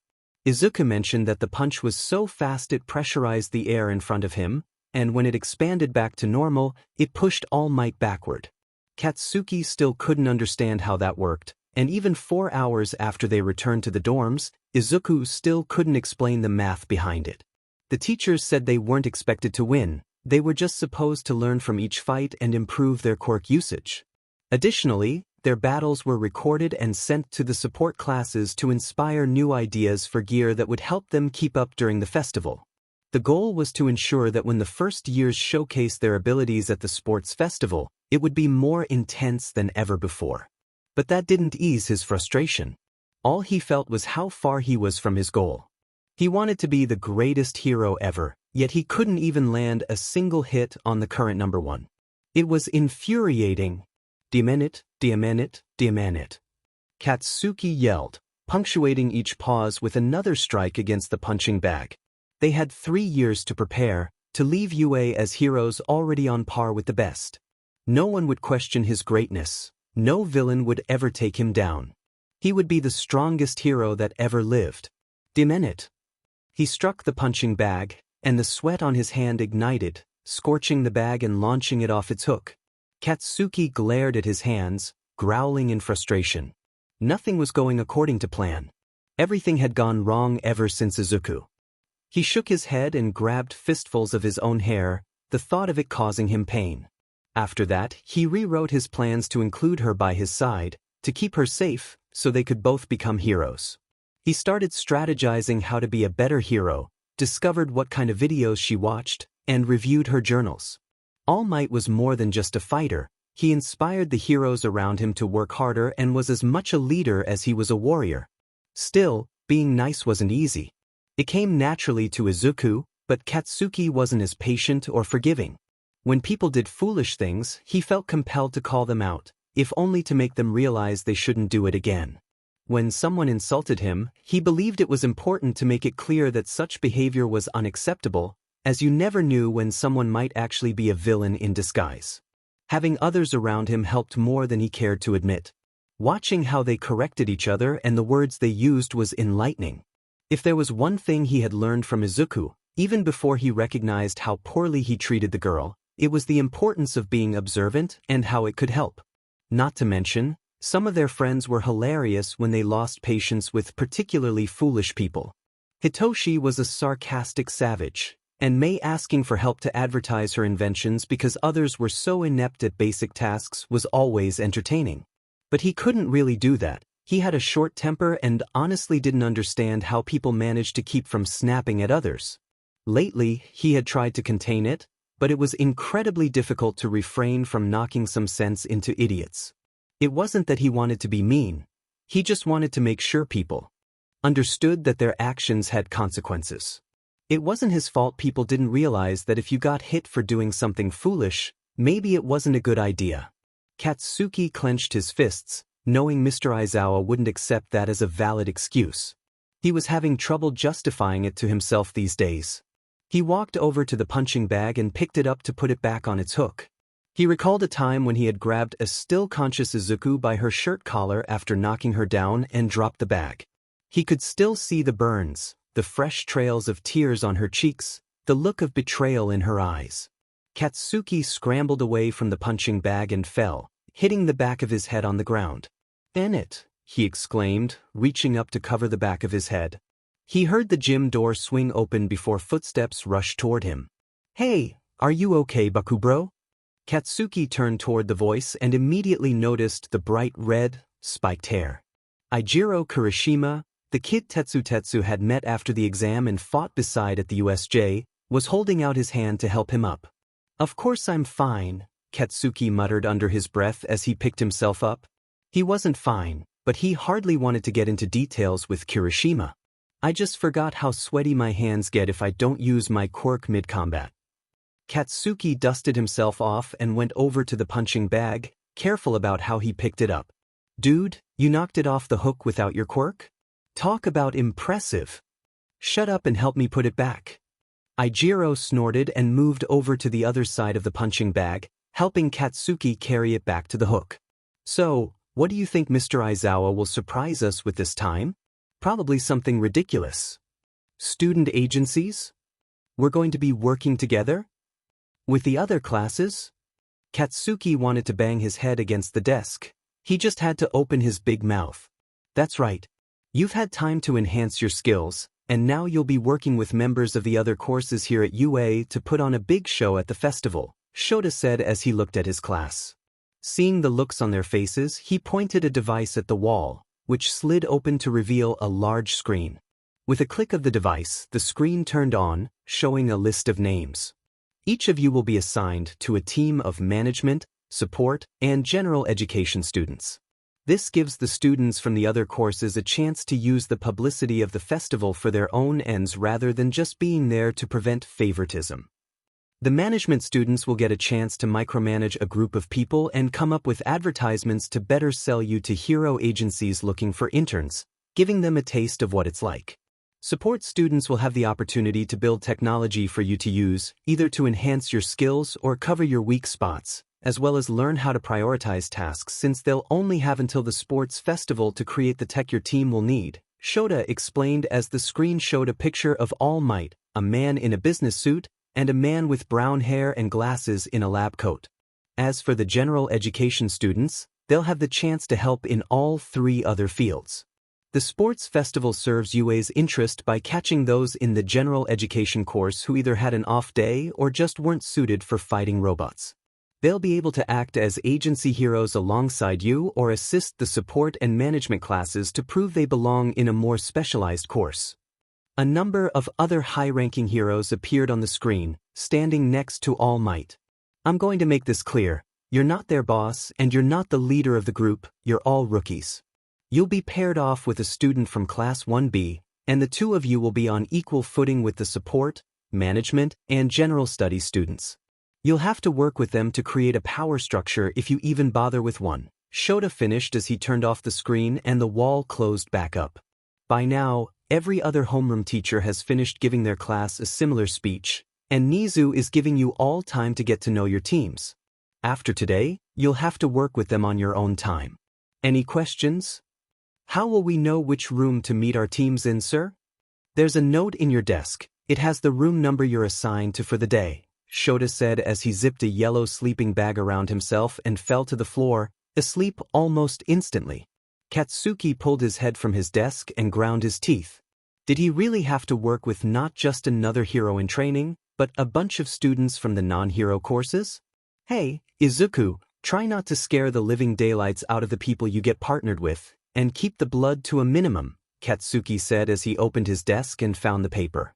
Class 1P, a class closer to the second-year building than he'd like. He didn't like being near people who thought they were better than him, even if they had every reason to be. That's so mean. Shut up, round face. You were thinking the same thing. True, but you shouldn't say it. Katsuki rolled his eyes and walked out of the classroom. The sooner he met up with this group of extras, the sooner he could escape. Was he really expected to work with people who couldn't even fend off a bunch of robots? Granted, he didn't know much about the normal entrance exam, but robots? Seriously? Izuku might have gotten a little messed up, but she had fought the thing they were supposed to run away from, and it wasn't like she had taken care to avoid getting hurt. This is ridiculous. He looked up to see Class 1P in front of him and prepared to knock on the door when it exploded off its hinges and slammed into his face. What the? He growled against the door as it pushed him into the opposite wall. Regaining his composure, he placed his hands against it and activated his quirk, launching the door back into the classroom. Forget the rules. He was going to make a statement. Holy cow! What just happened? Ah, I wanted Izuku. Oh well, I guess you'll do. That last voice was painfully familiar. Oh, not this again. Katsuki said as the smoke cleared enough for him to see Mei Hatsum holding what looked like a cartoonishly large rifle. They put you on my team? Do they want to destroy this place? Mei just shrugged as the other members of their team peeked out from the edges of the ruined doorway. I guess if anyone's going to get the attention of the investors, it'll be the loudest person. It's going to be boring working with someone I've already practiced with before, though. Excuse me? Katsuki looked to the side to see a girl with green eyes and long vine-like hair. Babies out of wedlock? Have I been abandoned in a den of sinners? Oh, come on. Such foul language. Oh, I'll take her. I can already imagine the sort of babies we'll make together. How dare you? Not only is that inappropriate, but it's also impossible. Mei laughed. Oh, you'd be surprised at the sort of creations I can make. Would you just call them what they are already? Katsuki shouted before turning back to the girl with vines for hair. She means support gear. She considers her creations babies. I'm Katsuki Bakugo, she's Mei Hatsum, and I don't know the rest of you. What's your name? I see. Lord, give me patience. The girl said before looking at Katsuki. I am Ibra Shiozaki of Class 1B. Shall we get started? Katsuki had a feeling he was going to need a lot of curry to deal with these two, and he still had the rest of his team to meet. He just hoped the others were having as much trouble as he was. So, you're the little zombie girl from Class 1A, huh? Cool, I'm Setsuna Tokuge.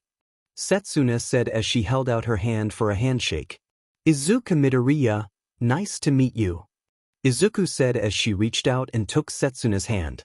A loud click emanated from Izuku's bracelet as Setsuna pulled her arm back, disconnecting her hand and causing both of their hands to fall to the floor as blood dripped from Izuku's arm. Oh no, are you okay? Did I mess up? Izuku said as the other students in the class started to panic, muscle fibers pulling her hand back onto her arm. Katsuki sat back in a chair as Mei spoke with their general education classmates, learning more about their quirks and jotting down ideas on how to enhance their abilities or at least counter their weaknesses. He glanced at his fellow hero classmate from Class 1B, who seemed to be discussing strategies with the management students about how to best market the group. Katsuki wasn't great at dealing with people, and if they had things under control, he was fine with hanging back for now. He would take charge when it came time to focus on battle tactics. Excuse me, you're our team member from Class 1A, right? He looked over to his left to see a boy about half his height, with an unusual appearance. The boy opened his mouth to speak, and Katsuki noted his jaw structure was quite peculiar. My quirk is microbat. It makes me good at search and rescue. Not the best at combat, though. You got a point? Katsuki replied, sizing up the kid. If he managed to get into UA, he couldn't be an idiot, even if it was the easiest course to get into. I want to help, but not as a paper runner, as a hero. Oh, Katsuki said, looking at the boy. He didn't appear particularly strong, and he glared at Katsuki as if challenging him to say no. Well, if that's how they wanted to play it. Can you think fast? Tigre. The boy barely started his next sentence before Katsuki moved a fist into his gut, causing all conversation in the room to stop.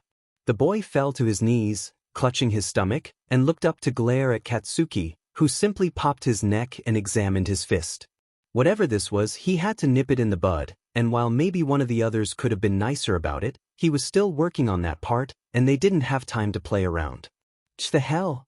Katsuki began to pop his knuckles, one by one. You said your quirk is microbat, right? I'm guessing this annoys the heck out of those big ears of yours. He continued to pop his joints. The boy winced subtly with each pop, and once Katsuki had finished with his knuckles, he moved on to other joints. Enhanced hearing, fangs, that nose. Search and rescue via echolocation and smell to find injured civilians and villains, right? He popped his shoulders, then his elbows. Bats don't have hollow bones, but they're thinner than comparably sized animals to help keep their weight down while maintaining skeletal strength. They also have a very quick muscle system, especially around their larynx. He said as he popped the knuckles of his toes in his shoes. But against robots, fast muscles and thin bones aren't helpful, nor is echolocation. This is your one shot at being in the hero course. Katsuki held his left hand up, letting off small crackles, no louder than firework poppers. I don't see much sweat on you or smell it for that matter. I'm no bloodhound, but I know that smell well given how often I push myself in the gym. He glared down at the bat-like boy. Yet you want to fight alongside us when we've been training our bodies since before we even applied for you. So if you want to put on a good show and get in, we're going to have to get you started. Katsuki said, receiving a confused look from the boy. Yeah. Hey, Thorny Nun, are you up for training these losers into something half-decent in time for the festival? Ibra glared at the explosive blonde and his nickname for her before straightening her shoulders. I see no issues with that plan of action. You hear that? You losers are about to get tutored into badasses. Katsuki said, a grin stretching across his face. The boy found himself gulping at the look on Katsuki's face. Better hope you're ready. The boy bit back his fear and nodded, earning a chuckle from Katsuki as he began to think through a few tactics they could use. You punched him? Oh please, I tell you to keep the blood to a minimum and you cut off your own hand. Katsuki said, lying on top of Izuku while she did push-ups, a bottle of water in his hand. He cracked the cap and opened the bottle, taking a drink as Izuku continued to do push-ups beneath him. Normally, that wouldn't mean much, but he was wearing a weighted vest, arm weights, and ankle weights, adding considerable weight as she pushed herself to her limits. Once she was done, he'd practice using his quirk to fly and maneuver with the extra weight. If he could fly with the extra weight, then he'd move on to carrying around a dummy to ensure he could use airborne escape routes without endangering whoever he was evacuating. If he could get that down, he'd smooth out the flight with one of his classmates and their input. It was supposed to be funny, and the other hero student did it too. They what? Hitoshi groaned from the other bar, where he was doing pull-ups. Demenit, she got Setsuna? Her quirk is Lizard Tail Splitter. It lets her cut herself into pieces and telekinetically control every piece, as well as put herself back together or regrow parts of her body if she loses something. He said, pulling himself up to the bar and pressing his chest against it. He then lowered himself down slowly and continued. She's a recommendation student like us, but came in through the normal testing process. She's got a head for tactics and isn't afraid to play dirty. She also has green hair, Tetsu said as he and Ijiro sat across from each other, both holding dumbbells and playfully punching each other's fists with their quirks active. Katsuki stiffened and turned to look at the metallic boy, his eyes starting to twitch. Green hair, a quirk that involves breaking into pieces and growing them back. Katsuki groaned and looked at Hitoshi. Did they really pair Izuku with someone whose quirk naturally does everything that Izuku forces her body to do, and who just happens to resemble her? Hitoshi stopped mid-push-up at Katsuki's comment, just in time for Achiko to float over his head while covering her mouth. If Izuku were flirty, taller, and had sharp teeth. Oh no, they paired her up with an older sister figure. The grip Momo had on her burger tightened at Hitoshi's words, causing a tomato slice to shoot out and slap Tenya on the cheek. Tenya, who was running on the treadmill, managed to keep himself from being thrown off and continued running as he peeled the tomato from his face. That was rather intelligent of them.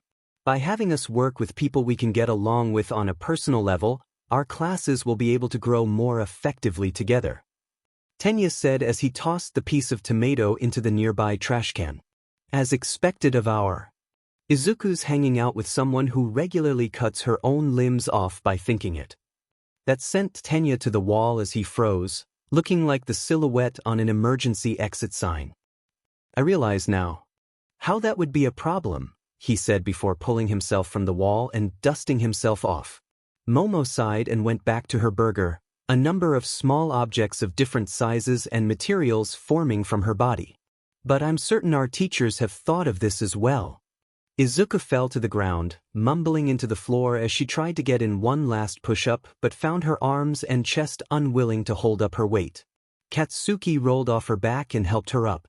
I'm not that bad. Your original costume idea had a cleaver, Hitoshi said as he dropped from the pull-up bar.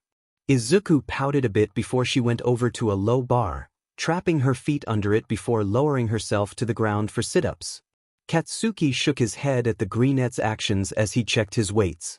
Once he was sure they were ready, he waved at the group. Huh, where are you going? Flying practice. Mind games. Oh ho, because I haven't heard that one before, cherry bomb. Forget you. Hitoshi exhaled through his nose and walked over to the dumbbells, picking a set for himself before doing curls. So, we're all going to be facing each other. I don't think any of us got grouped up, Hitoshi said as he started working on his sets. Speaking of that, I got partnered with a Rikido. Any pointers? He needs sugar to use his quirk, but he'll get tired the longer he uses it, Momo said between bites of her burger. She swallowed and created a small pouch in her hand. I'd recommend limiting his sugar intake while making sure anyone you bring along as sidekicks keeps some sugar on them in case he runs out of his own but needs the extra power. Got it? Who did you get? Kendo Itsuka. Her quirk allows her to expand her hands, which can add a lot of force to her punches and boost her physical strength. You might turn her gay if you can make knuckle dusters that can grow with her hands, Hitoshi said, suching arms and smirking a bit as Momo coughed into the next bite of her burger. He didn't know why it felt good to make comments like that, but it got the others to laugh, and the glare he received from Momo was half-hearted at best, so he rolled with it. In all seriousness, she's a frontline fighter with a head for tactics and our class representative, so you got lucky. If you got her though. Who did you get, Tenya? I've been paired with Pony Tsunatori. She was quite eager to prove herself, though we had some difficulty communicating. Oh, she's one of our transfers from America. Do you know English? Tetsu asked as he slammed his fist against Ijiro's. The clang was noticeably quieter than before, and Tetsu noticed how fatigued his arms felt. He put down the weights in his hands as Tenya put his index finger and thumb to his chin. I might be passable thanks to a few visits my family's made to America for support deals. I'll try it next time we meet. Thank you, Tetsu. Izuku finished her sit-ups as Tetsu explained that he had been paired with an invisible girl, which meant he was with Toru, and decided to head outside. She could hardly believe everything that had been happening so far. She was at UA, she got to fight actual villains, she had a quirk. She had friends who she was training alongside for the sports festival itself, the biggest public hero event in Japan aside from the ranking announcements.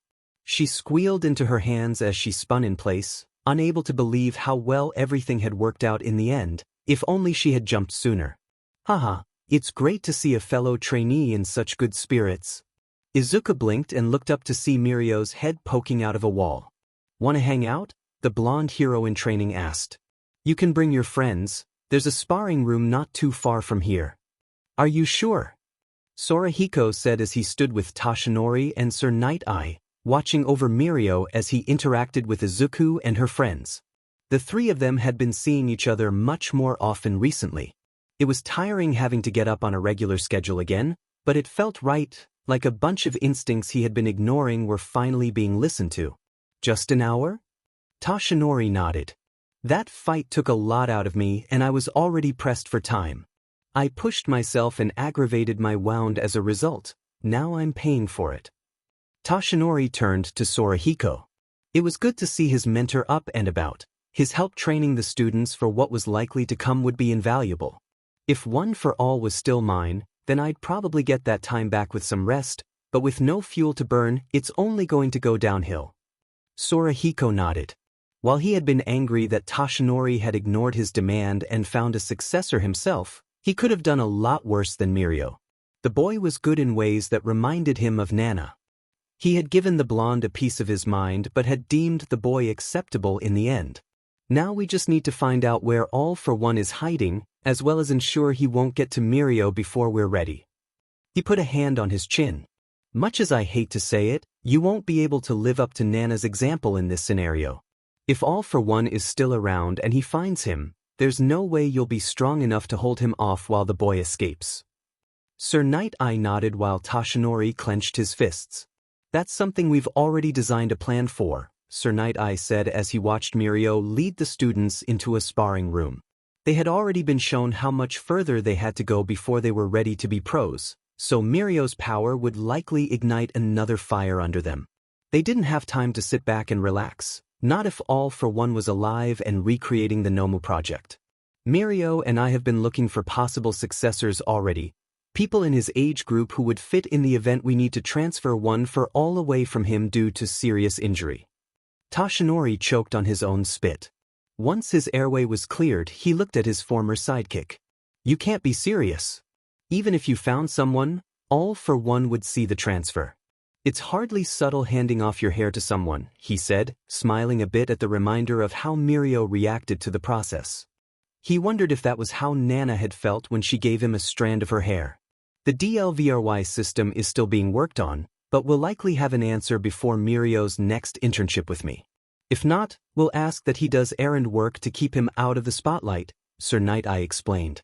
At the moment, they were looking into using samples of Mirio's DNA in darts, as well as possibly giving certain exceptional individuals samples of Mirio's DNA in small hard candies to eat in the event of an emergency. They weren't sure how long the samples would retain the capacity to transfer the power, and there wasn't exactly a way to test it. Thankfully, Mirio understood how important it was to have these contingencies. For now, we should focus on who we would want to have One for All. Who do we trust with that kind of power? Toshinori might have reservations about it, but from what we've seen of that girl, Izuku might be worth considering, Sorahiko said. This drew looks from his two conversation partners, one curious while the other was horrified. Sorahiko held up his hand, closed into a fist, when Toshinori went to argue. Toshinori's mouth snapped shut, and he shivered. Before you say anything, aside from your fear of implying that she couldn't be a hero with her current power, she was perfect. Now we're not implying that, but instead suggesting she's capable of becoming an amazing hero on her own, one who could be trusted to keep the world safe in the event you and Mirio are defeated. On top of that, her quirk along with the power of One for All would be a sight to behold. Sir Night-Eye closed his eyes and nodded. He has a point, Toshinori. She makes a good plan B. I'd rather avoid causing her more pain.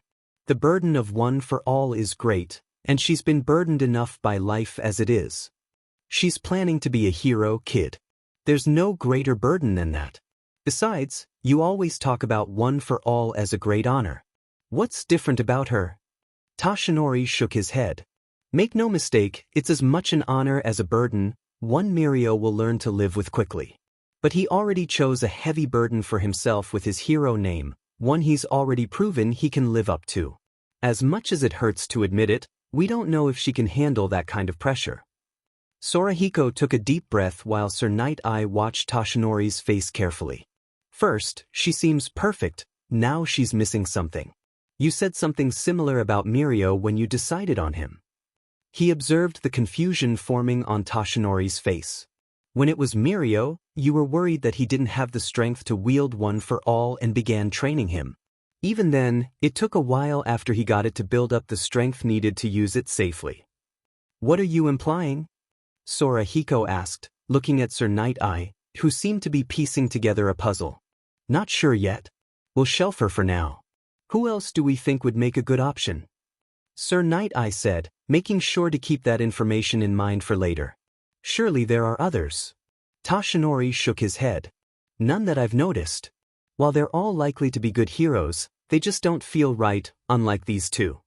Something about them made the image he used for One for All, an inner flame, lean toward them as if blown by the wind.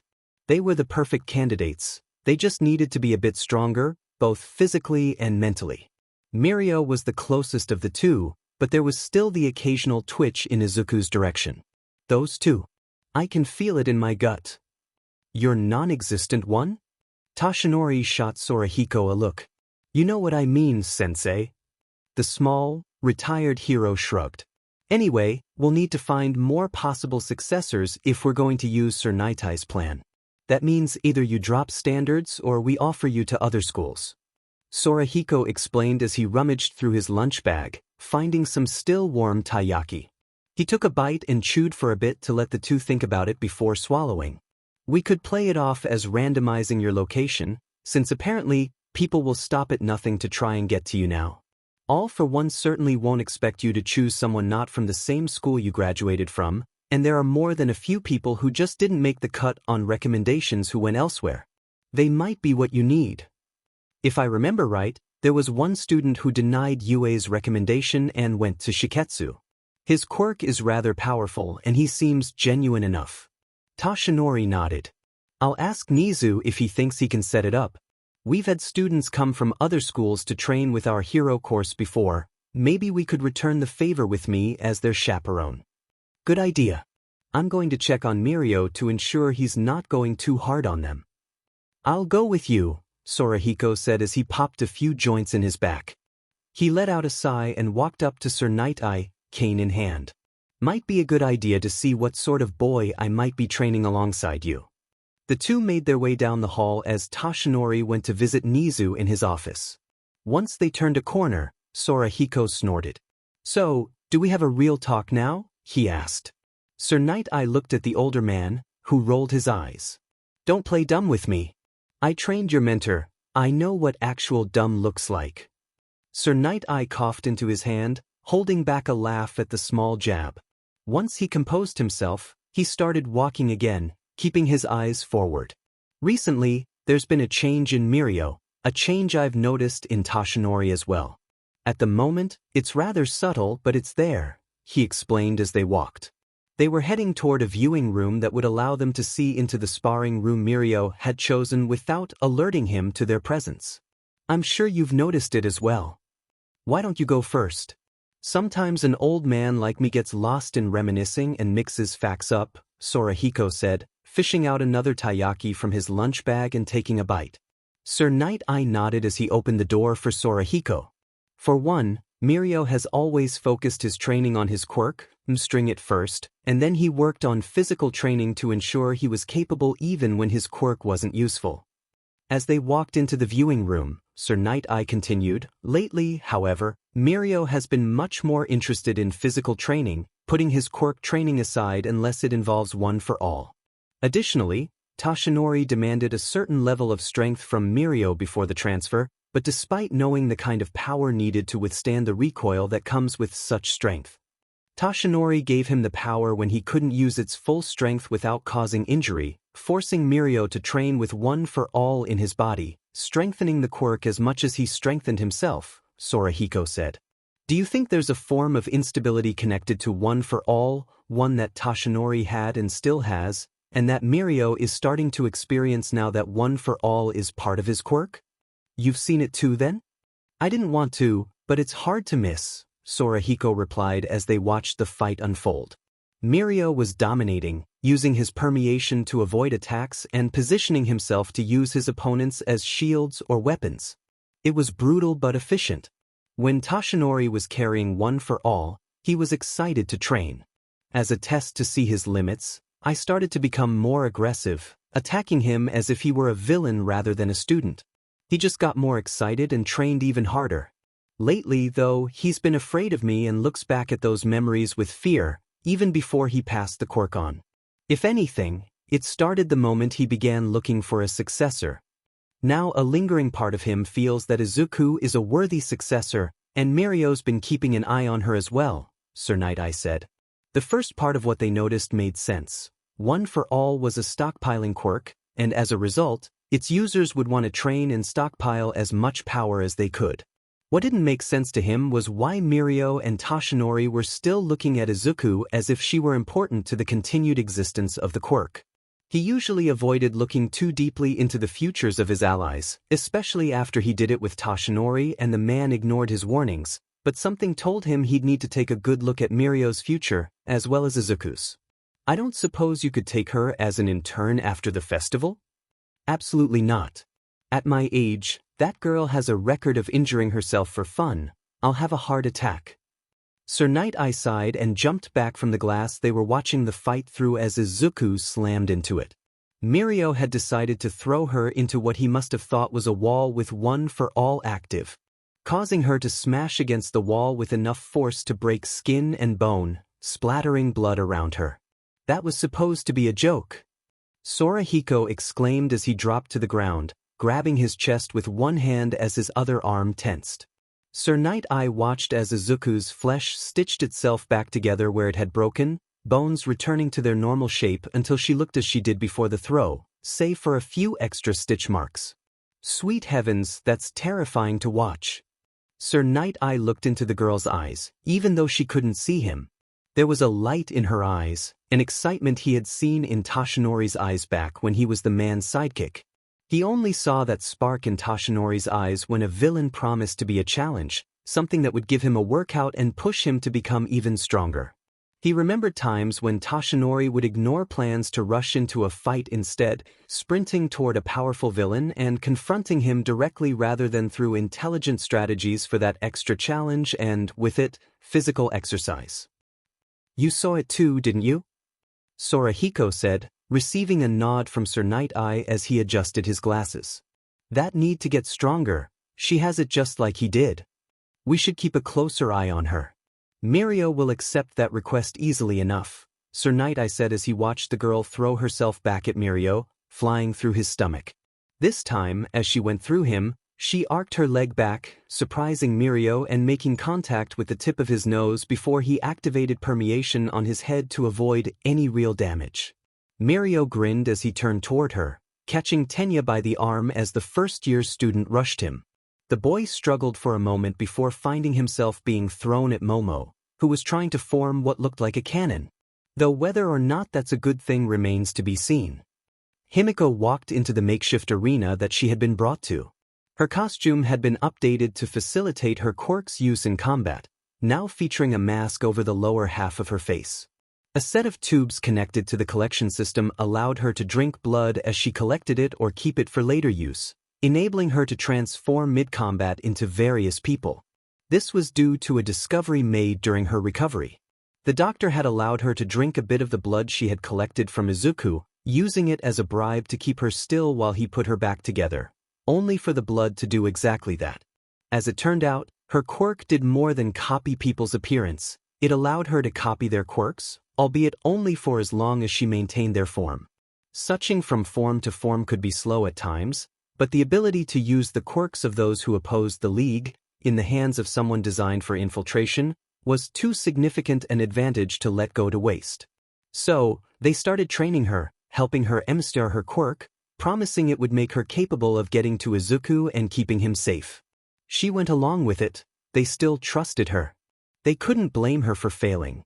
Izuku had more power than she had realized. They all had more power than she had realized, even All Might. She also played it off that having to fight in a stuffy place like the fire zone while covered in her quirk was difficult. It had worked, thankfully. Now she just needed to get stronger and more flexible with her quirk. A mass of black flesh, covered in writhing muscles, stalked forward on 4 limbs, each tipped with large spikes instead of feet. Engage! Blood flooded into her mouth, and she drank it, waves of excitement coursing through her system at the coppery taste. Her quirk activated, and gray sludge exploded from her pores, wrapping around her and lifting her off her feet. Her field of vision expanded. She was able to see both of her shoulders at the same time, and the world seemed just a bit flatter than she was used to. She had a metallic beak but could feel rows of teeth in her jaw, and she was huge. She rushed forward and slammed a pitch-black fist into the Nomu in front of her, and her syringe, hidden within her transformation, burst forth and pierced the creature's flesh. It howled and fought back, but the various quirks in the blood she had consumed kept her intact as she drained the creature dry. The creature made a pitiful noise as she lifted it into the air, ripping it in half and letting the remaining blood spill onto her new face. She liked her beak with a coarse tongue. Another group of Nomu was released into the arena, mindless screeches filling the air as they rushed her. She lashed out, a single fist more than enough to send the new opponents flying into the arena's walls, syringes piercing through her transformation and drawing blood into her collection pack. She tugged on the tubes and pulled the syringes out of the Nomu, devices strapped to her arms reeling them back into the gray sludge that made up her transformation and back onto the harnesses around her arms. The other Nomu stopped moving and she stood calm, waiting for whatever would come next. Attempt to replace the anti-symbol of peace is a success. Prepare for warp. She released the transformation, the sludge disappearing as it hit the ground. Black mist enveloped her as she was pulled back into the bar, where Tomura and Kurogiri were waiting for her. Tomura scratched at his wrists with a set of specialized gloves. Each glove was made of 2 separate parts. One part covered his thumb, index, and middle fingers, while the other covered his ring finger and pinky. Once on, they held their place via Velcro straps around the wrist, allowing him to close his fist without putting all 5 fingers on a single object. It worked then. "You became Nomu?" he said, scratching himself in excitement. "All we need to do now is get it out of prison or get someone in there who can order blood tests and ship us the blood." Himiko grinned and swayed a bit before taking a seat at the bar, where Kurogiri gave her a cup filled with some sort of brown liquid. "Huh, this isn't my usual." "Sensei's orders," Tomura said as he reached toward the counter and picked up his own cup, swirling the liquid inside. "Once a week while training." Himiko pouted but took a sip of her drink. She planned to ask Kurogiri to make her a zombie cocktail later.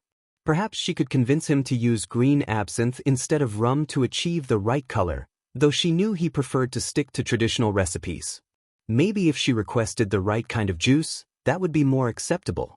In Italy, a man settled into a large, cushioned chair in his hotel room. His skin was the coarse, gray color of ashes, contrasting sharply with his glowing emerald eyes. His hair was as black as smoke, neatly combed and gelled back, stopping just above his neck and behind his ears. He wore a white, long-sleeved button-down shirt that was slightly disheveled, with his tie resting on the nightstand beside him.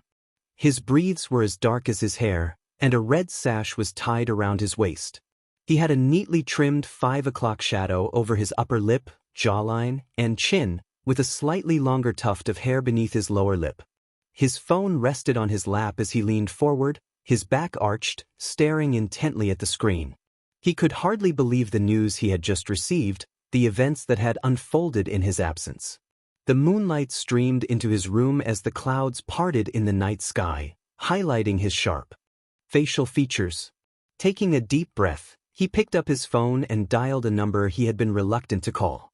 He sighed as he entered the final digits, small tusks peeking from his lips as a wisp of smoke escaped with his breath. "Isashi, it's rare for you to call. I'm going to need some time off, sir." "I understand. Just to help move the paperwork along, why? Call it a family emergency." He glanced out the window of his hotel room, the glow in his eyes intensifying. Later, Katsuki rummaged through Hitoshi's CD collection and found an album with a sea-green color palette featuring what appeared to be a skeleton. "Hey, Mind Games, what's this?" he asked. Hitoshi looked up from his computer and turned his head toward Katsuki. That? A few years back, a band started recreating songs from the pre-Quirk era and tried to sell the albums as their own music. When they got caught, their albums became really cheap, so I bought a few. Unfortunately, they're not really my style, so feel free to take them.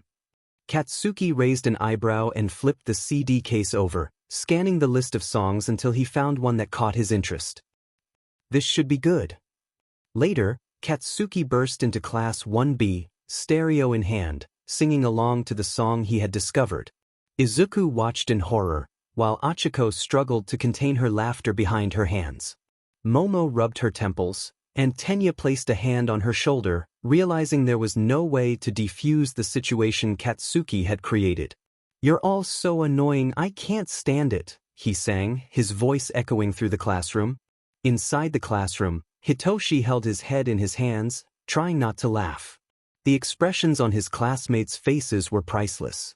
Unfortunately, he lost all pretense of self-control when Pony's horns fell off her head. Dealing with heroes was never easy. It wasn't that they were intentionally difficult. Rather, they were often at the center of public attention. If a hero made a mistake, it could be blown out of proportion or be so extreme that it didn't need to be.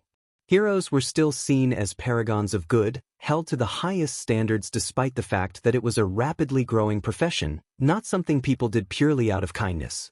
No one wanted to admit it, but civilian casualties were not unheard of.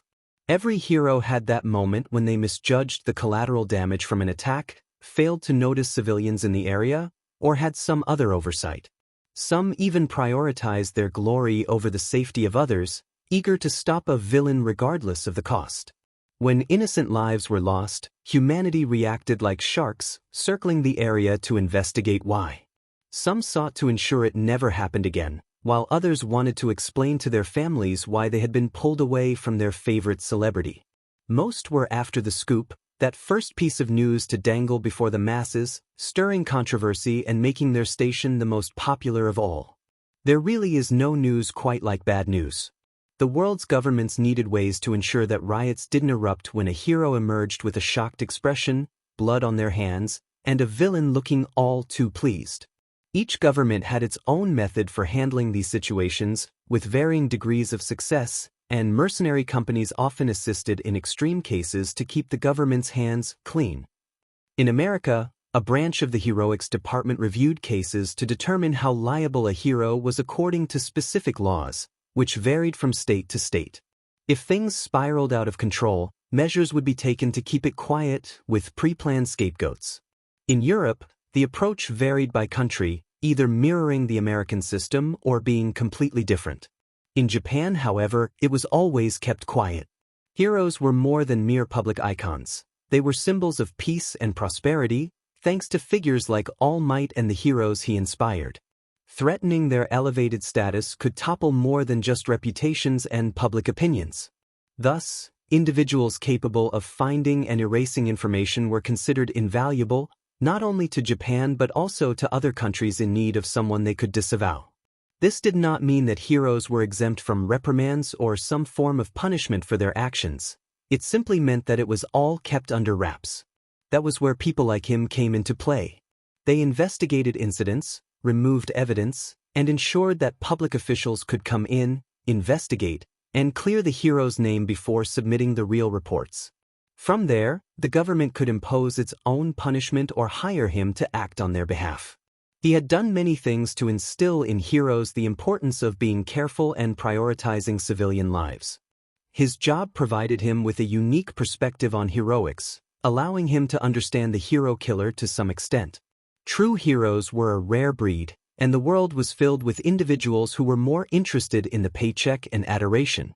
However, he did not view the hero killer as a revolutionary or anything of the sort.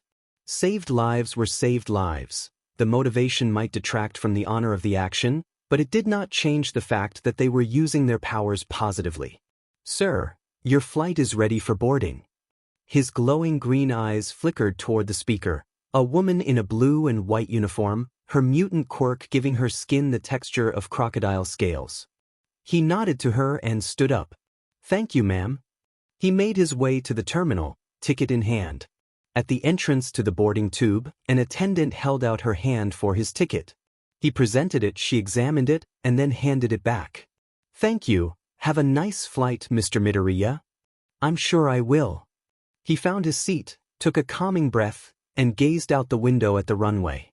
Isashi never wanted his daughter to be a hero, and when he had been told she was quirkless, he had felt relief. Now she had a quirk, had been driven to despair, and was a student at UA. "Sir, is there anything you'd like to drink?" "Just some water. I don't mix alcohol in work." He needed answers, and he was determined to get them. UA cafeteria. This is the perfect chance. All we have to do is keep quiet about our true abilities while they show off. Setsuna rolled her eyes. Just a day in, and Nito was already at it. She wasn't surprised. Even after everything that had happened, he still seemed to think they had to crush 1A at every opportunity. "I don't know, I kind of like working with that little girl who messed you up," Setsuna said, taking a bite of her lunch. "She's kind of funny. It makes me wonder what you did to make her crazy." "What I did has nothing to do with that. It's the monster's insanity," Nito replied, trying to keep his voice down despite the irritation in his tone. He gestured subtly toward Izuku, who was eating what looked like a turkey leg with a vacant expression. "You know how my quirk works. I can copy any quirk, and even if I don't get all the benefits, I still gain insight into what makes them tick." Setsuna gave him a cheeky smirk and pointed her chopsticks at him. "Oh, so what? You got a glimpse into a girl's mind and couldn't handle it? Makes sense. A simple boy brain like yours couldn't even begin to comprehend how we girls work," she said, eliciting a quiet laugh from Juzo. "That's not what I mean. Her quirk is seriously messed up. I don't understand how she's even here with a quirk that whispers things like that in her ear," Nito said, tightening his grip on his chopsticks as he looked down at his food. Setsuna raised an eyebrow, feeling a bit concerned. "She should be in a padded room or something. Vigil. Just because you don't get it. It encouraged me to die," Nito whisper shouted, causing Juzo to flinch at his aggressive tone. "While she was attacking me, her quirk urged me to just let myself die, that things would be better that way.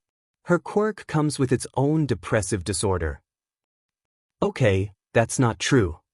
Setsuna pointed her chopsticks at him. "I've only known her for a day and a half, but even I can tell she's probably the happiest person in our year. Admittedly, a little scary, but with her quirk, it's not surprising." Nito clenched his fist tighter, a small crackling sound coming from his knuckles and the strained chopsticks. He took a deep breath and relaxed his hands. "So, you're all backing out of the plan?" Juzo shrugged.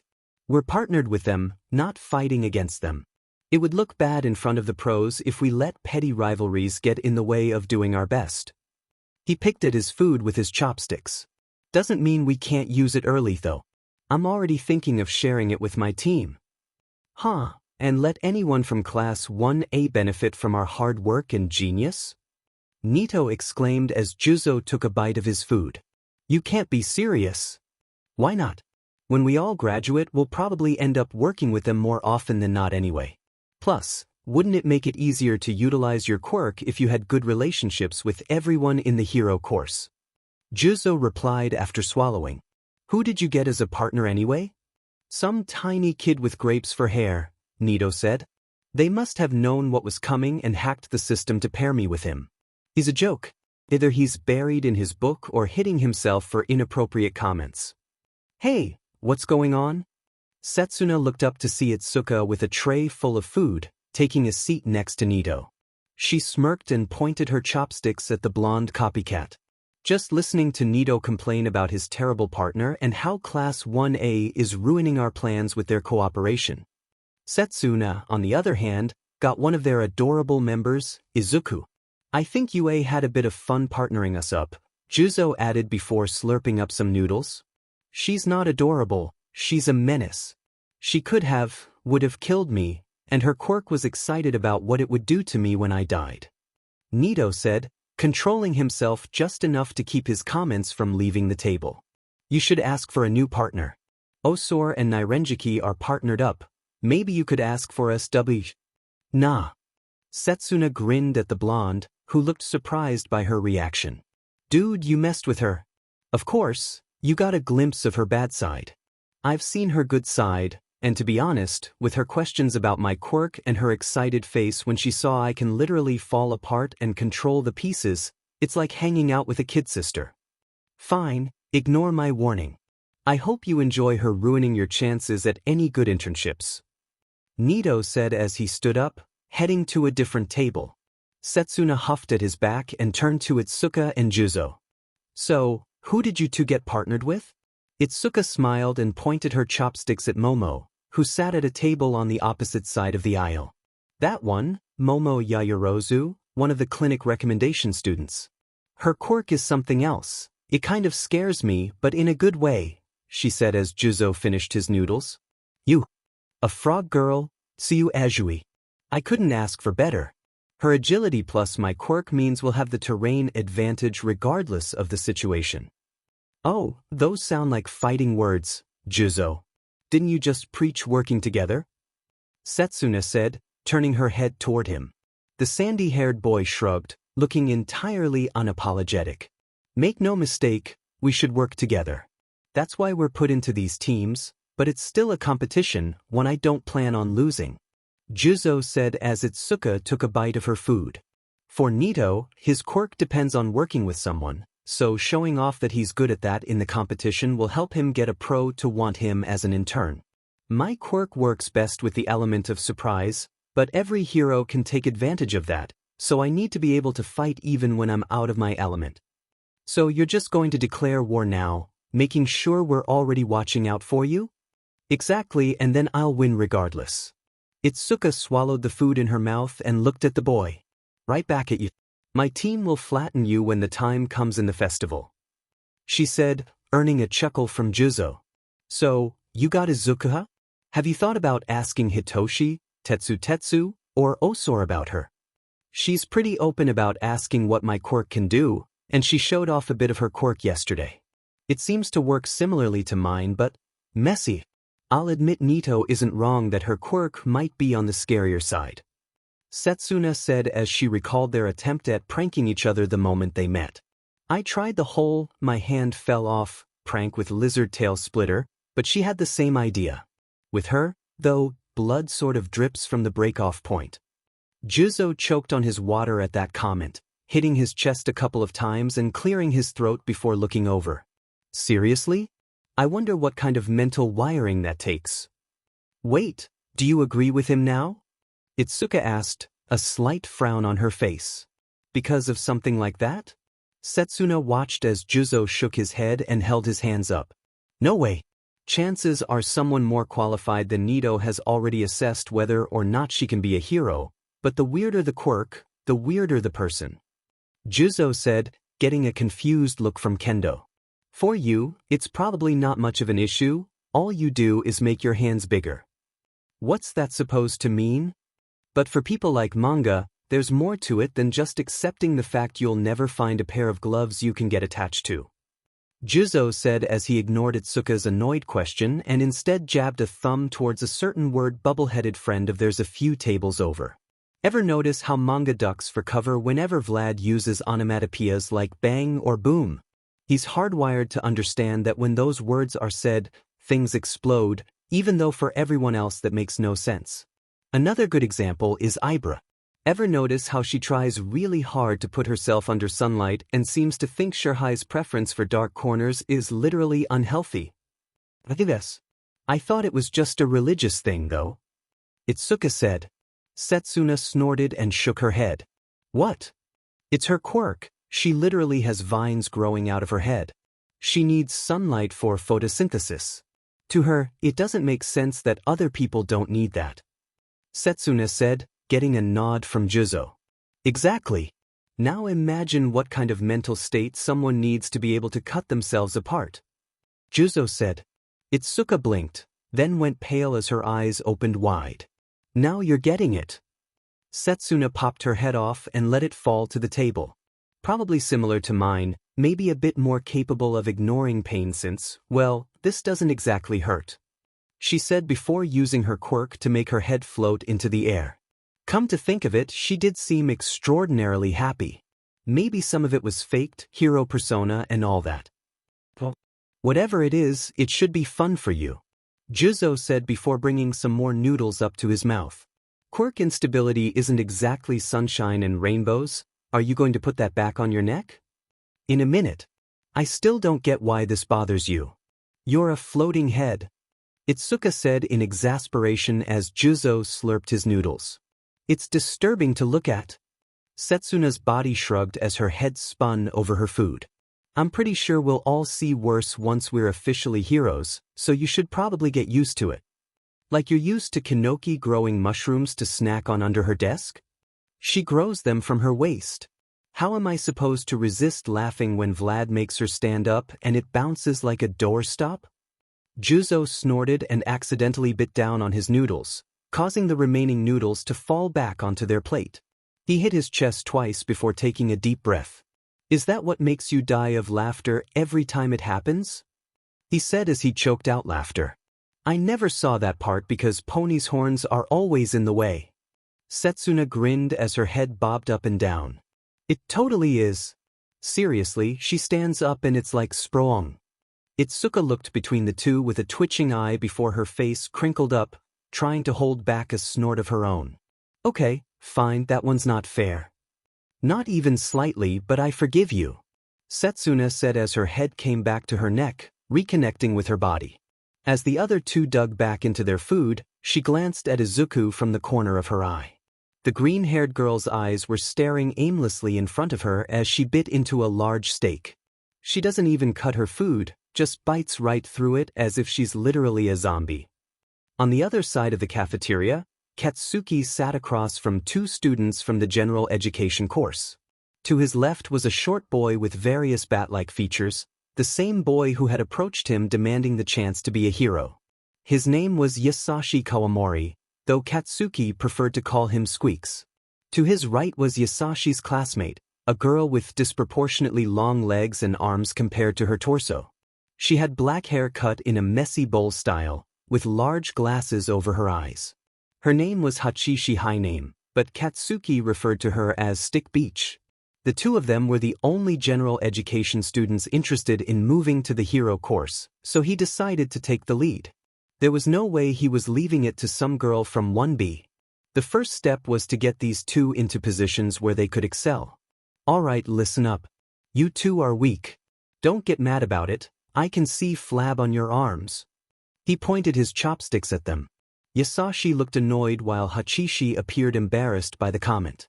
That's why May and I have already come up with plans for you. Once lunch is over, we'll have a rest PRD to prepare ourselves for the festival in our assigned agency rooms. You two are going to back me up. Really? Isashi asked. But yesterday I said that for someone who wants to be a hero, you sure aren't putting in any effort. Katsuki grinned at them. Today, that changes. May figured out your specs and made gear for both of you. That equipment will help make up for your lack of physical strength and highlight the advantages of your quirks. Between the three of us, we'll be ready for whatever the school throws at us. Katsuki lowered his chopsticks to his food and snatched up some noodles, slurping them up. The two general education students exchanged glances, then looked back at Katsuki. He waited for them to speak up, and when they didn't, he swallowed his noodles. What, is there a problem? Are you sure she'll have it all ready? They only told us about this teamwork thing yesterday, Hachishi said. Katsuki barked out a laugh and shook his head in amusement. What? It's a reasonable. I know, that's what makes it funny. Katsuki picked up his rice bowl. He probably should have figured they'd get nervous. They were part of the general education course and had never met May. They were used to ordinary. First rule about being a hero: the unreasonable is the only reasonable thing to expect from the people around you. She'll have the equipment ready because if she couldn't manage an unreasonable request like that, she wouldn't be in UA's support department. That's plus ultra, Katsuki interrupted, looking at the small boy. That's what it means to go plus ultra. To look at something everyone else would call an unreasonable, impossible task and say, "Watch me." Hachishi and Isashi stared at Katsuki as he began scooping rice into his mouth. But how do you do something that's impossible? Isashi asked. That's what impossible means, you can't do it. The explosive blonde set down his rice bowl and looked at him, then shook his head. When I was growing up, my dad introduced me to a pre-quirk game that survived the introduction of quirks. In that game, there was a class all about justice and he explained it with a motto. Katsuki said, "That perfection is impossible doesn't mean one shouldn't strive for it. You might think what you're asked to do is impossible, you might even put us against things pros would find hard to deal with, but you have to try anyway, to do your best, because heroes don't sit back and wait for someone better." Katsuki's hand clenched tightly as he looked at his food, phantom pains spiking through his jaw, throat, and nostrils. Heroes do everything they can, no matter what. If you too want to be heroes, you have to be able to do whatever it takes, even the impossible. He said, "That's how you're going to impress the heroes and the teachers, by proving that you won't falter just because you're at a disadvantage." The two general course students looked at each other and nodded. Right. Hours later at UA Stadium. "I can't believe this, why did we get stuck with patrol duty?" Yui Takayama, otherwise known as MT Lady, crossed her arms as she walked alongside two other pro heroes, Death Arms and Kamui Woods. The three of them got along better than most would expect, given how they would steal captures from each other. They worked in the same prefecture, often coordinating their patrols, working together and calling one another for backup. The interference with each other's work was nothing more than an act played to capitalize on the growing rivalries between heroes. Endeavor had unintentionally created a demand for it in the media and among hero enthusiasts in Japan with his constant efforts to keep up with and surpass All Might. The three of them had set up their debuts to align with that theme. Death Arms debuted first and was the hero who cornered the villain that Kamui Woods had captured for his own debut. MT Lady had made her debut by stealing a capture from Kamui Woods. It was a game for them, one they decided over drinks, and one that earned them incentive pay from the government. It looked good when heroes had to compete for captures, after all, as if there were a surplus of heroes compared to the number of active criminals. They even had a plan for Kamui Woods to pay MT Lady back by stealing a capture from her, only for Death Arms to capture the villain instead to repay Kamui. However, that plan had been derailed nearly a year ago when all three of them had failed to stop a single villain. A nameless villain with a sludge quirk, who had no history of violence, outmaneuvered three combat heroes. They had to put the rivalry on hold and prove they were still capable and not just one-hit wonders. This also meant taking on extra assignments rather than their usual hero work. "We're going to miss everything," Lady exclaimed, eliciting a sigh from Kamui Woods and Death Arms. "How am I supposed to pick an intern if I don't get a good look at their quirks in action?" "Hello and welcome to the UA Sports Festival." "Go away." In the announcer's booth, oblivious to MT Lady's complaints, Hisashi Yamada, also known as Present Mike, began introducing the festival. "For those of you watching at home, you tuned in just in time for the first-year games," he said, keeping his quirk under control as he spoke into a microphone. "Good thing too, because we've thrown a bit of a twist into the games this year. Recently, there have been claims of UA giving the hero course preferential treatment, so to better demonstrate that we teach each student to the best of our abilities and their willingness to learn, they were placed on teams comprised of members from each course," Shoyuta added from next to him. His calm, almost bored voice was just as loud as Hisashi's, thanks to the audio technicians who set up the microphones with both in mind. Each team was designed to allow each student to showcase exactly what they want to do and what they're capable of. Because they'll be working together, the level of challenges they'll be facing will be harder than anything we've done for our first-year category before, he announced as the students came onto the field. "And here they come." Izuku grinned as she looked around, her team walking alongside her. "Wow, look at how many heroes there are," she said as the stands erupted into cheers. "No kidding," one of her teammates, a red-headed boy named Kikeko, said. He was from the support course and had been in charge of creating their team's gadgets as well as a few costume adjustments. "Think any of them have their eyes on us. Now that's what I call a team. Take a look at Team 12. Making sure no one is standing behind the others or looking like a bystander in the background." "They certainly do now," Setsuna said, grinning as she waved to the crowd. The students all approached a white, concrete stage, where a certain hero was standing and waiting with a smirk on her face. No way. Is that? And here to announce the first event and act as the first referee for the first-year students. Pro Hero Midnight. Standing in her hero outfit, a sleek black leotard with red gemstone accents over a white bodysuit, translucent black stockings and black knee-high boots, was Midnight, the R-rated heroine. "Hello boys and girls, ready to have some fun?" she said as she playfully waved a small flogging WHP in her hands, her handcuff-shaped bracelets jingling slightly. She brought her hand up and tapped a small headset she was wearing, smiling as she heard a bit of feedback. While the plans for what our students might be facing may have changed, there are certain parts of the festival that stayed the same. First things first, however, our student pledge. This year, the student representative for the first years is Izuku Midoriya. Izuku blinked as Midnight pointed at her with her flogging W. "Come on up and give your team's pledge." Setsuna laughed and playfully pushed Izuku forward. "Go on, let them all know we're going to win this thing," she encouraged, gesturing for Izuku to step up. The greenette nodded and made her way to the stage. As she approached Midnight and the microphone, she couldn't shake the feeling that she was dreaming. Just before she could reach for the microphone, Midnight knelt down to her level. "For the sake of keeping the audience calm, don't talk about how you got your quirk," she advised, giving Izuku a reassuring pat on the shoulder before standing back up. Izuku glanced between the hero and the microphone, contemplating what she was about to say. A sound from the crowd caught her attention, and she spotted Katsuki, who looked impatient next to Mei and the rest of his team.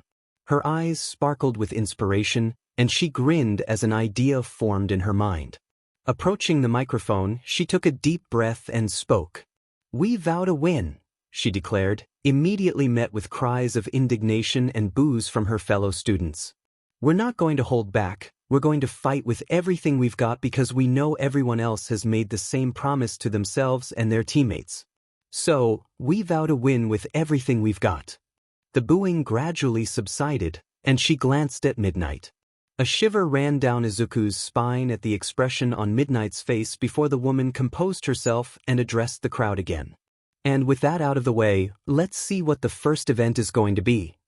Part of the stage opened up, revealing a large wheel with various words written on it. Izuku scanned the options: obstacle course, free-for-all, go-kart racing, minesweeper.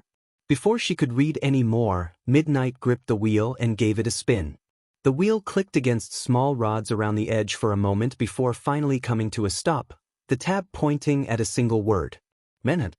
Looks like it's going to be a manhunt for the first round. I'm almost jealous of these kids," Midnight announced, eliciting a roaring cheer from the audience. Present Mike, seated in the announcer's booth, nodded and pulled out his notes on the challenge. "Why don't you tell them about it, boys? For one, it's been a while since this challenge has had the chance to shine, and it couldn't have picked a better time to return," Present Mike exclaimed, putting his notes away. Even my fellow commentator Eraserhead looks pleased. "What's up with that, huh?" Eraserhead remained silent, prompting Present Mike to shrug and turn his attention back to the stadium field. Anyway, the manhunt isn't as straightforward as a race or free-for-all, but it's still a perfect showcase of this year's changes. In just a few moments, these first-year teams will be facing off against each other in a race to earn as many points as possible to stay in the top 50%. Midnight gestured for Izuku to return to her team. "Students, while they go over the details, gather your equipment and head to starting gate U," she instructed, waving her arm toward the students and the doors around the stadium. "Round 1 starts in 10 minutes. Come on, let's get ready for the cameras," Setsuna said, putting an arm around Izuku's shoulders and leading her toward one of the doors. Their team followed, listening as the two teachers explained the basics of the challenge. In order to stay ahead, each agency will need to demonstrate more than just firepower. They'll have to find, subdue, and SCRT targets ranging from low-value thugs to hard-to-find and even tougher opponents, Eraserhead elaborated as the students entered their assigned rooms. They'll need to exercise good judgment in how much power they use to avoid causing excessive collateral damage or seriously injuring targets beyond acceptable limits, as well as ensuring they only go after actual targets and not civilians. Kikeko grinned as he held up a pair of suitcases. Alright, let's start with the gear, he said, pushing the suitcases into Setsuna and Izuku's hands. The two greenettes exchanged glances before opening the cases. Setsuna shrugged and flipped the tabs open, while Izuku followed suit, her grin widening as she examined the contents. So, how did I do? Kikeko asked eagerly. Izuku pulled out what looked like a small backpack, resembling her usual school backpack but with the black and red coloration of her hero costume. Nito glanced at the brass pocket watch in his right hand as the rest of his team began to mentally prepare. They, along with everyone else, were waiting in a large, undecorated corridor for the first round to begin. While the space wasn't packed shoulder to shoulder, he didn't have much room to stretch, and he could already tell from the size of the main exit doors that if he rushed forward, he would get stuck among too many people. He clicked the watch open, examined the hands inside, and let a smirk tug at the corner of his mouth. Round 1, Manhunt will begin in 3. The student from Class 1A on his team, Mineta Minoru, finally put his book away and plucked a pair of hairballs from his scalp. 2. Stick to the plan, he instructed his team as one of the general education students reached out toward him. 1. Nito felt his quirk take effect the moment his teammate touched him, the change in his quirk factor triggering a sensor in the pocket watch as he clipped it to his belt. Begin. The second hand moved 3 seconds counterclockwise from the 6, and the minute hand moved 2 minutes clockwise from the 9 as Mineta started throwing his hairballs onto the walls. As anticipated, in the rush to get out and start searching for points, the teams were getting in each other's way, not realizing how tall the doors were and how much space there was to move just above their heads. Ready? Nito grabbed Mineta by his feet and activated the general education student's quirk, arm cannon. His hand retracted into his arm, bringing Mineta with it as he aimed the boy toward the closest of the ball. Remember, scout ahead, lock in place a few points, and find a vantage point for us to work with, Nito said before releasing the quirk. His hand sprang back into its original position with enough force to fling Mineta straight at the pre-placed ball, which he then ricocheted off of. And first out of the starting is Mineta Minoru. Nito let his smirk widen as he heard the other students cry out in frustration. Alright, now, let's make our way out of here. As soon as he said it, the temperature dropped sharply, and ice formed around the bottom of the entrance. Soon after, a pillar of ice catapulted a group of students out while a shorter wall of ice blocked the lower half. Gansiki, you're with me. Tsuka, prepare the explosive rounds. The two nodded as he looked over the ice while people started scaling it or using their quirks to leap over it, finally realizing that they didn't need to run or stampede over each other to get through the starting gate. Alright team, right now that ice is impeding not only us but every other student here. Our job is to get through, meet up with Mineta, and begin sweeping for points, but first, we're going to earn some points with the spectating heroes. When we all graduate, we'll probably end up working with them more often than not anyway. Wouldn't it make it a lot easier to utilize your quirk if you had good relationships? We're going to shatter that ice so everyone can get out of here, Nito said as Tsuka tossed him a large, spherical object. He held it up, activated Gansiki's quirk, and aimed his arm at the ice. We'll show them we're capable of taking first place even if we're giving up a possible advantage. And lull those competitors into a false sense of camaraderie before we take advantage of them all. Closer to the front, Denki held back a curse as he put a hand to his headset. I am so going to prank his chair, he said before unmuting his microphone. This is Denki requesting status. Suzu here, I'm alright and so is Yoibin. Toga here, and I'm just fine. I've got the rest of our team in sight, no injuries. Denki sighed before looking at the ice. While a few teams appeared to be climbing the ice, he wasn't sure his team had the tools necessary to do the same.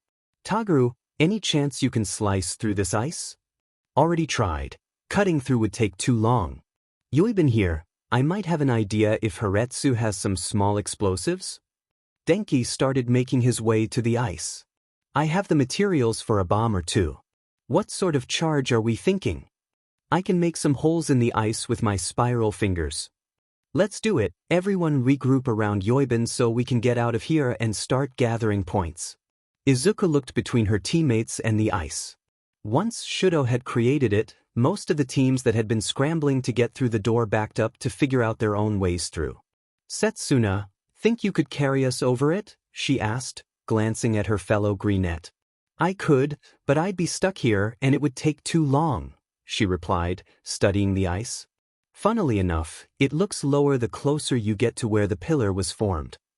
He likely formed 2 walls on either side of him, then created the pillar in the middle to close the gap and launch themselves into the air. Where the pillar connects to the wall is going to be lower as a result, since the ice had to climb up at an angle from his initial position, Kikeko explained, adjusting the goggles over his eyes as he scanned the wall for any weak points. His team will have a huge advantage if we don't hurry and get through or over that thing. We'd need a powerful fire quirk to melt through that, so I think going over is probably our best bet, Setsuna suggested after a moment's thought. What about fire in the hole? Fire in the hole. Izuku immediately moved to cover Setsuna and Kikeko, colliding with Setsuna as she tried to do the same. What happened next would likely go down in sports festival history as the craziest bit of accidental teamwork. Denki's team began blocking people from approaching the left side of the ice wall, where they had set a few charges within drilled holes. The charges went off just in time for a set of cannonballs to fly from the back, slamming into the cracked ice and causing it to shatter, completely opening it up for other teams to move through. Now's our chance, Setsuna exclaimed, grabbing Izuku and Kikeko and rushing forward. Kikeko, get in contact with the rest of the team, tell them to stick to the plan but double time it. Izuku saw people starting to crowd the opening and swung her arms towards the pillar. Her cuffs immediately sliced off her hands, which flew toward the ice pillar as Setsuna jumped up. Her muscle fibers reached out, reattaching to her hands just in time for them to grab onto the ice pillar and start reeling in. Kikeko's backpack opened up, revealing a pair of small thrusters.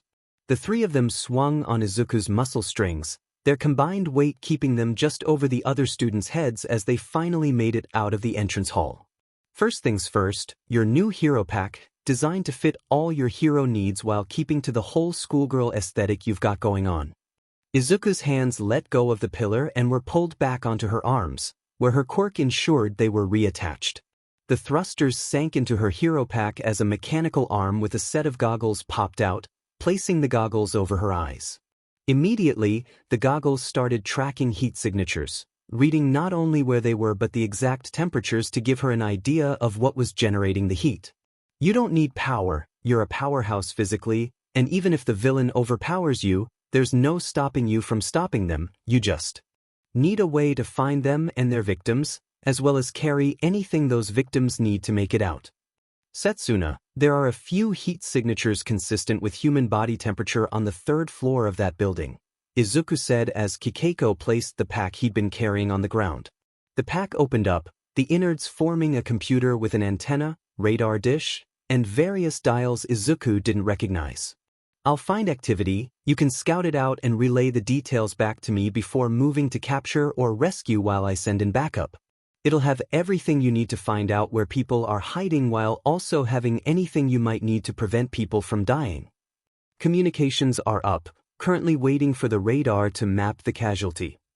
I've got an eye in the building, we've got our first villain. Kamino Ward. Tomura rested his elbows on the counter as he held a glass of water in a tumbler. According to Kurojiri, he had been banned from alcohol for the day. Normally, he was allowed minor drinks, usually a bitter liqueur, as he was to watch the UA Sports Festival with a clear mind. The idea made him sick, watching a bunch of grinning idiots pretending the world was perfect. Still, Sensei had given the order, and he always had a reason or a lesson behind what he told him to do. He drank his water, wishing it was something else, and watched as the students of UA fought each other to prove their superiority.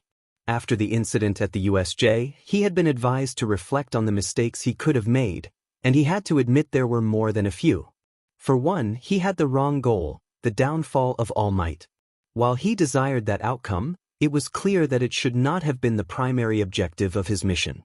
In his eagerness to achieve that goal, he had forgotten the fundamental reason for accepting the quest. A reward. He had focused on making the reward happen rather than doing what was necessary to earn it. It was a bitter realization, especially for him. However, he now understood that he needed to work towards dismantling hero society, and once it began to crumble, all might would fall from the top down to him, and then, crush. He looked at his hand, realizing he had gotten too excited and shattered the glass. A sigh escaped his lips as he moved to clean it up. Turning in his seat to better orient himself, he noticed Toga gazing at the TV screen, a distant look in her eyes. She always had that expression unless someone was speaking to her, a dreamlike stare as if she were not fully aware of the real world around her. It was strange, and a part of him wondered what made her so fascinated with that peculiar hero wannabe. Admittedly, he was intrigued as well. She had a unique look after he had disintegrated her face. He looked back at the screen to see her and her team using equipment he had not seen before to locate and track down the robotic villains, as well as identify which ones were set up as civilian hostages. Overall, they looked like children, scampering around and destroying robots. Was this really UA's best, the ones who had taken down his league? What was he supposed to learn from this? Just a bunch of kids. You're not very good at this, are you? Toga said, her head propped up in her hands as she leaned over the counter. Tomura turned and glared at her from behind father, his hand on his face. Was she disrespecting him? You're missing the point. What they have over those weaklings you kept having me weed out is significant. And what exactly is that? Those weaklings might have been low-level, but against a strong opponent, the weak can win. It's called action economy. Look there, the guy with the ice. He's barely working with his team, and while he has a slight advantage, others are catching up. Like you said, weaker individuals are surpassing someone stronger than them. Why are you just proving? But, Kurogyri interrupted, cutting off the villainous man-child. There's also the redhead with the big hands. She's working alone too, and her quirk isn't nearly as powerful as his, yet, not only is she catching up. Tomura took a moment to watch the screen, where a girl named Itsuka Kendo was demolishing machines with quick, rapid ambush strikes and overwhelming force. She was quickly climbing the ranks in the game. How was she keeping up with someone like Shoto Todoroki? Logically, his tactics should be better suited for dealing with large numbers of opponents, allowing him to rack up points faster than she could. Yet, her points increased more frequently than his. She has a team, and they're working to her advantage while he's just brute forcing it like you did, Toga said, swinging her legs and sounding almost playful. Kurogyri sighed, shaking his head at Toga's antics. She's not the only one dealing with robots. She has a team gathering intel on where the best groupings of points are. She takes out the big ones while the less experienced general corps students, who aspire to be heroes but initially failed, handle the minor groups. And because of the constant flow of points, with a team working together to maximize their gain. The pieces clicked in Tomura's mind as he watched Itsuka's score rise to second place behind Shoto, then get pushed to third by Katsuki, only to reclaim second before the system placed them right next to each other on the scoreboard. They're clearing mobs faster than his area of effect can cool down. Meanwhile, the forces you gathered were all incompetent. All I could do was weed out the completely useless ones and hope you grouped them into teams that could work together. Instead, they were just scattered into different zones with no synergy. Toga shrugged. And they lost pretty hard as a result. Tomura grunted and looked back at his hand. It's kind of like your quirk, it only works when all 5 fingers are on something. If even one misses the memo, nothing happens. I understand. These students are getting an easy, detailed tutorial. Meanwhile, I'm stuck here. Sensei can teach a lot, but what use is it if I don't understand them? Tomura said, earning an eye roll from Toga. It wasn't quite what she meant, but if it made him happy and kept him from suspecting her intentions, it worked just fine. She was just glad Kurogyri had unintentionally helped her solidify that. UA Sports Festival. 12. Izuku ducked down at Kikeiko's warning as a large, metallic fist flew over her head. She turned and swept her leg under the robot, causing it to fall to its side. Tokai's hands flew in above her and locked a magnetic cuff over its wrists, earning them bonus points for capturing the villain, while keeping it conscious and in relatively good health. They were within the 50% margin to pass, but she wanted more than just to pass. They needed to score a lot of points, and they needed to do it quickly. Hey, where's the next biggest concentration of opponents? Setsuna asked into the microphone while the general study students on their team moved into SERT, the civilian bots, to safety. Izuku raised her hand to her visor and switched back to thermal vision as she scanned the area. Thankfully, the shape of the robots helped differentiate them from fellow students as the fights began to spread out, each team looking to maximize their scores. Unfortunately, this had the effect of breaking apart the larger concentrations, as some villain bots had advanced AI capable of knowing when to run and avoid capture. If you need something, just let me know, I'll make it. For you. Make it? If there were no large concentrations of villains? Hello? Izuku, wake up?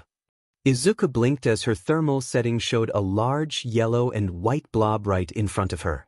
When she switched it off, it was revealed to be Setsuna's hand. So, what's the next group? Change of plans. Kikeiko, can you track all the villain bots that are running from the other students? Izuku asked as she approached one of the windows. We should be able to, just give us a moment. Yui, send out a hack signal and let me know when you're in. That I'm in. Alright, Izuku, I'm taking remote control of the visor to activate a few things. Yui, start uploading file 27 into the hack. Huh, what's that supposed to do? Setsuna asked as she turned on her mic and joined the conversation. And can we really afford to stop and chase down runners? Izuku nodded. Right now, everyone is trying to earn as many points as possible by capturing and stopping the villains while saving the civilians. With each crackdown, a bunch of robots are running when they see they'll be captured, and people are prioritizing saving the civilian robots for quicker points. Which means there's a growing number of unexploited points just piling up as they all go to new locations and await whatever the next phase of their programming dictates. And that's a lot. Kikeiko said over the comms as he brought up multiple camera feeds from around the arena. Izuku's visor lit up with dots and arrows, each dot corresponding to a number. These are the hideout locations, and those numbers indicate the total points in villain captures associated with each one. Setsuna's eyes widened as her own visor displayed the same numbers. Okay, I'm sold. Let's take these guys out. Does anyone else find it odd that those hideouts are close to where the civilians need to be skirted? The nearest one to our location is between us and the civilian evacuation location. Izuku and Setsuna exchanged worried glances as Kikeiko instructed everyone to hold while he confirmed what the student said. There was a pause before only one dot appeared on Izuku's visor. New plan. The robots are gathering to hit the evacuation zones. It must be a second phase of the game. Each of you has a hideout set to your visor. Lock them down or capture them now before they can start disrupting the evacuation zones. Let's move, Setsuna said, her body breaking apart as Izuku grabbed hold of her head, leaping from the window with a whirlwind of body parts following behind her. Izuku's feet hit a wall, and she jumped down, wall-hopping until she reached ground level. The streets were chaotic as other teams made street-side takedowns or tried to SERT civilians while shielding them from the effects of the other students' quirks in action. The two ran into a nearby alley and made their way to the hideout on their visor, Setsuna's head eventually floating up on its own and splitting into small pieces, keeping her mouth near Izuku. Alright, where's the hideout? Look out. I just saw Ms. Midnight press a button. Airspace above the Middle East. Isashi watched on his laptop as the UA Sports Festival unfolded. The students were displaying the usual determination he expected from aspiring heroes. They focused on skirting civilians rather than pursuing the runners. It was a poor strategy, and he sensed that the teachers would seize the opportunity to teach them a lesson about quick thinking. What's this? It seems Team 12 has stopped. I see lips moving. Let's see what they've got in store. Team 12, his daughter's team. His eyes narrowed as he finally caught a glimpse of what his daughter looked like after everything that had happened. His knuckles turned white, and the glow in his eyes intensified until they resembled fiery orbs, wisps of energy swirling around them. Her skin was pale, her lips were blue, and her face looked as if it had been hastily stitched back together. The image of his little girl, laughing while holding an ice cream cone and watching a group of people waiting in line for a roller coaster, filled his mind. She had been so full of life and joy. He could feel his quirk surging through his body, especially at his throat, as his veins took on a green hue. Her eyes widened, revealing a bloodshot appearance as her lips moved, and UA's system broadcasted her words. Right now, everyone is trying to earn as many points as possible by stopping the villains while saving the civilians. With each capture, a bunch of robots are fleeing when they sense they'll be caught, and people are prioritizing saving the civilian robots for quicker points. Oh, it seems our student representative is catching on to the game. Let's give them some privacy and see how far they go. Present Mike exclaimed before cutting the feed to the team's communications. Isashi wished that the fact his daughter was a bright, clever child despite everything could ease the ache in his chest. He hoped that maybe she just looked a bit different on the outside because she was still the same little girl who wanted to help everyone. But he couldn't shake the feeling that she resembled a fresh corpse stitched back together. And it hurt. Sir, is everything all right? Just a reminder that I've been away from home far too long, he said, forcing himself to calm down. He smiled at the woman, masking his emotions with the facade of a proud father. That's my daughter. I haven't seen her in so long, and now she's a student in UA's hero course. I'm proud, but it hurts to see how much I've missed. And how much I could have prevented, he thought as he looked back at the screen. His daughter was moving through an alleyway with her teammate, who was in pieces, a useful quirk, one he could exploit if she ever made any serious mistakes in her hero work. They paused, looking around as if they sensed something amiss. The screen shifted to show Midnight grinning as she pressed a button. Let Phase 2 of the Manhunt begin. UA Stadium. Katsuki observed as a few of his teammates finished skirting the latest batch of civilians to the evacuation zone. Something nagged at the back of his mind, making him feel like he was missing something. The general coursers who wanted to work as sidekicks for the student agency team were doing well, with him cleaning up anything that fell outside their range. Shiozaki, on the other hand, was swiftly dealing with any that tried to escape. Her long reach was perfect for the task. The fact that robots were even running was his first hint that something was off, especially since Present Mike had specifically mentioned that this challenge wouldn't be straightforward. Then the ground shook. His eyes shot up, scanning for 0 pointers. His confusion deepened as he realized he hadn't seen any yet. Katsuki. The runaways. The other teams must have let theirs get away. They're hitting the evacuation zones. The tall girl was practically shouting into the microphone. He scoffed and brought a hand to his headset to respond. Calm down, prioritize the civilians. None, girl, they're coming to us now. Think you can make a barricade? My vines are already digging through the ground to surround the evacuation location. I'll leave an opening for more civilians to enter.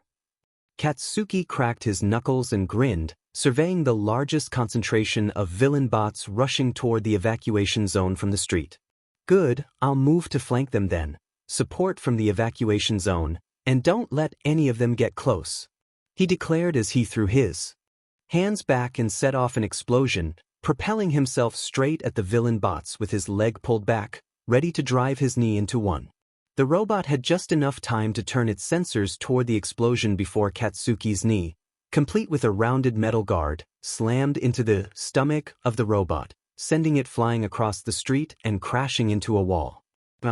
Die, you robot bastards!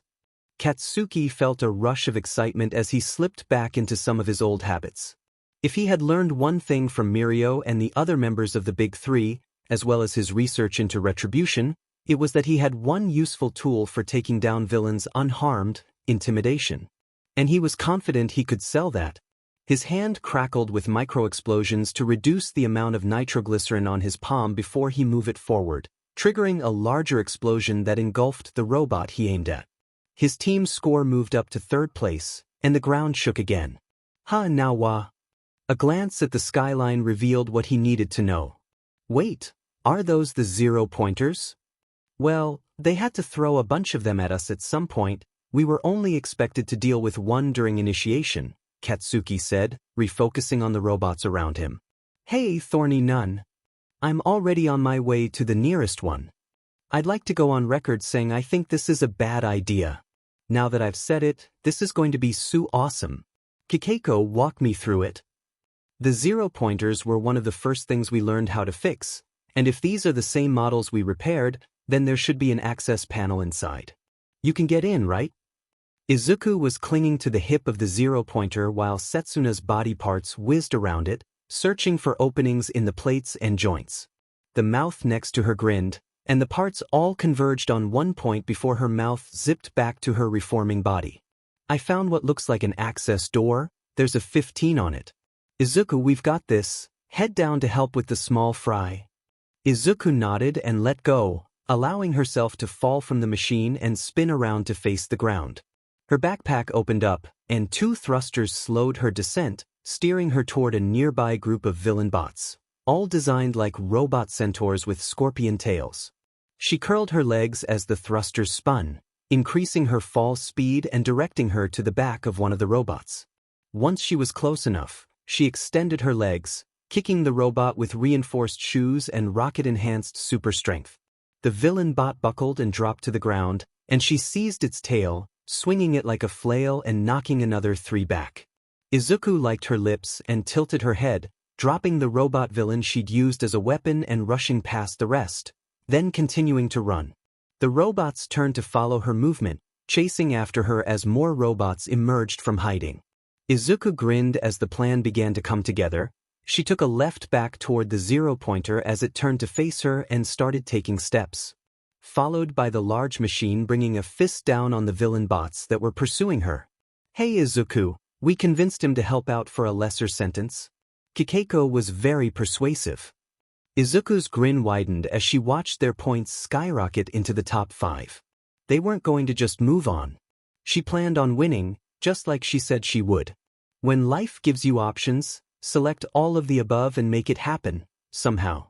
If life wants to deny you, find the contradictions and change them until they complement each other.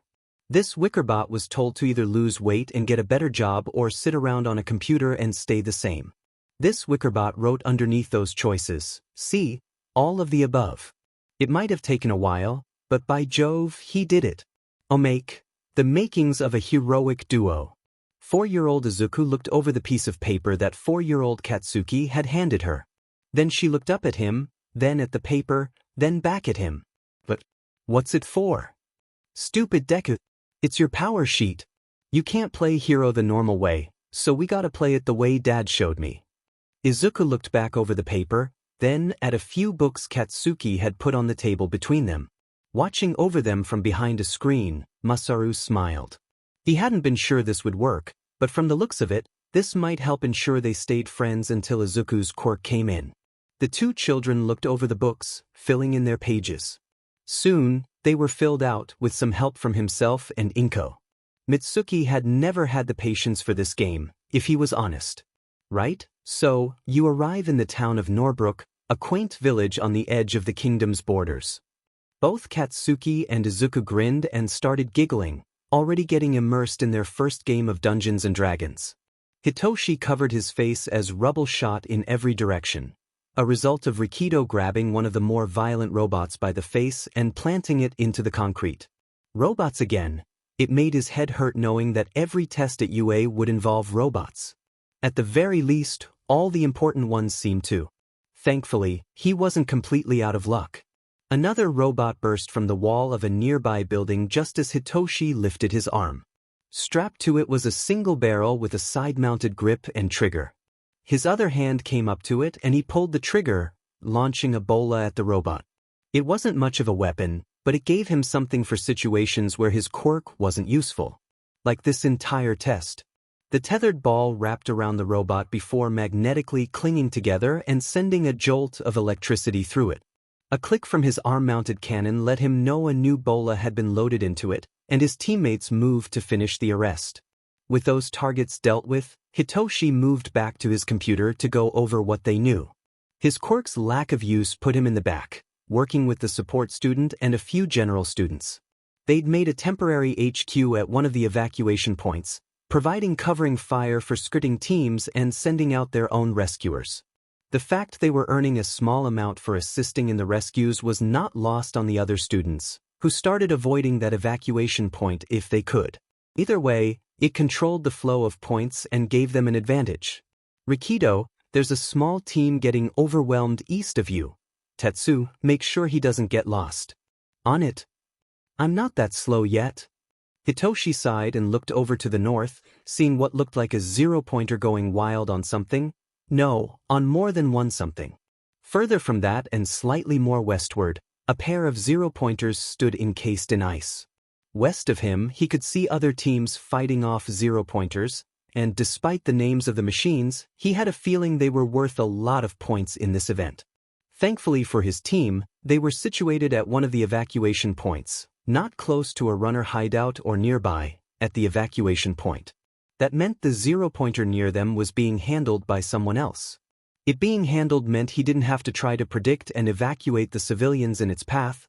They didn't have the stopping power to actually stop the massive things and send his team to deal with it. Instead, they could make sure the civilian robots were safe from the runners trying to take advantage and reinstall themselves as threats. His team was earning points and keeping above the bar from those that seemed to spot and put everything into holding off the zero-pointers. Focus on evacuation, Hitoshi said, trying to communicate the same idea to his teammates. We don't have the kind of stopping power for that thing, but we have plenty to take down the villains trying to abuse the chaos to attack the civilians everyone's brought to safety, understood? You got it. Let's show them who's boss. Yeah. Let's do it. Hitoshi lifted his arm and fired a bola at a bot that was flying over them, causing it to start falling until it crashed into the ground. A few teams got ahead of his team as they started bringing down the zero-pointers in their areas, but overall his team was in the top 20%. A few teams were lagging behind even after they took down a zero-pointer. We got this, don't let the spotlight distract you. In a real-world situation, people would be scared and at risk of being caught in the crossfire, if not outright attacked in the chaos. A hero doesn't trade lives for glory, he reminded himself as he and the support team, comprising their support class teammate and the business students, reviewed the data from the sensors installed on everyone's gear belts. Satoshi, you have a flyer near you. Don't worry, I'll catch it. I'll catch them all. Satoshi replied enthusiastically. Izuku climbed up the arm of the zero-pointer as it unleashed capture foam blasts on the villain bots. As she ascended, Setsuna crawled out from one of the hatches leading to the shoulder of the machine. She was one of the few in the school capable of navigating the repair tunnels while the machine was operational, as some of the tunnels passed through joints that could narrow rapidly. Her ability to break apart made traversing those spaces easy, allowing her to plug in a USB NIC to give Yui, a general student on their team, a backdoor into its programming. As a result, they had a pet zero-pointer to accumulate points with, and it was working. Good thing Kikeko saw them testing the code for these guys to verify they were safe. Setsuna said as she helped Izuku onto the shoulder of the machine. Izuku nodded and surveyed the city, observing how other teams were managing the chaos. She quickly realized that chaos was an apt term. Each team devised different strategies for dealing with the zero-pointers, but most boiled down to one thing: break it. That approach was causing collateral damage, which slowed down point accumulation and even negated the gains from taking down the zero-pointer. Setsuna followed Izuku's gaze and laughed, patting her on the back. Alright, now to put this thing to good use. Kikeko, do you and Yui have a handle on this? Just like the simulations, Yui replied as she raised one of the zero-pointer's hands to Izuku and Setsuna. The two jumped onto it, and the hand lowered them to the ground next to where their team had set up. As expected, the robot's controls and failsafes are easy enough to manage. Hacking was almost a problem, but I took care of it, Yui interjected. She was one of the general studies students on their team, with red hair cut just above her chin, pale skin, and a single black hairband keeping her hair out of her face. She was slightly taller than Setsuna and was the only student who didn't react when Izuku and Setsuna tried to prank each other when they first met. In fact, Izuku wasn't sure she'd expressed any emotion yet. That could be due to her quirk, which she seemed reluctant to discuss. Anyway, with the zero-pointer on our side, we should be able to start clearing up the collateral and make it easier to navigate through the blocked-off buildings. Izuku nodded and glanced at a few rooftops where students with flight abilities were helping to bring down civilian bots. Let's start clearing the pathways of debris and get them down. How much time do we have left anyway? Setsuna asked as she floated her head over Kikeiko's shoulder, looking at his screen. It's been about 5 minutes. Yup, 5 minutes. Maybe they wanted to make these guys into obstacles rather than signs of an end. There doesn't seem to be a timer, though, Kikeiko said as he checked the time on his laptop. A small buzz from Izuku's backpack reminded her it was there. She turned her head to look at it as best she could, but whatever was happening was just out of her view. Don't worry about that, I'm just activating the signal repeater. It'll keep the connection between the zero-pointer and Yui's laptop quick and smooth. Uses outside of this test? Setsuna asked as a small antenna popped out of Izuku's backpack. It can help in the event of a disaster that disrupts normal means of communication. Signals that would typically bounce off a nearby cell tower or other means of connecting to the rest of the world can bounce off me and reach whoever they're trying to contact, Izuku explained as Yui looked away from her screen to join the conversation. It can also redirect any unlisted sources to a specific location. Someone trying to call emergency services would reach them, while a villain attempting to contact their escape route would be rerouted to a local police station, Yui added before returning to her screen. It also links into mass communications, such as a radio channel. Present Mike is currently realizing we've been able to listen in on the commentary and use it to our advantage. Setsuna looked up at the commentator box and saw the business students in their teams sitting with Present Mike and Eraserhead. Any issues on that front? Eraserhead is defending it. We could do the same with police chatter as he's putting it, backed up by so it's not going to disqualify us. Plus, if it were against the rules, the principal wouldn't have approved its use, Kikeiko said, listening to the conversation. Though we should get back to work. Izuku, head over to the zero-pointer and stay close to it. It will handle wrecking the other robots, and you can grab and evacuate civilians. Setsuna. Yeah. Take June and see if you can help reduce the collateral damage from the fights happening east of here. They're really not paying attention. Setsuna's hand popped off her arm and did a mock salute. Got it? June, did you hear that? She said into her headset. Loud and clear. On my way there now. June's voice rang through the channel. Kamino Ward. Those machines, why don't we have something like that? Tomura said as he watched the hero students compete against each other. They're huge cause a lot of damage, and are durable enough that fighting them poses as much risk to the environment as letting them wreak havoc. A Nomu wouldn't be a good option, too resource-heavy. Do we have access to machines of our own? I'm afraid not. Moving such things around would be quickly noticed by the authorities, although we might have an alternative. No, he's not ready to follow under Tomura's rule, nor is Tomura ready to lead him. However, what I'm more interested in is Tomura's fascination with the creations of our enemies, or rather, how they use them. Toga brought up a good point, Sensei. They have better team cohesion and more available strategies. I need my own tactics and more importantly, I need to know their tactics. In a game, I just fail a level, then repeat it and perfect my counter for every move, but that's not how it works in the real world. Tomura said, staring at the screen as the hero students began to bring down the robots one by one, except for the one that, according to the announcers, was being controlled by another student. However, they're displaying their current tactics, preferred methods of takedown, and even the types of people they work well with, which means I can design my own strategies, figure out what the league needs to counter their tactics, and what kind of bait to start with so they act how I want them to act. It's easier to take down a boss when you know their rotation, even easier when you're the one who tells them what to do. There was silence, followed by slow clapping from the monitor his mentor was using to communicate with them. It felt like praise. For a moment he even wondered if it was what those heroes felt when the newscasters talked about them. Impressive. One little mistake, a single failure, and a nudge in the right direction, and off you go to bigger and better plans. I'm quite pleased to see you grow so quickly, Tomura. Suddenly, he wanted to punch the screen. Why would he want to do that? He was being praised, wasn't he?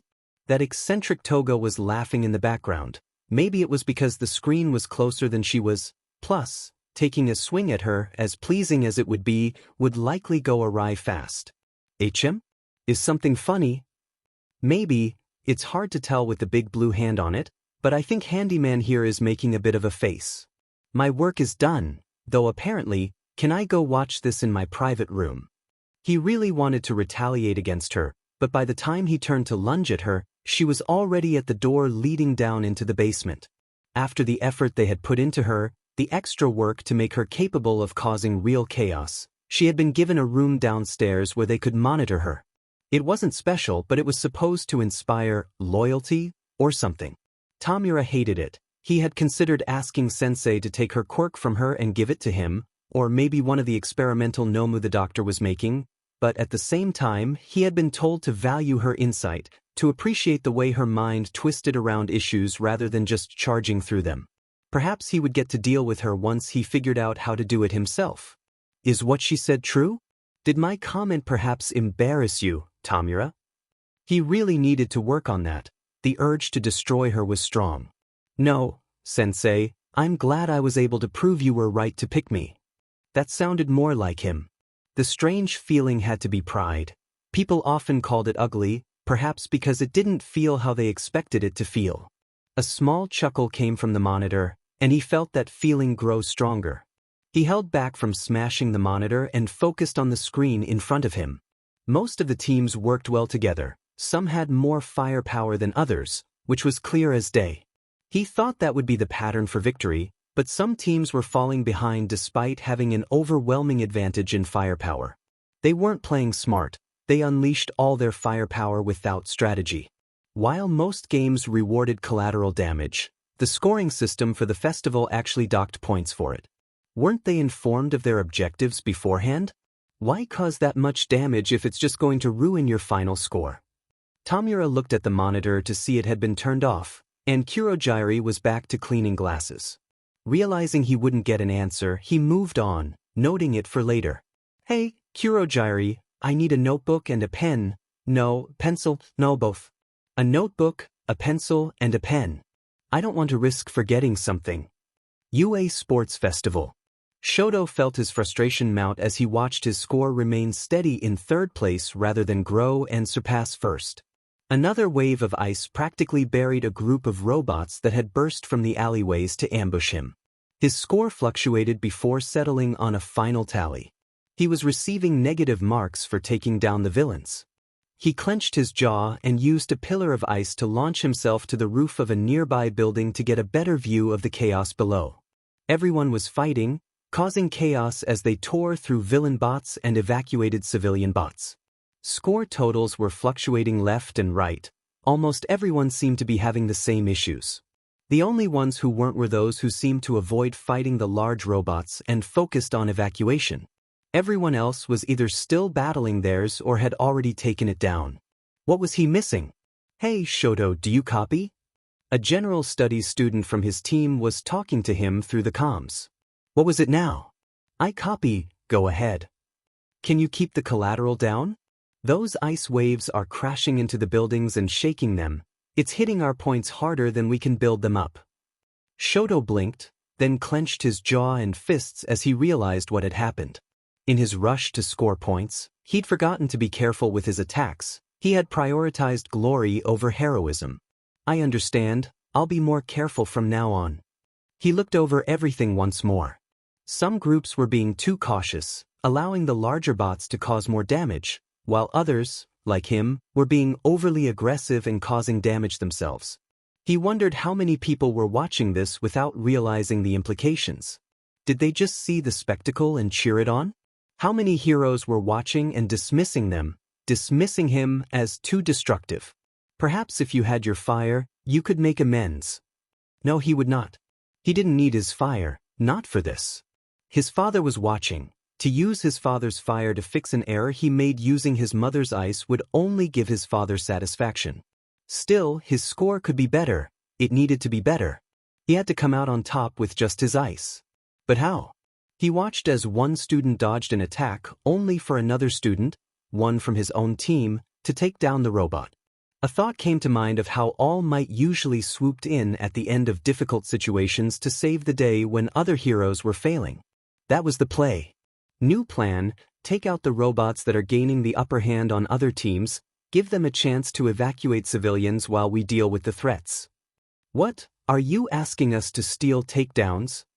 Shoto shook his head, even though no one on his team could see it. If they can take down the robot, then leave it to them. If the robot is forcing them to retreat, though, take it down. He explained, already preparing his ice to launch himself at the nearest zero-pointer. I'll do the same with the bigger robots. By avoiding collateral damage, we'll be able to raise our scores while preventing the other teams from scoring as much, and we'll win. He launched himself through the air, forming a sphere of ice around himself, essentially turning into a cannonball of solid ice. He crashed into the zero-pointer and began melting the ice around him, making it thin and fragile. A quick blast of ice followed, shattering the sphere while slowing his descent. The zero-pointer was falling, heading toward a building. Shoto formed more ice, using it to boost his speed and get underneath the zero-pointer. Once there, he created a wave of ice, similar to a ramp at a skate park, and rode to the top, preparing to catch the zero-pointer before it could cause more damage. A quick glance at his team's score confirmed that his plan worked, as did the cheers from his earpiece. He scanned the stadium audience, searching for his father's reaction. But he couldn't find him. For some reason, it hurt that he wasn't. He would figure that out later. For now, he needed to keep moving. As the zero-pointer crashed into his ice, he skated across the rim of the ramp and launched himself through the air at another zero-pointer. He would win this. His previous actions had put his team in 4th place, behind Momo, Tsuyu, Tenya, and Katsuki.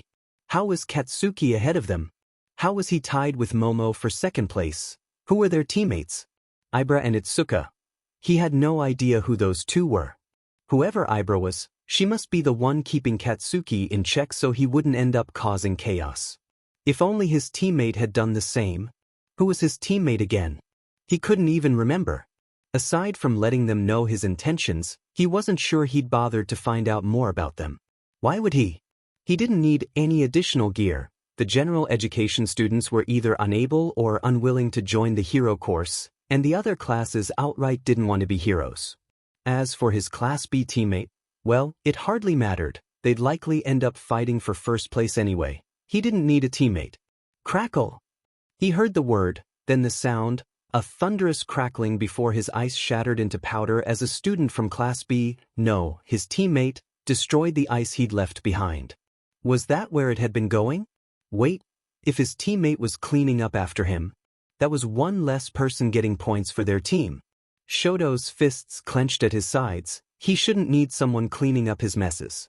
Before he could say anything, however, he saw the screen change.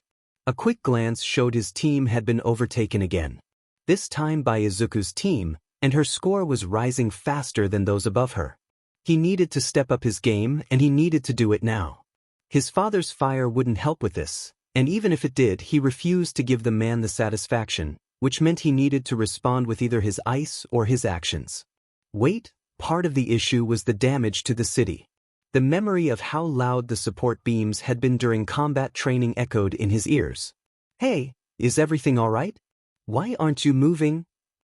I believe I just had an epiphany. Where is the most damage happening right now? There was a pause, and he could have sworn he heard a mechanical keyboard. Southwest, there's one of those zero-pointers wreaking havoc in the street against a team that isn't suited to take one on. There are multiple buildings on the verge of collapse. Why? I can reinforce the support beams, make new ones using my ice. With the buildings stable, evacuations will go a lot smoother. Everyone here agrees. Focus on keeping the city intact. Our team is already setting up for civilian evacuations.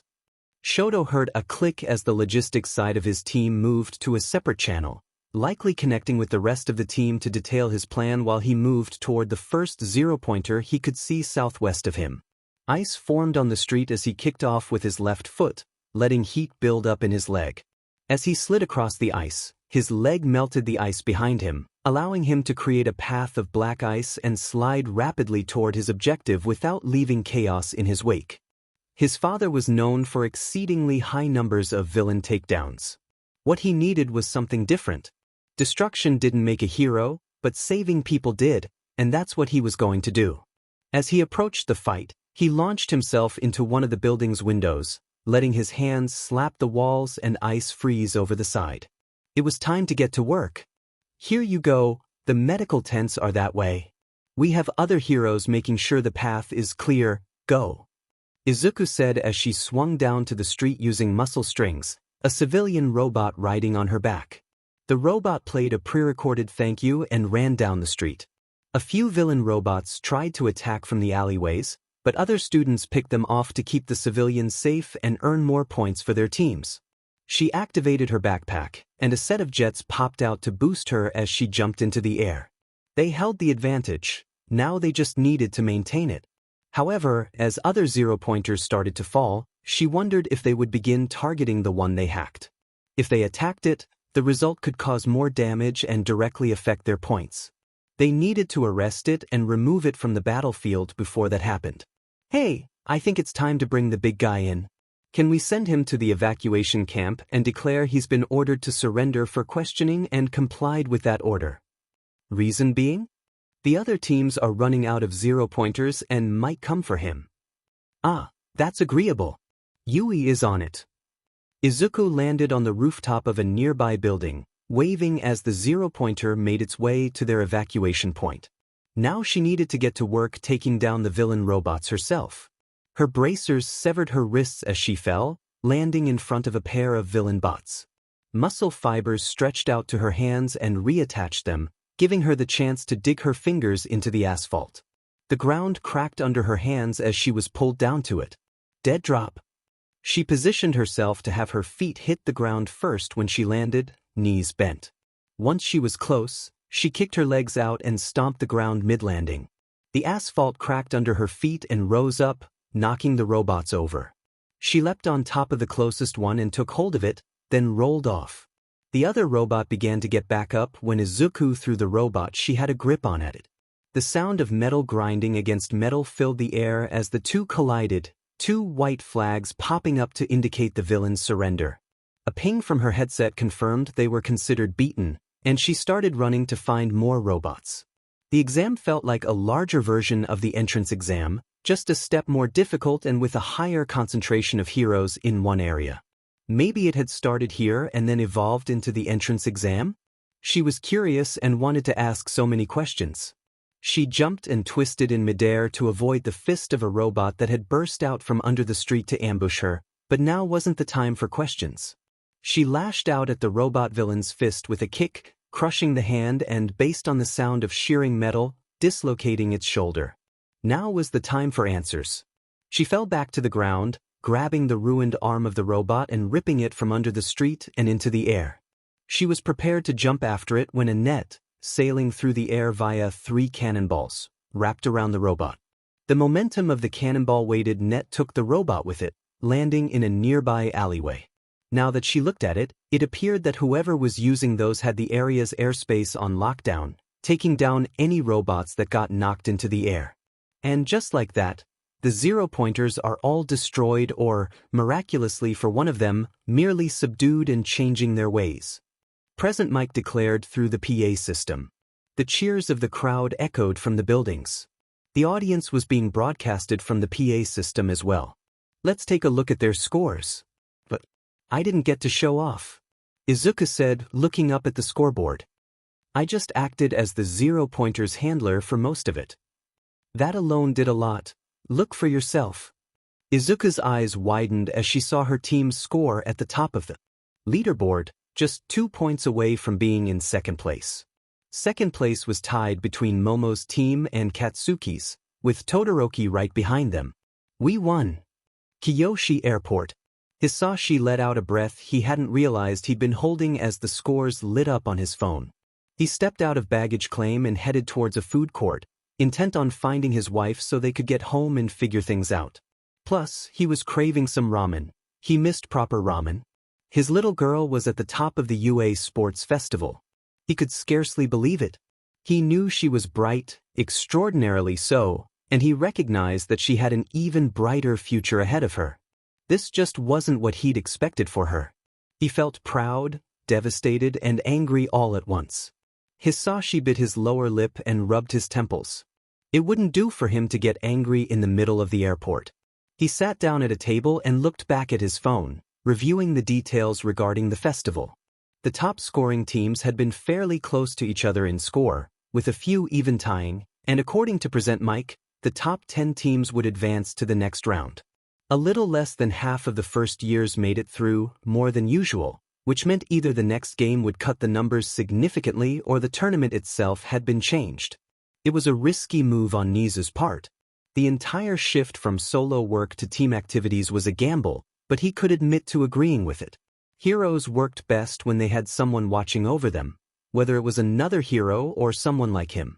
Having a full crew to worry about would reveal another aspect of what those students needed to learn, all in an environment where it could be portrayed as showboating to the media rather than a failure on UA's part. The screen shifted to show close-ups of each team. There was his little girl again, looking exhausted as a taller, more confident girl with many of the same features hugged her in excitement. The entire team was cheering, though one member had a deadpan expression. The screen moved to another team, and he lost interest, instead focusing on his breath to keep his emotions in check. His skin itched, his throat burned, and his blood thrummed in his veins. He could see the glow of his own eyes reflecting off the coarse, plastic table he sat at. Isashi! The world went quiet as he looked up, seeing his wife, his precious Inko, standing across from him. He got up from his seat and nearly flung himself across the table to reach her, scooping her up in his arms and holding her as close as he could without squeezing too hard. He inhaled her scent, burying his face in her hair. He felt her arms wrap around him, and for a brief moment his anger dissipated, his mind calmed, and his heart steadied. He felt her let out a sob in his arms, and the anger surged anew. His wife was hurt, his daughter was hurt, and he hadn't been there for them. He hadn't been there for so long, far too long. "I'm here, my parakeet, I'm here," he said, letting warmth envelop them. He stroked her back with one hand while the other held her close.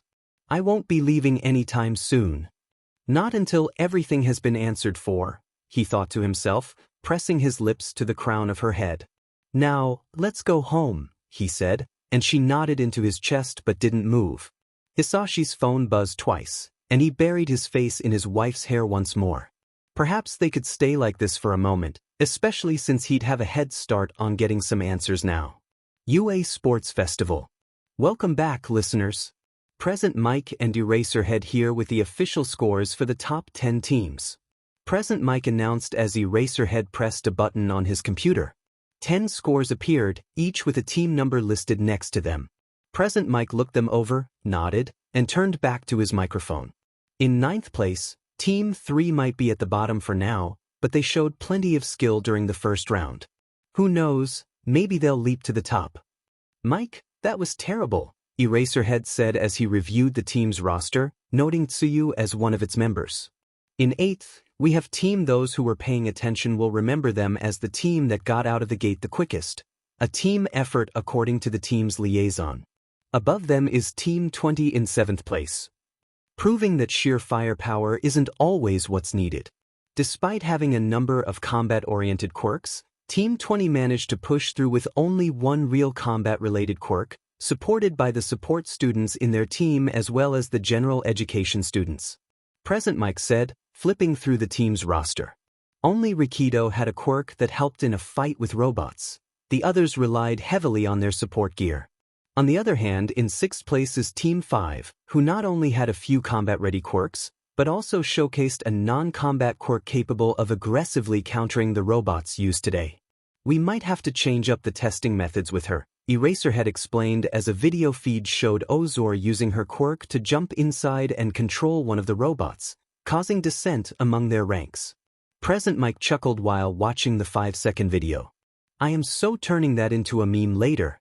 In 5th place, we have Team 1, a capable team despite some language barriers, with a good mix of speed and ranged attacks.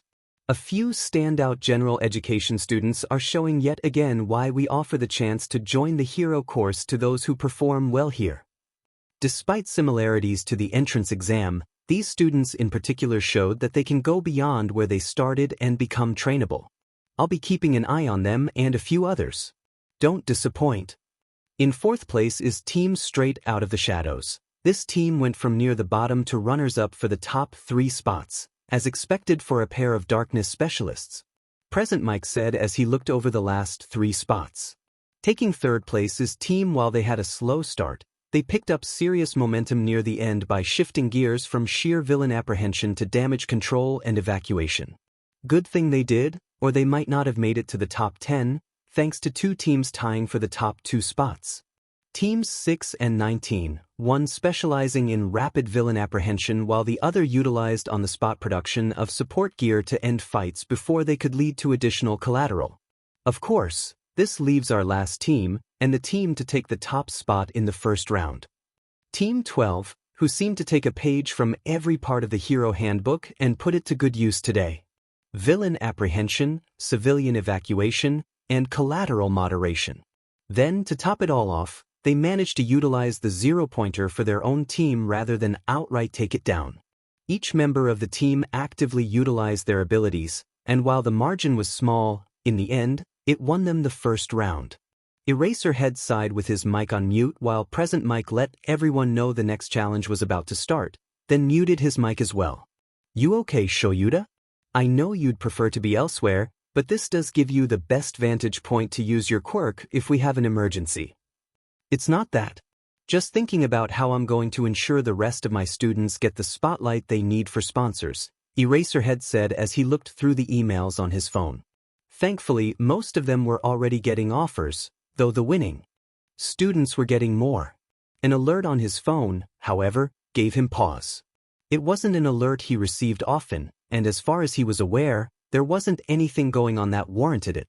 Isashi, to your knowledge, has there been any mass casualties recently? Not that I know of. Weird thing to ask. Did you get one of those alerts? Eraserhead nodded, opening the alert for more details. He felt his blood run cold for a moment as he looked at the alert details. As an underground hero, Eraserhead had certain duties added on top of his hero work. One of them was acting as backup for cleanup agents when needed. As a result, when they came to Japan and were expected to work in his area, he would be informed so he could expect a phone call. It was a two-way street as well. When one showed up on personal business, he was the one expected to watch over them and ensure they didn't go freelance or worse. It was one of those alerts. Well, I guess I just got new priorities. Eraserhead said as he dialed Nizu's number. As the remaining teams moved out to the main field, 10 teams prepared for round 2, the part of the sports festival usually reserved for a team event. Fanfare and cheers filled the air from every direction. It actually left Izuku feeling dizzy. Their support equipment had been taken back to the break rooms, including her base equipment and her costume. This left them all in the school's gym uniforms. She wasn't sure how they would change things from here. The moment she thought it, the floor opened up in select locations, and she could hear machines whirling. Absently, Yui caught sight of Setsuna's eye as it popped out and started floating towards one of the holes while Kikeiko covered her mouth to muffle a scream. Kikeiko brought out a bottle of sterile water for Setsuna to wash her eye before it floated back into her head. Amidst all this, Midnight took her place at a podium set up between them and the holes. It's time for round 2. The machines grew louder as their purpose became clear. Izuku's eyes widened, and she gasped in excitement as a number of tanks appeared from the holes, lifted up on platforms. All the tanks matched in size but had different paint jobs and numbers. An excited squeal escaped her lips at the same moment as Setsuna's when a bright green tank with black numbers emerged in the middle of the lot, the only one different from the rest. Oh my god, is that one ours? Setsuna exclaimed as Kikeiko's hand fell from her mouth, her own expression one of shock. They're giving us tanks? It's a tank battle. Each team will have their own tanks. Each tank needs a full crew of 4 people, meaning each team will have 2 tanks to pilot, with management students taking time to discuss their team members and what they contribute to a challenge like this. Midnight explained, gesturing to the tanks. With just one exception. Our highest scoring team will only have 1 tank, designed to be manned by 8 people. It'll still have a hard time taking on 2 tanks at once, though facing it alone might spell disaster for a team. For most of the tanks, we use designs resembling the pre-Quirk American M3 Lees, with the top-scoring team utilizing a modified M4 Sherman. The goal is simple. Not only do you have to keep your tank functional, but you have to take out one of the 19 other tanks. Each tank has a score painted on it representing the score you achieved back in round 1. If your tank breaks, your score will be awarded to the team whose shot finally disabled your tank, and you'll be out of the running. If your tank goes down and your teammates manage to last, your half of the team is out while the rest stay in. In other words, because we're all stuck in one tank, if we go down, we're all out, Yui said, calm as could be. Izuku nodded. And our tank doesn't have as much of an advantage, making it safer for others to target us instead of the others. Since we're outmatched 2-1, but it's an equal match in a 2-2 with any other team. Teams, split up and man your tanks. It's time for a Panzer showdown. Let's go! Setsuna shouted as she rushed to the green tank with their score on it, the rest of the team following behind her while Izuku lagged, observing the other teams and contemplating how to give their tank the advantage it needed. As Momo began making specialized ammo for her tank, she blinked and grinned, having an idea of her own. She ran up behind Setsuna. Hey, want to mess with everyone? Is that really a question? Katsuki watched from the top of his half of the team's tank, wishing he still had his costume so he could pour loaded sweat into the hollowed heads of some of the ammunition for extra punch. A cold chill had been running up and down his spine since the game started, and it intensified after round 1. A glance at Izuku planning something with Setsuna made it clear why he felt this way. It still bothered him that she had been teamed with Setsuna of all people. He understood why he hadn't been partnered with Izuku, same class, there wasn't much point. Still, those two worked too well together. Izuku was innocent and smart, while Setsuna was clever and mischievous. It was too easy for them to create elaborate plans and pretend they didn't know how good they were at it. He let out a sigh and climbed through the hatch into the tank's inner cabin. Isashi was already behind the wheel while Hachishi was in the loading position. Aiming the primary cannon and looking through the scope was one of the support students who had joined them with Mei. He put on a headset and sat up, half his body sticking out of the hatch so he could spot targets and utilize the turreted machine gun that made up the top half of the tank. Ready? Ready. Ready. Ready. Our mission is simple, to win and take over first place, Katsuki declared, aiming at Izuku's tank. His team cheered from inside the tank as he put on the headset that came with it. Hey, who's piloting? That would be me. According to Ibara, my quirk should make it easier to identify good targets, Mei responded through the radio. Ibara was further back in the tank, and her quirk would be challenging to use here, just as Katsuki's would be outside of his AP shot. Ready? All right, plan A. Set. I'll open fire on Izuku, and I'm sure everyone else will too. Go.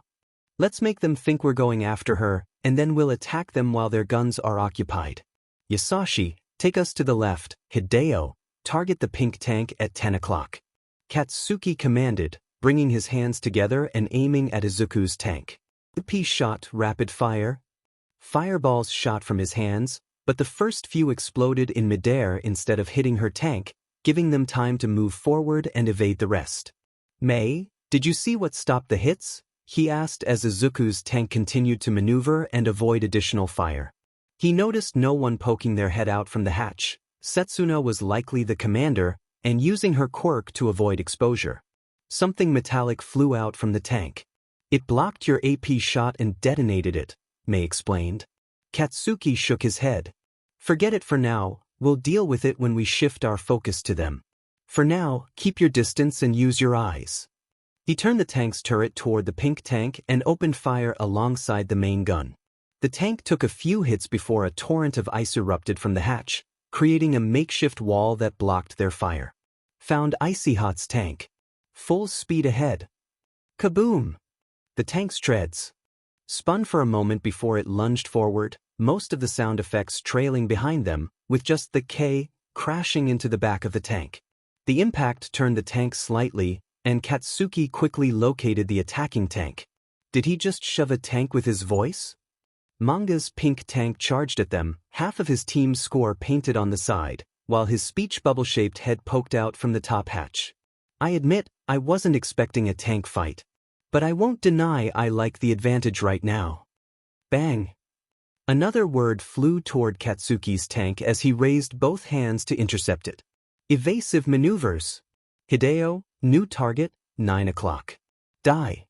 His sweat detonated as the word approached, exploding against the flying onomatopoeia. In his own tank, Shoto let out a heavy sigh and looked at his team. Manga is dealing with Katsuki, which gives us time to secure the current #1 spot. Don't open fire yet unless they aim at us. Just keep the cannon locked on so we can make our shots at the right moment. He observed Izuku's tank deflecting incoming fire somehow. All he could see was that shells and quirks were being intercepted midair. Despite no one looking out from the open hatch, they maneuvered as if they could see everything just fine. Once we're close enough, I'll use my ice to limit their movement and hopefully disable their cannon. From there, we can take them out and claim their points. He heard sounds that felt like affirmatives. At least they seemed to agree to follow that plan. They drove away from the ice he had created to better pursue Team 12's tank, while most of the other teams opened fire on them as well. He began counting down from 10, confident they would be close enough by the time he reached 1. Then his tank lurched to the left. Shoto, did we just ram something? Shoto's expression tightened, and he shook his head. No, I wouldn't have let that happen. Full reverse. He glanced to the left and saw a dark purple tank charging at them, with Minoru standing on top, hairballs in hand. The tank leaned to its right side, turning as they forced it backward, narrowly avoiding Minoru's attempt to ram them. Bad attempt. Ice burst from Shoto's hand, slamming into Minoru's tank and pushing it away. Ice crept into the dark purple tank's treads. Despite this, Minoru smiled, his hands empty as he reached for his headset. Now Nito. Minoru Mineta's tank is unable to move. Team 8 loses half their points to Team 2. First blood goes to Team 2. Just as Midnight announced it, Shoto glanced to his right and saw Nito Minoma's tank opening fire on them. His own tank's main cannon was blocked by one of Minoru's hairballs, while the other hairball stuck to the outer shell of the tank. Dim it. Keep them coming. Setsuna shouted from inside the tank, where Kikeiko and Terumi, a general studies student, were utilizing Terumi's body heat quirk to melt empty shells from the machine guns into ball bearings. She could then place them in her mouth and spit them out on the other side, which was outside the tank. From there, fragments of her hands could flick the bearings from the top of the tank at incoming fire. It was complicated and difficult, and given that her eyes were also floating outside the tank to provide directions, it was terrifying. What are we waiting for? For the assault to turn into chaos. Right now, they're all attacking us, so between your quirk and Yui's driving, we're playing defensively. That will change when Katsuki and the others take the better route and attack the tanks too distracted by us to defend properly. When that happens, we'll have the breathing room to fight back. Izuku said as she turned the main gun, searching for a good target. We'll only have a brief moment because as soon as we take out a few targets, they'll probably have taken out a few of their own and will come after us. Setsuna looked around, and sure enough, Izuku was right. The combined assault on them was devolving into a series of one-on-one tank fights, with certain tanks already being taken down.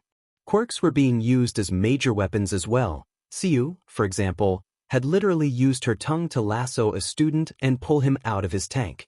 This forced them to confront her, allowing her classmate, Juzo, to turn the ground around them into quicksand and take the team out. Manga and Katsuki were battling each other, and she watched as Nito landed a few good hits on Shoto's tank before ramming it into the ice he had created to defeat Minoru's tank. You sure that zombie quirk of yours doesn't come with precognition? Pretty sure, I just pay attention. Yui made a sharp turn as part of Setsuna's toe brushed against her shoulder, causing a shell to fly past them instead of hitting. Smart, Izuku said, bowing her head in gratitude to Yui before turning back to Setsuna. I think it's time to start our counterattack.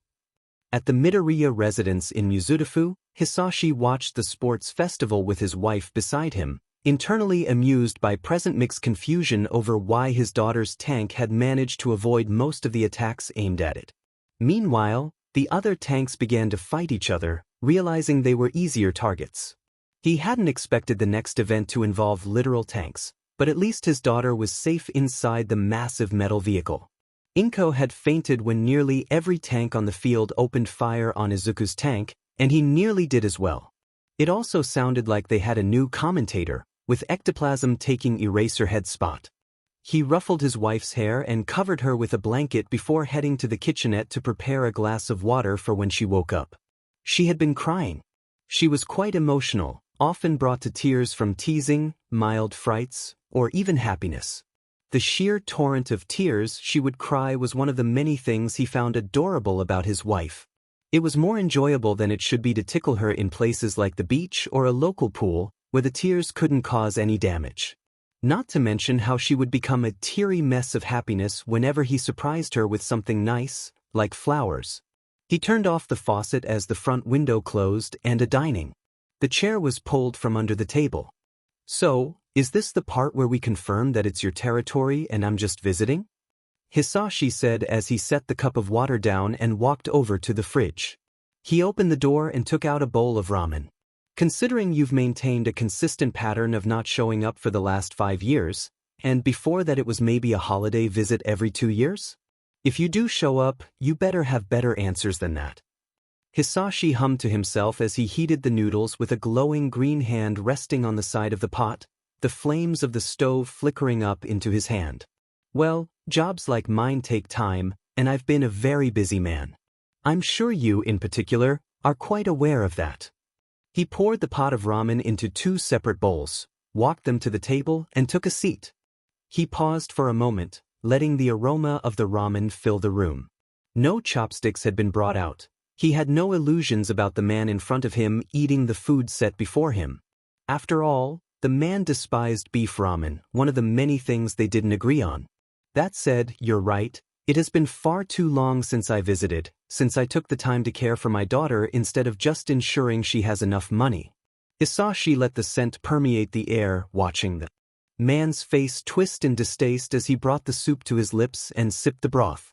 "If you're hungry, I have some of those jelly pouches you enjoy in the fridge. You have wasabi flavored."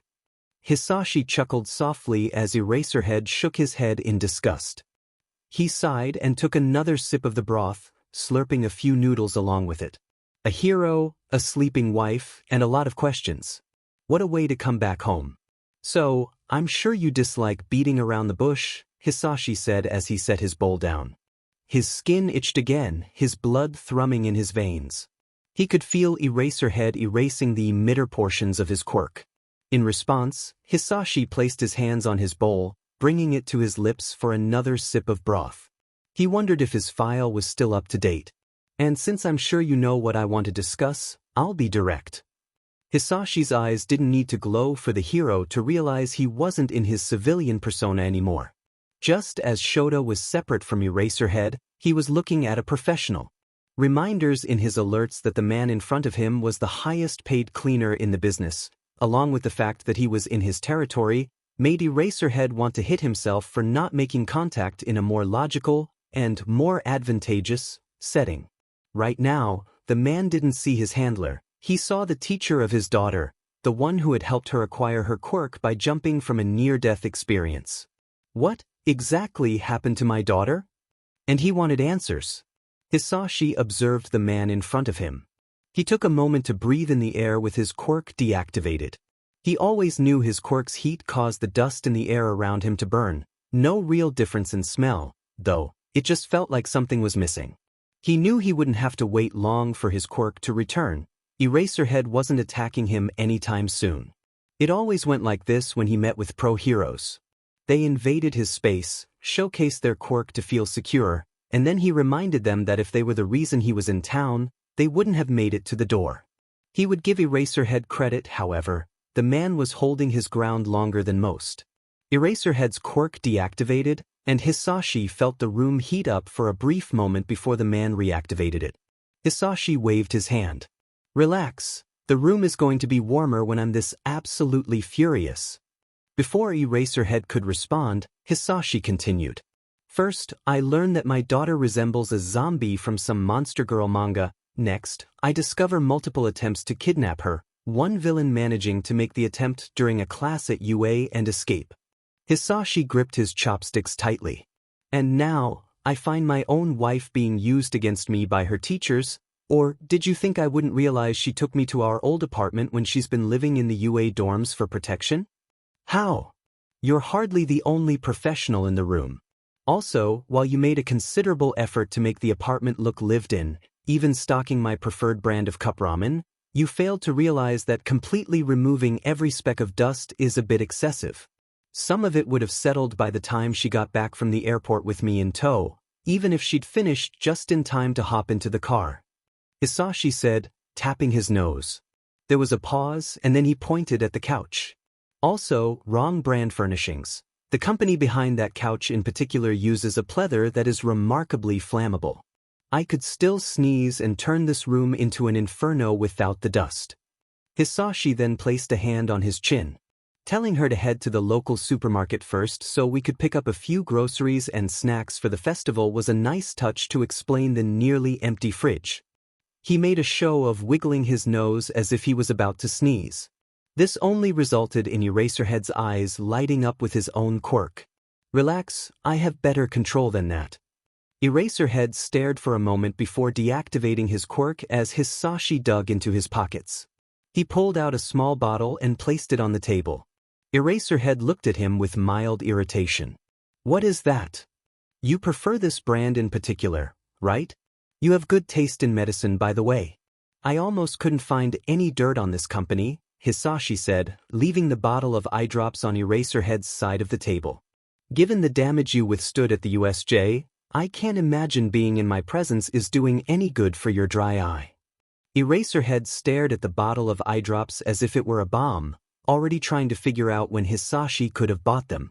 Realization crawled up his spine as Hisashi's own eyes glowed the color of smoldering coals, as if ready to ignite with the right breeze.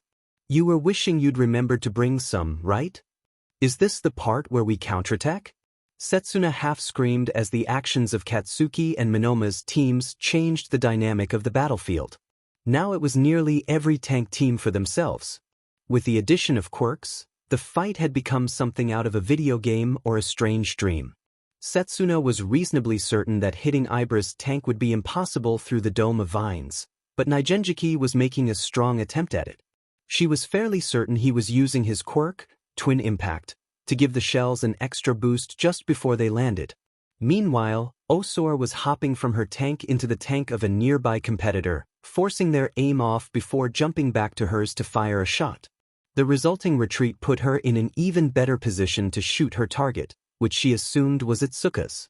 The landscape of the match was pure chaos as Nito and Shoto went head-to-head with the same quirk, launching glaciers at each other. Shoto had finer control of the ice, but Nito had no qualms about using the fire half of Shoto's quirk. The fact that this alone was enough to give Nito an advantage seemed to infuriate Shoto to the point of dropping form and practicality for sheer overwhelming force. Katsuki and Manga had been trading blows but now seemed to be trying to catch each other off guard by shooting low and creating smokescreens of dust and colored smoke. Fumicage's Dark Shadow was much more defense-oriented. With Fumicage able to hide in the dark, Dark Shadow could withstand a shell, regenerate quickly, and go back out into the light of day to hammer nearby tanks or absorb additional shells. Pony, on the other hand, was unleashing chaos with her horns.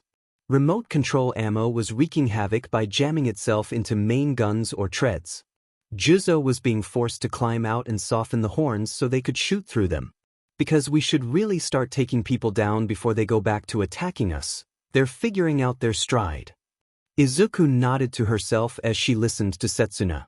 She went up to the hatch and opened it, popping her head out to see what Setsuna was seeing. A grin split the zombie girl's face as she saw Monoma and Shoto's battle starting to limit the movement of nearby tanks as they had to navigate the forming glaciers and avoid toppling ones when Monoma started melting through certain ones for an opening. Aim for the tanks trying to escape the maze of ice those two are forming. They won't have room to avoid our shots, and even if we miss, we'll probably crack the ice and drop it on them anyway. You heard her. Closest gap at 10 o'clock, range 200 feet. As the tank's main gun turned and angled up to Hit that range. Setsuna sent one of her eyes towards the gaps in the mess of glaciers, watching for tanks to start making their way out. Load shell, fire on my mark. She could hear them loading a shell into the main gun as she watched a tank, which looked like Shirai's tank, barreling out of the way of the ice. The tank was dark in color, and a cursory flyby of the main gun's barrel showed her Shirai's head was inside of it. With Shirai in control of all the moving parts of the tank, they would have a quicker than average reaction time and smoother synchronization of movement since he could effectively act as gunner, pilot, and assist in reloading. Made her wonder what the rest of his team was doing in there. Fire! Her team's gunner fired just as Shirai's tank reached the gap, resulting in the tank entering the line of fire just as the shell reached the gap. There was a burst of green smoke and a shockwave that sent her vision reeling, but it appeared to be a successful shot. As she regained her focus, she noticed another smoke cloud, this one electric blue. Team 6 and Team 9 both lose a tank. You'd think these guys would have a harder time figuring out a tank. Some students, yes, but there are simple instructions in the tanks. It also helps that the controls are simplified. Simplified my foot, there are 6 pedals. Why are there 6 pedals when it can only go 4 directions? Kikeiko exclaimed as he drove the tank forward. Where are the instructions regarding that? Yui rolled her eyes from the turret control station. 3/3, top forward, bottom reverse, center pedals go straight, left and right pedals turn. We went over these designs last week in class. Oh right. Cannon is loaded. Izuku nodded as she continued to watch the battlefield. Ibra seemed to realize that focusing on defense wasn't going to help as the number of tanks started to drop, resulting in her vines breaking free from her shell and digging into the ground. Nigenjiki looked confused, then shocked as his tank lurched. Vines had encased the treads from underneath and were working their way up the turret. Nigenjiki gestured for another shot, only for Ibra's tank to fire first, slamming into his tank with a burst of forest green. Another call for a team losing a tank echoed through the air. Alright, start heading towards the ice. Everyone has mobility over us, so we need to force them to give up mobility to chase us down. Won't the ice trap us? Izuku shook her head. The fire is causing the ice to weaken, but it's about to be put out. Shoto is going to win, and then he won't think to check the ice he already made for survivors. This filth. Shoto was beyond angry.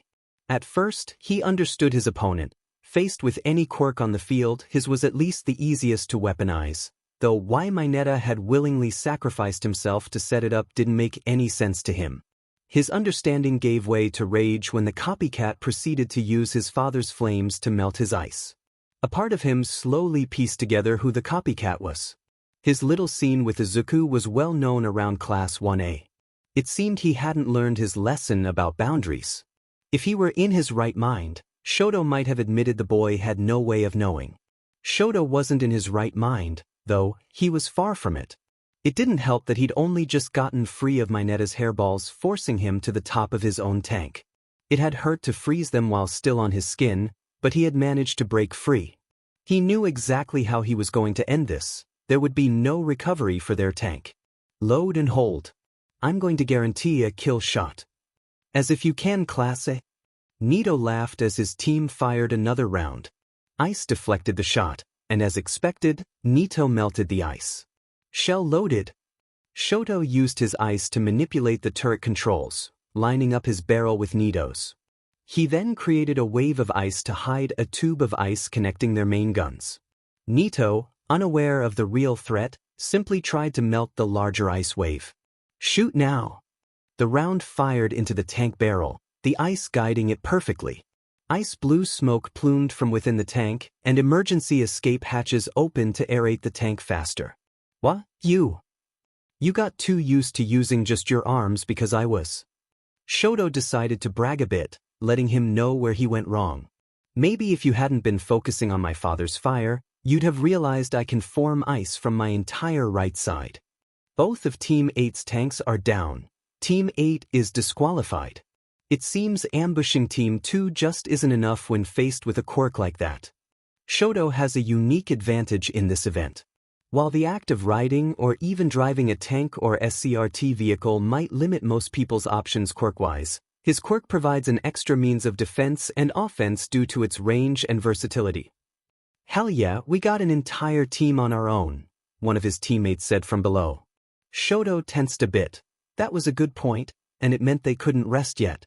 They had just taken out 2 tanks, which meant his team was likely the highest on the board. "Move now. We need to regroup with manga." "What do you mean?" "We just took the leading spot for points, which means," Shoto formed a wave of ice, stopping a shell from hitting his tank. "We just became public enemy number 1. He retracted his ice within the tank, allowing another teammate to retake control of the turret while another drove the tank forward and around the mess of icebergs they had created. On top of that, if he followed my instructions, he's currently putting pressure on Katsuki, Shoto thought as they headed toward the other half of their team's last known location. This pits 2 explosive-capable combatants in the same area. Everyone else should be trying to keep their distance, giving us a clearer shot. As his tank cleared the ice, he realized 2 issues with getting that clear shot. Dust and smoke filled the area where he could hear them fighting. He needed to figure out where his next target was hiding, and there was a trio of whistles as something glowing launched from one cloud to another, releasing a loud bang and ordinary smoke. Talk about timing. Manga of Team 2 was downed by Katsuki Bakugo right at halftime. I expected him to have difficulty using his quirk in a tank. Pretty sure his tank's turret wasn't locked in that direction. Ordinarily, maybe. However, Katsuki is a natural in combat and has particular expertise when it comes to his quirk. The end result is that despite his quirk's lack of obvious range, he's already thought of and worked on a solution. Shoto could feel his teeth grinding. That was a problem. If the copycat proved anything using his fire, it was that just icing over a tank wouldn't cut it with Katsuki. He'd break through with his explosion quirk. And because he could launch shots like that, outmaneuvering him wasn't an option either. He acted as a faster, just as dangerous primary gun. If Shoto could keep the pressure on him, maybe they could keep him on the defensive, but that could change quickly depending on the actual primary guns. Shoto needed a better plan. He began surveying the rest of the arena to see what sort of strategies, if any, the others were using. "Hey, Dark Muppet. What did you?" Shoto blinked as Dark Shadow, the quirk of Tokoyami, stopped short of punching one of Izuku's friends, the tired-looking one. He looked almost surprised, then smiled before giving an order in a quieter, calmer voice, low. Enough that Shoto couldn't hear it, but the results were self-explanatory. Dark Shadow practically threw itself at another tank, giving Hitoshi's team the opening they needed to land a shot center mass on Fumicage's tank. Violet smoke burst from the tank's outer walls, signaling its defeat. The tank being assaulted by Dark Shadow opened one of its hatches, a pair of horns flying out to push back the mind-controlled quirk. At first, Shoto wanted to take advantage of the distraction Dark Shadow was creating, but that changed when a storm of horns began literally nailing the quirk to the ground. He could defend against such a quirk, but his tank's movement would be limited afterward, easy prey. He needed to deal with bigger threats first, before his tank could be crippled by his own quirk.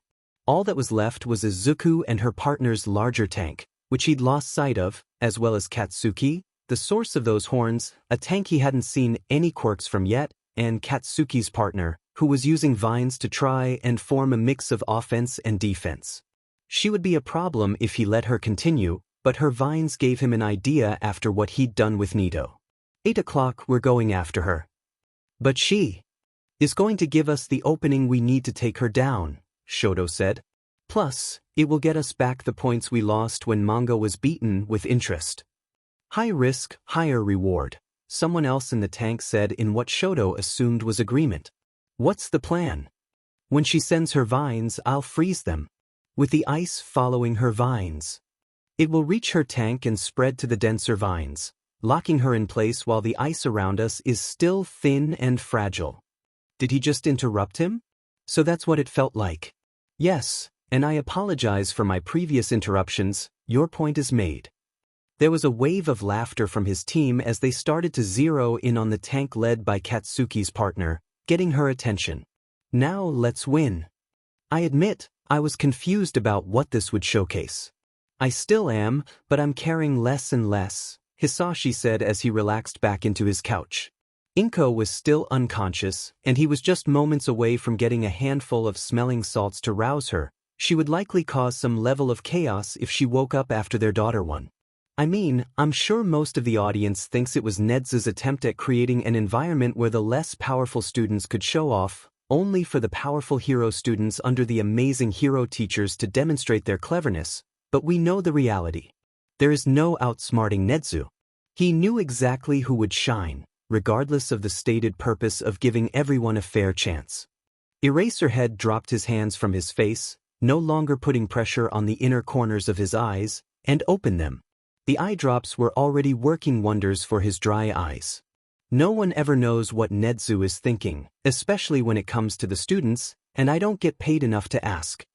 None of us get paid enough for what we do, Isashi said as he opened one of his suitcases, pulling out a wooden box. Eraserhead watched carefully as the man tensed, ready to react. The box slid open, revealing 4 cigars. Heroes, policemen, even people like me. Anyone who says otherwise is either lying about the pay or lying about the job. As Hisashi picked out a cigar, Eraserhead decided to pose a question. Speaking of work and pay, why go mercenary? You aren't trying to escape home, that much is clear. You haven't used the distance to break things off and have sent money home constantly. Eraserhead said, declining the offered cigar box as he spoke. And based on how you've acted with Inko thus far, your love is genuine. So why leave for years at a time? Why avoid Japanese work when you could get better pay working locally for the Public Safety Commission and be with your family? You don't get paid enough to know that, Hisashi said as he fished out a V-cutter and offered a cigar to the underground hero. Eraserhead shook his head, and the box was shut and stowed in the suitcase. But since I know you'll do your own digging, something I can appreciate, I will say this much. Even if I'd be with them more often, I'd struggle to look them in the eyes if I worked here. What makes you say that? Look into Lady Nagant if you don't value your license or life, Hisashi said as he cut the end off the cigar before lighting it with a wisp of flame from his lips. He took a draw from the cigar before speaking again, letting the smoke leave with his words. Keep an eye on Hawks if you do. Now let's talk about something else. I hate talking about work when I'm finally away from it enough to actually come home. Eraserhead nodded in understanding. He could get more answers himself now, so he could afford to compromise there. Any subjects safe for home? I heard you was invaded. You were injured pretty badly from the sounds of things. Eraserhead raised an eyebrow. What happened to not talking about work? Hisashi shook his head. Oh, I'm not talking shop with that comment. That was a father noting and appreciating the lengths you went to protect his daughter and her friends. Hisashi said, taking his phone out of his pocket. Since he'd arrived, he had 15 new emails, 10 times the text messages, and someone had forcibly placed an appointment notice in his schedule. The part where I bring work into it is when I ask you what you and those kids fought, but I won't do that because I hate talking about work when I come home. Another drag of his cigar, this time letting the smoke rest in his mouth for a bit before he pushed out a few rings. No, I'm more curious about your head count. You must have bagged quite a lot of idiots before the real monsters came out, Hisashi said as he rolled the ash off the tip of the cigar, letting the cherry glow openly. Although I suppose the kids did too, remarkable really, that they're this strong already. Eraserhead rolled his neck, getting a loud pop once he found the right angle. They have potential. Otherwise, I wouldn't teach them. What's your point? Hisashi brought the cigar back to his lips. Just seems amazing to me. They thought of everything, the right tool, the right job, the right place all the way through. They hacked the security, they had the schedule, they had you and the kids isolated, surrounded, and for the kids in unfamiliar terrain, just to flounder at the end? Hell of a comeback. Hisashi said before he began to pull smoke into his mouth, letting it rest for a bit so Eraserhead could think on his statement. Even if the goal was stated to be to break the Pillar of Peace, it seems really ironic that a plan that went off so well ended up doing the reverse, showing that All Might was forging new heroes able to take the reins. Hisashi exhaled a ring of smoke. And the leaders of that invasion, one clueless, The other a man-child with some decent analytical skills but nowhere near patient or sane enough to plan thoroughly. He continued as Eraserhead took out his phone. It almost makes you wonder if he really knew what he was doing, you know? Oh, don't send that to Nedzu, he's already thought about it. Eraserhead paused mid-text to look up at Hisashi. If he hasn't mentioned it. Hisashi chuckled. Of course he hasn't, you haven't asked. He began to run his hand over Inko's head, stroking her hair. He wondered if she was pretending, given that she usually woke up faster than this. He looked at her relaxed face, smiling. Gently. She knew his profession and how he talked with heroes. It was entirely possible she was letting him talk by pretending to be unconscious so Eraserhead wouldn't change the subject. Still, the round might end soon, and he didn't want either of them to miss their little girl proving just how amazing she was. Like you said, you don't get paid enough, right? He tucked a strand of hair behind her ear and felt Inko start to wake up. He fought back a grin as she snuggled closer to him while sitting up. Feel better, dear? Oh, someone dropped by while you were sleeping. Inko looked over at Eraserhead and then gave him a half-hearted thump on the chest. Why didn't you wake me up? I'm sorry I wasn't awake to greet you. Eraserhead sighed and shook his head. It's all right. I can understand being a bit anxious with how the festival has been playing out. That Nedzu decided to add tank battles caught us all off guard too. Isashi slid an arm around his wife's shoulders and tapped her arm. Let's not miss another moment. He refocused on the live feed of the festival, his wife nodding against his shoulder and watching with him. Truly, a more hellish quirk I can't imagine, Ibra said as she tried to hold off another blast of ice with her vines. The boy hadn't used his fire yet, but that made little difference when the ice left her vines immobile and brittle, as if he was summoning the deepest circle of hell to do his bidding. We must hold strong. Does anyone have any ideas? I knew I should have made Baby 7734 capable of higher temperatures. If I'd built it to my original specs, we could totally blast tunnels through his ice. One of the general studies students raised a hand. I think they're locked onto us now. May looked away from her invention, an expandable bladeless fan with a heating coil. Originally, it was designed to create superheated air to melt through things like snow, ice, even metal if necessary, but she had been told she wasn't allowed to bring something that hot into the festival, something about third-degree burns. The other kids had explosions. How was that not just as bad? What makes you say that? Baby 5420 should be jamming their targeting systems. Because I'm looking down their main turret goo. Evasive action. May grabbed both throttles and slammed her feet into the reverse pedal just before a loud boom rang through the cabin. There was another sound of shattering ice, and Ibra winced, rubbing her scalp. Are you okay up there? I'll be all right, but we need a plan to counterattack. Where is Katsuki? Ibra asked as she grew more vines to try and hold off the incoming ice. They were being overwhelmed and needed backup. There was a lurch, and then the tank stopped moving entirely. What just happened? We have a problem, the same general studies student said as he pointed out of the viewing slit. May looked out with him as Ibra risked sticking her head out from the hatch to see what was happening around them. Ibra's eyes widened as she looked around and saw the issue. Her vines, frozen into large clumps the closer they were to the tank, had formed a sort of reinforced ice block all around them. They were stuck in place by the remnants of her own quirk. I'm sorry, Ibra said as she came down from the hatch, only for a couple of the other students to pull her into a hug. We totally kicked, but not your fault he decided to chase after us. May shrugged as she leaned over one of the tank shells. And even if it is, we still got to show off a lot of my inventions, plus we can still go down swinging. She said, strapping a device to it. Load this one next. Right. Ibra watched the others load the next shot and wiped her tears from her face, waiting for May to move back to the turret controls. The cannon turned slowly as she waited for everyone to be ready. It looked like their opponent was ready to fire as well. Everyone, thank you for this opportunity. I regret I can't lead you further. Now, let's open the way forward for everyone else. Target locked. May said as Ibra pointed forward through the view slit. Fire. Shoto formed a shield of ice as Ibra's tank fired its last shot. his own shot slamming into them and causing white flags to shoot out of the sides. Rather than stop the attack, however, the brightly glowing shell seemed unfazed by his ice and drilled through it. He braced for impact, and the shell delivered, rocking his tank to the side and nearly triggering the flags to pop out. "What was that?" one of his teammates demanded as they got the tank back under control. Shoto looked over the sides from the hatch and winced. The outer hull of the tank was severely scorched at the impact site. "What was that?" "I don't know," Shoto said as they started to reverse to reassess the situation. One of their treads was already moving slower than the rest from that hit.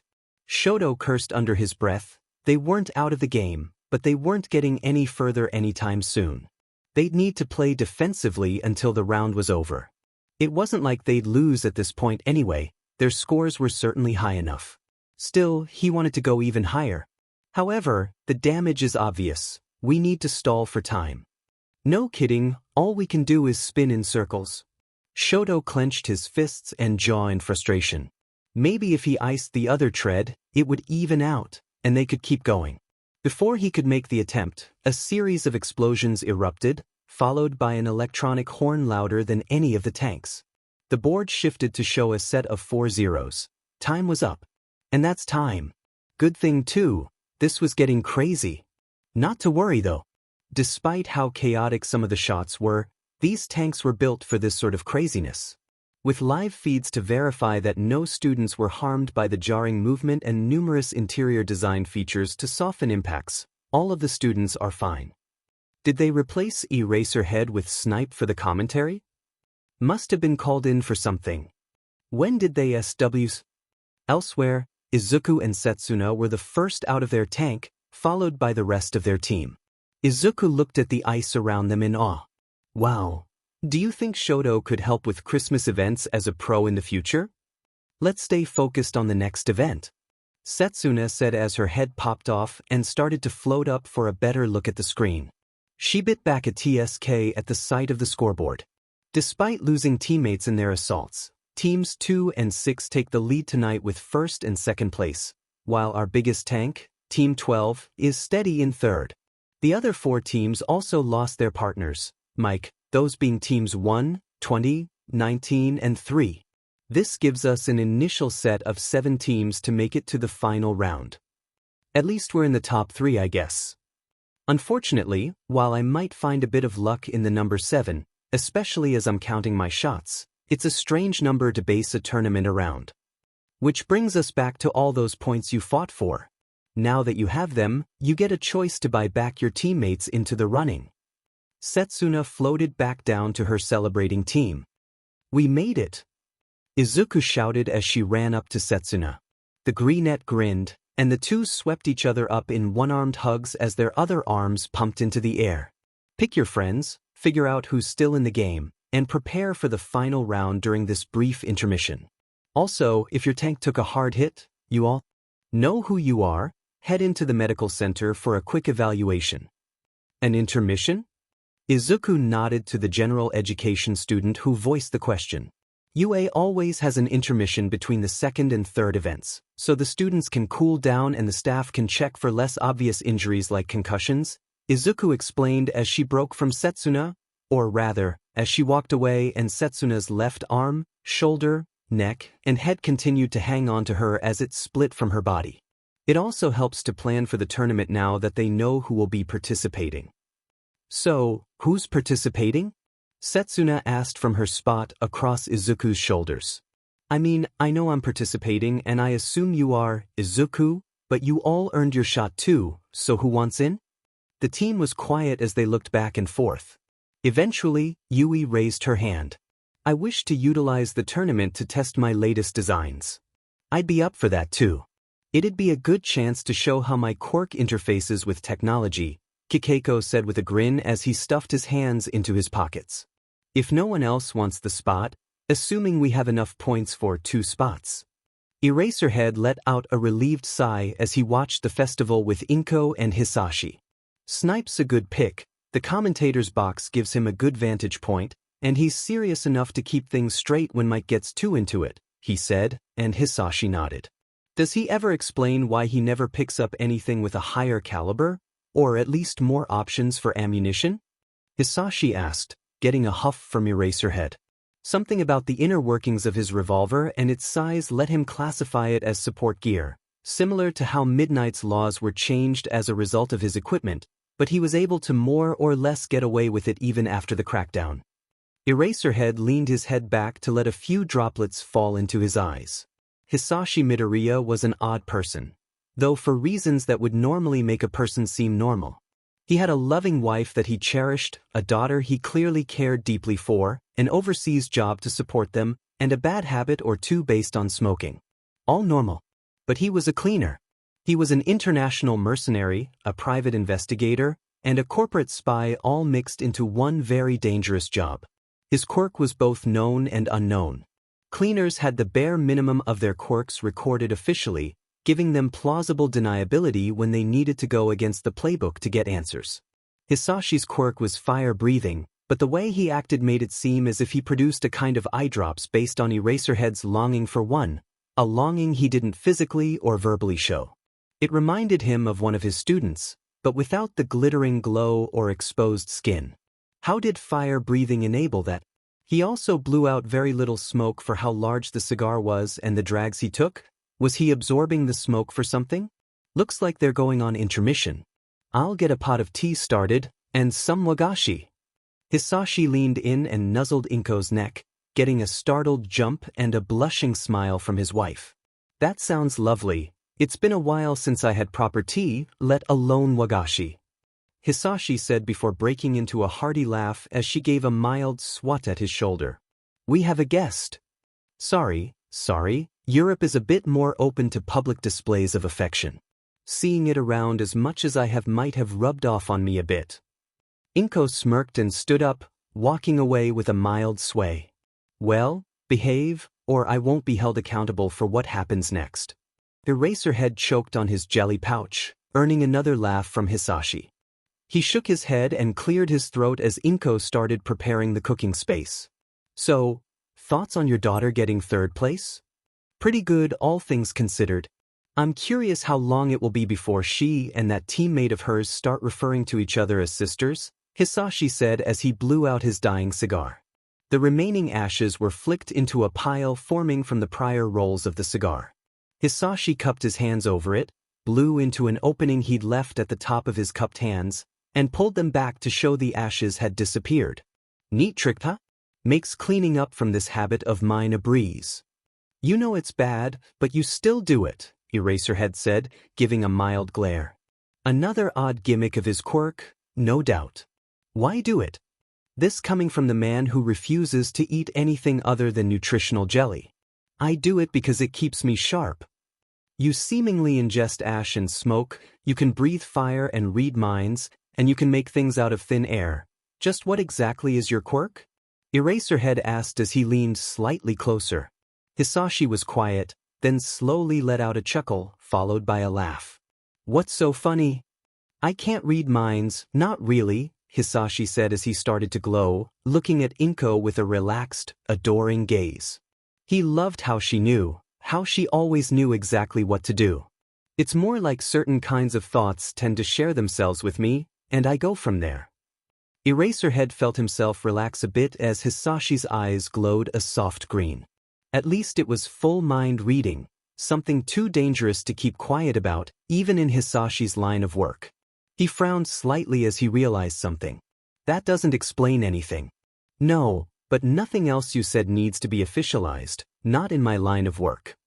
Eraserhead felt the urge to punch the man but held back. No need for violence. They were, technically, all on the same team. He heard Inko start up the stove and decided to let the smell of matcha and green tea reach him. It was good quality from the aroma, better than anything pre-made, though not quite the golden tips imperial his wealthy student or Nizu preferred. Honestly, that stuff was too rich for his blood, and he was more of a coffee person besides. He let his eyes drift to what Inko was doing. She poured hot water into the teapot, preheating it as she brought the heat up slowly for a normal pot. The water never boiled. She just got it up to temperature before emptying the teapot and putting the tea leaves and new heated water into the pot to steep. I never understood that part. Granted, I usually just cold brew coffee overnight, Eraserhead commented as he watched what seemed like an overly meticulous tea brewing process unfold before him. Niza did the same thing, though he also used an egg timer. Isashi let out a sigh, almost sounding wistful. If you preheat the pot using hot water beforehand, when the tea or coffee brews, the pot won't absorb as much heat from the water. It helps the flavor come out much better. Eraserhead turned back to Hisashi, who was watching his wife work and almost seemed like he was holding himself back from joining her. He didn't expect such a strong relationship between the two, no matter what Inko had said prior. At least he didn't have to worry about their family dynamic. Izuku had loving parents, that was obvious.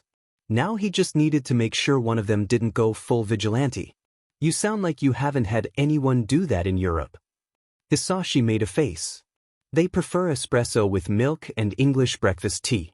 Admittedly, despite being the source of the stuff, England at least takes the proper care and ceremony when preparing and steeping their pots. It's a different kind of ceremony, but the parts that affect the flavor are still there. Not a fan. Red tea is a bit too strong to enjoy with wagashi or anything that isn't either a buttery pastry or chocolate. Eraserhead nodded in agreement, mentally noting he should bring some with him next time as payback for getting the spicy flavored jellies. Inko brought out the pot of tea and a plate of assorted wagashi to go with it. Had it already been 3 minutes? Maybe he was getting too relaxed. Still, it would be rude to leave just as the tea was served. Hisashi and Inko shared a look before she cuddled up next to him again, hoping things would stay relatively calm. 450? Katsuki shouted as he looked at the instruction pamphlet. Mei laughed as Katsuki wadded up the instructions and threw them into a nearby trash can while Ibra shook her head. That meant they had enough points for 2 people in her tank to enter the tournament itself. Altogether, not bad. Not everyone wanted to be part of the tournament. At the same time, it was a small number, especially considering how close they were to a third person. So, who's entering with me? Not it. Ibra whipped her head around, flinching at the pain it caused her very tender scalp as what was left of her vines swung from the speed. Me? You didn't want to join the tournament? I thought you wanted to turn it into a commercial for your equipment? Ibra asked, surprised that she was really about to give that up. She didn't think the support student would make that kind of sacrifice, to be honest. Isashi held up a pair of gauntlets as Mei beamed. Oh, I still am, but imagine how much better it'll look when it's not me who knows the gear inside and out, but general education students showing that anyone can make use of it because the interface is that intuitive. Ibra sighed as she realized it wasn't selflessness but efficiency driving Mei's decision to stay out of the tournament. So, aside from myself, who else from my tank wants to enter the tournament? Meanwhile, in Team 2's planning room, Shoto grimaced at the pamphlet. They had enough points for manga to get back into the fight as well as 2 other people. The question was whether anyone else wanted to join the tournament. No one had spoken up after manga had read off the rules for those in the beaten tanks to re-enter for the tournament. Chances were that most, if not all, of the other teams would focus on returning their hero students to the tournament.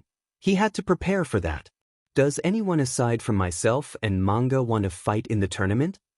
There was silence, and one of the students from the general education course raised a hand. I'm not asking to join in, but are we all going to be on the same team in the tournament? I feel like team fights are probably out of the question. Shoto blinked. He hadn't thought about that. He looked at manga, who was staring at him in turn. It was entirely possible they'd end up facing each other, along with anyone else, without the support of the rest of their teams from here on out. Shoto let out a sigh as he began rethinking his approach toward his other classmates. With Team 20, damn it, you guys are the best. Come here. Hitoshi rolled his eyes as Rikido pulled him into a bear hug. They had just enough points to bring the big guy back in for the tournament proper, and the rest of his team agreed it should be him. Rikido was a bit emotional about it, and Hitoshi decided it would be easier to deal with it the way he handled a certain friend's hugs. Relax. Tense the core just enough to support the spine, and wait it out. Soon enough, the big guy pulled back. That's it, where's the kitchen? We need cookies, celebration cookies for everyone. Hitoshi fought back a grin as the rest of their team cheered, following Rikito as he went to find Lunch Rush. "I'll catch up, save a couple for me," he said as the team filed out. Once they were gone, Hitoshi let himself drop onto one of the benches. He relaxed, allowing his fatigue to show with no one around to see it. His head hurt after controlling Dark Shadow. If just a temporary connection was this hard, he genuinely believed Fumicage's claims about the lack of control were real. He started wondering if people with sufficient willpower had a resistance to his quirk, and if they did, how come he hadn't struggled like this with his friends? Hitoshi shook the thought off as it came, wincing at how it made his head hurt even more. It was probably the whole sentient quirk thing that caused the backlash. It had to be. There was no way Izuku was lacking in sheer willpower. There was a crackling sound, and he looked over to the break room television to see Osor climbing out of it. She walked up to him and sat down beside him, completely still. He threw an arm over her shoulders anyway. She had wanted to win too, after all. "Any idea what took Eraser?" Snipe asked while the microphones were muted. Present Mike sighed. Leave it to Eraserhead not to mention what was going on to the person taking over for him. Present Mike double-checked the microphones and did a cursory glance around the room. "Mike." "A cleaner came into town. He didn't mention which one," Present Mike said, putting a hand over his microphone just in case. He watched as Snipe gave him a double take at the answer. Honestly, he had expected a bit more energetic of a response. Cleaners were never a good thing, but thankfully there was rarely someone foolish enough to get one called in around UA. Until today, apparently. Pretty sure we have our own sheriffs for that sort of thing. "Why'd one get called in?" Snipe asked as he brought out his phone. Present Mike held back a snort as he saw the man start flipping through the news. Anything that brought a cleaner to Japan wasn't going to be on the news. "Doesn't the HPSC handle that?"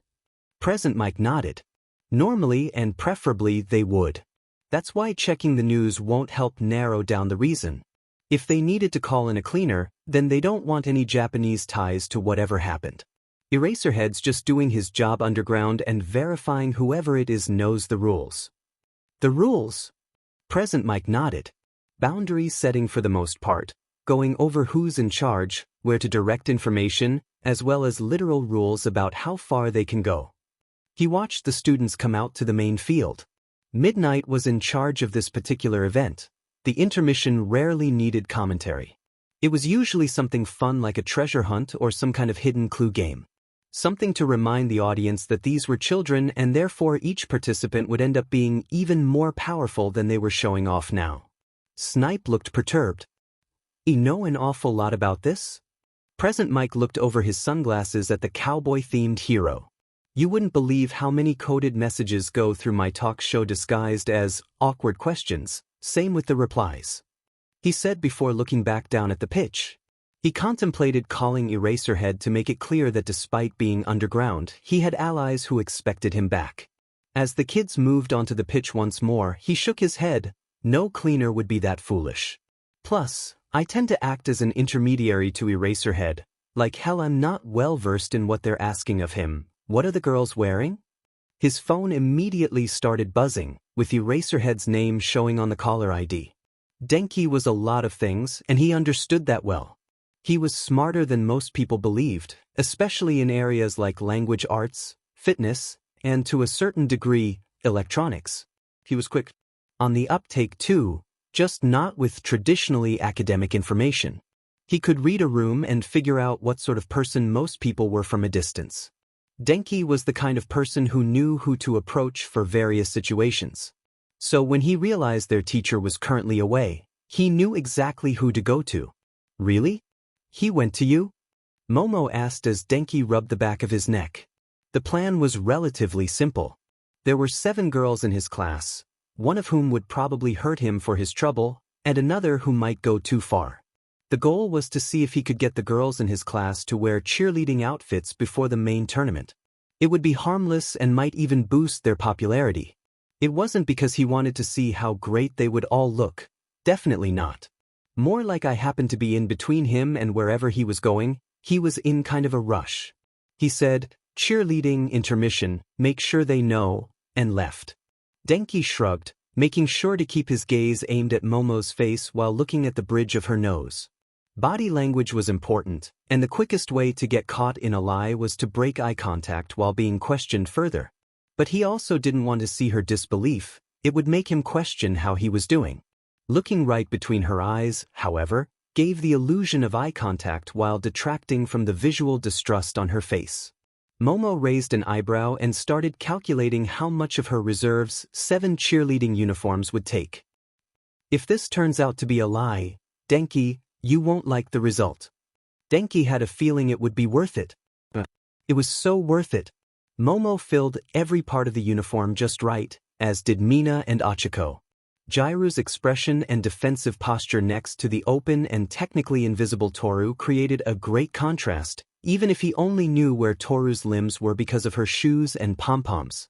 The way her uniform hugged her figure was impressive, even though he couldn't see her skin. He had a better impression of her silhouette now that there weren't multiple layers to muddle it up. Tsuyu and Midoriya made an interesting matchup too. Both were green, but one had messy hair while the other had smooth, styled hair. One stood tall while the other slouched. One was apathetic while the other was innocently curious. Denki could die happy now. Now to see which guys were thankful for the view.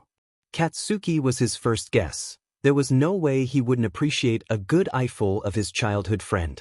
Why did he look so pale?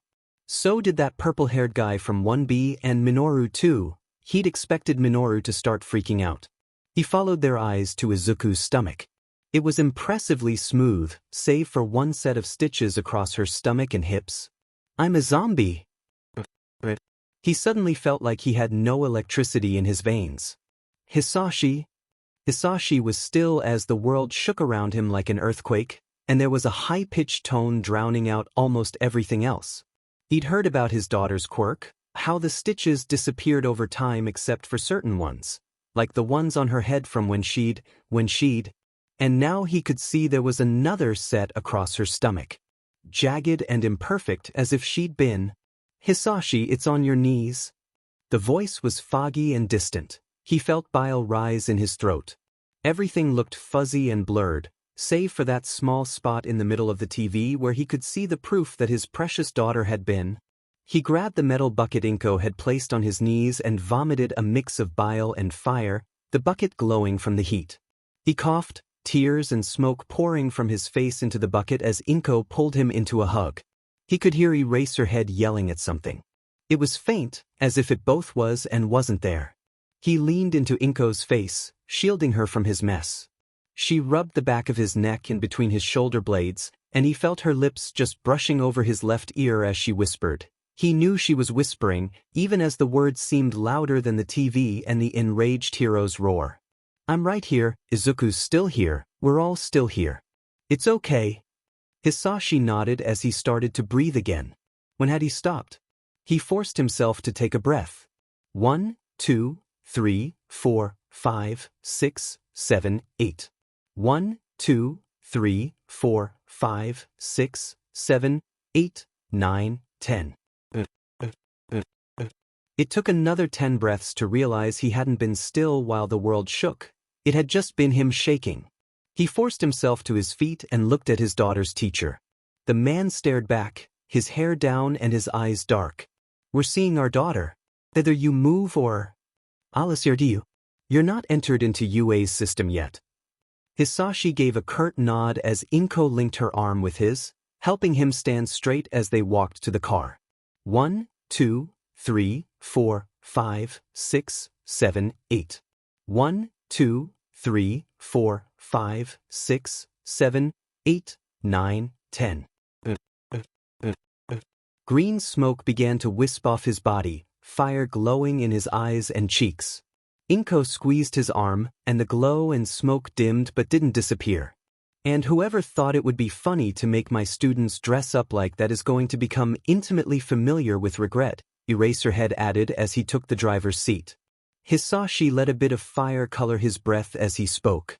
I extend my services free of charge. Isashi said, and Inko sighed, leaning into her husband. You will not. The holidays are coming, and Izuku has a whole agency of new favorite heroes. The thought of Izuku snuggling up to a stuffed hero before abandoning it to hug him helped cool him down a bit.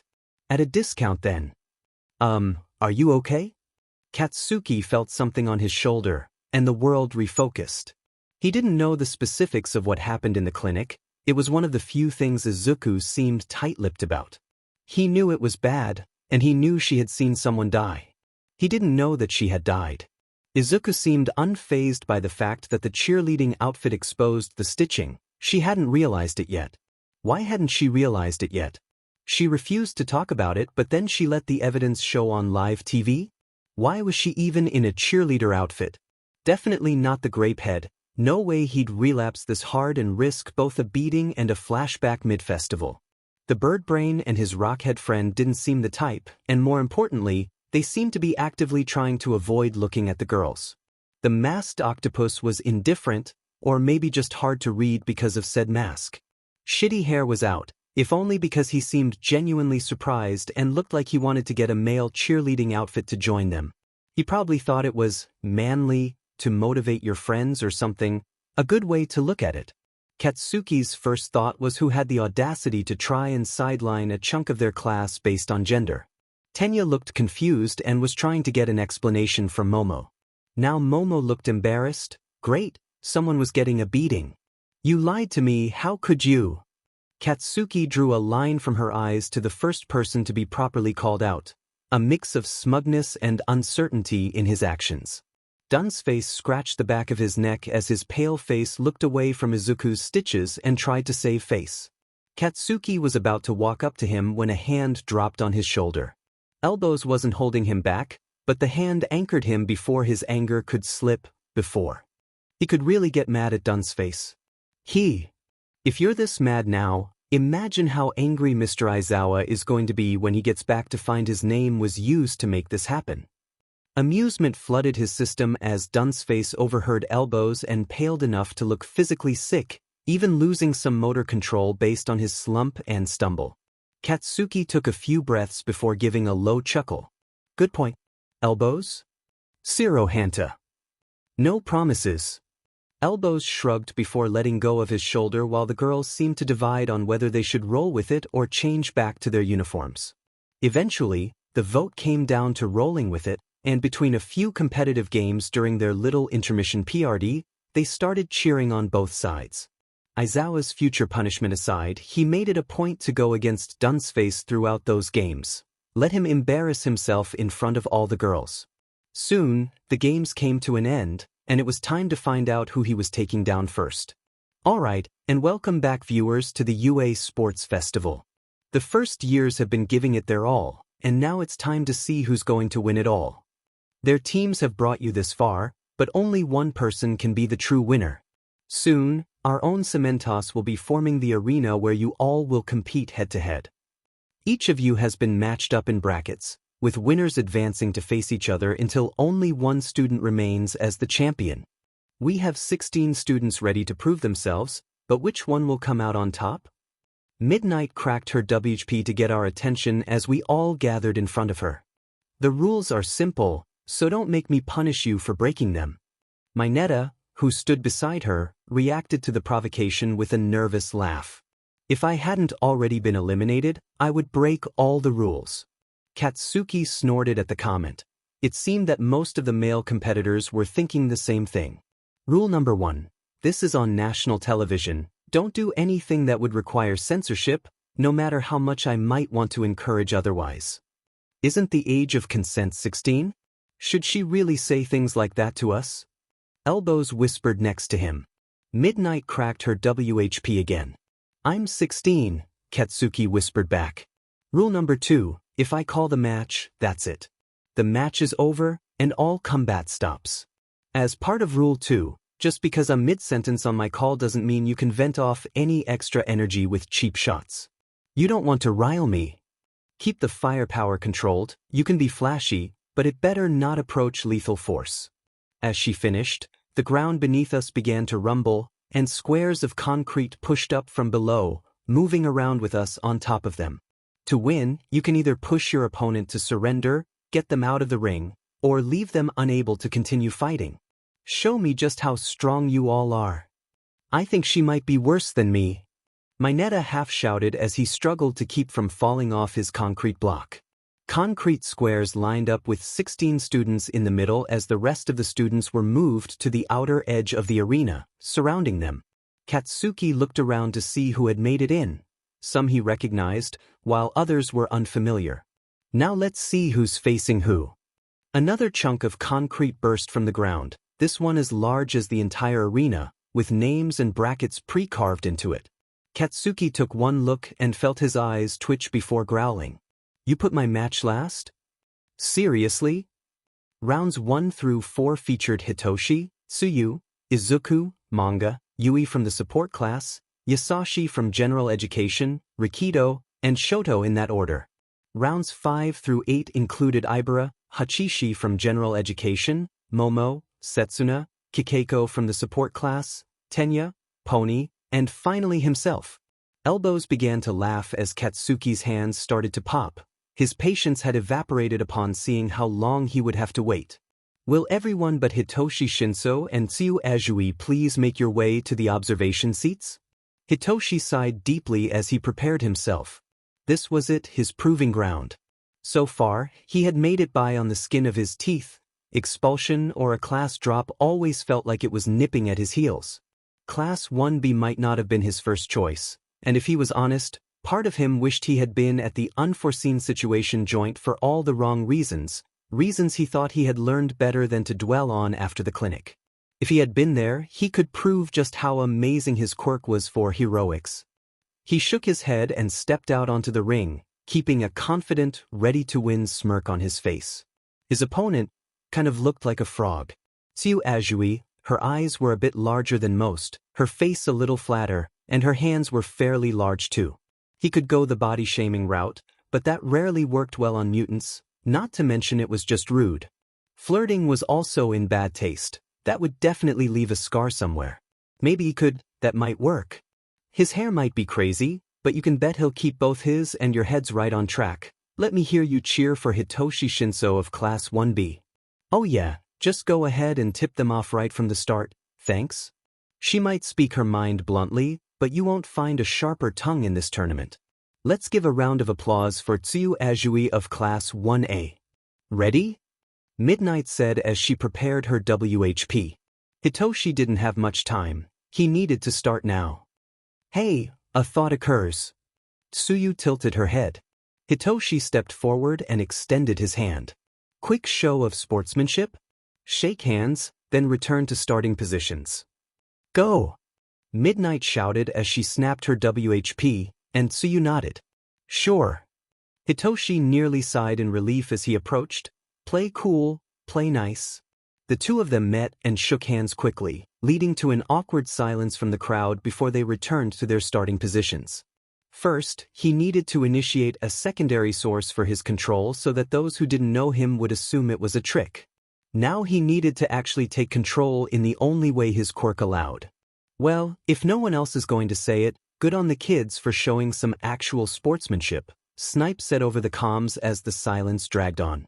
I'll be honest, I was kind of hoping for some kind of small cheer to start. You? I'm sure there are still a few heroes who noticed.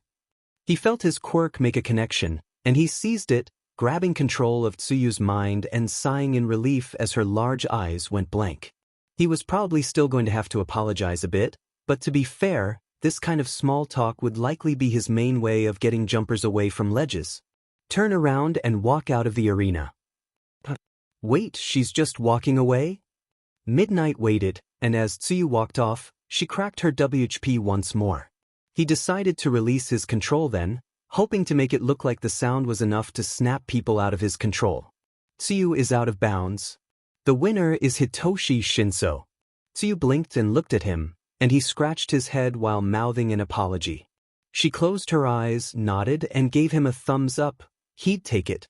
Now he needed to clear out based on the looks Midnight was giving him as present mic called for Izuku and manga. She's lean, green, and so far proven to be an absolute machine. Let's hear it for Izuku Midoriya of Class 1A. Izuku practically skipped her way out onto the arena. She hadn't met manga yet, but, oh my god, is that him? His quirk gave him a manga speech bubble for a head. So cool. The sports festival is the best, and so far she's already at the last stretch. Just need to win the rest now. A quick roll of her neck nearly startled her when she mistook a pop of her neck for a stitch popping. His head's a little out there, but so is the power of his quirk. Let's give it up for Manga Fukudashi of Class 1B. Both of them bowed to each other. This was it, their moment, win or lose. Fight. Dead. Breawayen. Izuku nearly lost her footing as the sound of a foghorn tried to launch her out of the arena. She knelt down to lower her center of gravity before digging her fingers between two of the arena tiles and flipping one as a form of cover. Next, she buried her shoulder against it and shoved the tile forward. Crockum! Something slammed into the tile and shattered it into a dust cloud, but that was okay. She'd already stepped to the side and was rushing at Manga as he turned toward her. Vocal quirk turns onomatopoeias into physical effects. Seems to have a shorter time limit, plus he needs to speak. No visible mouth thanks to his quirk's mutation, so the best way to shut down his quirk is.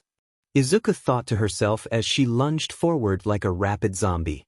Make him use things that aren't onomatopoeias, like screams or calls for help. Ah! Izuku tried not to laugh at the high-pitched squeal that escaped Manga as he suddenly caught a glimpse of how close she was to him and the face she was making. She used the moment to catch his midriff and spin behind him. Now take this. Manga felt himself go weightless as the small zombie decided to suplex him, so he threw his head back and roared at the ground before he could be slammed into it. Foom!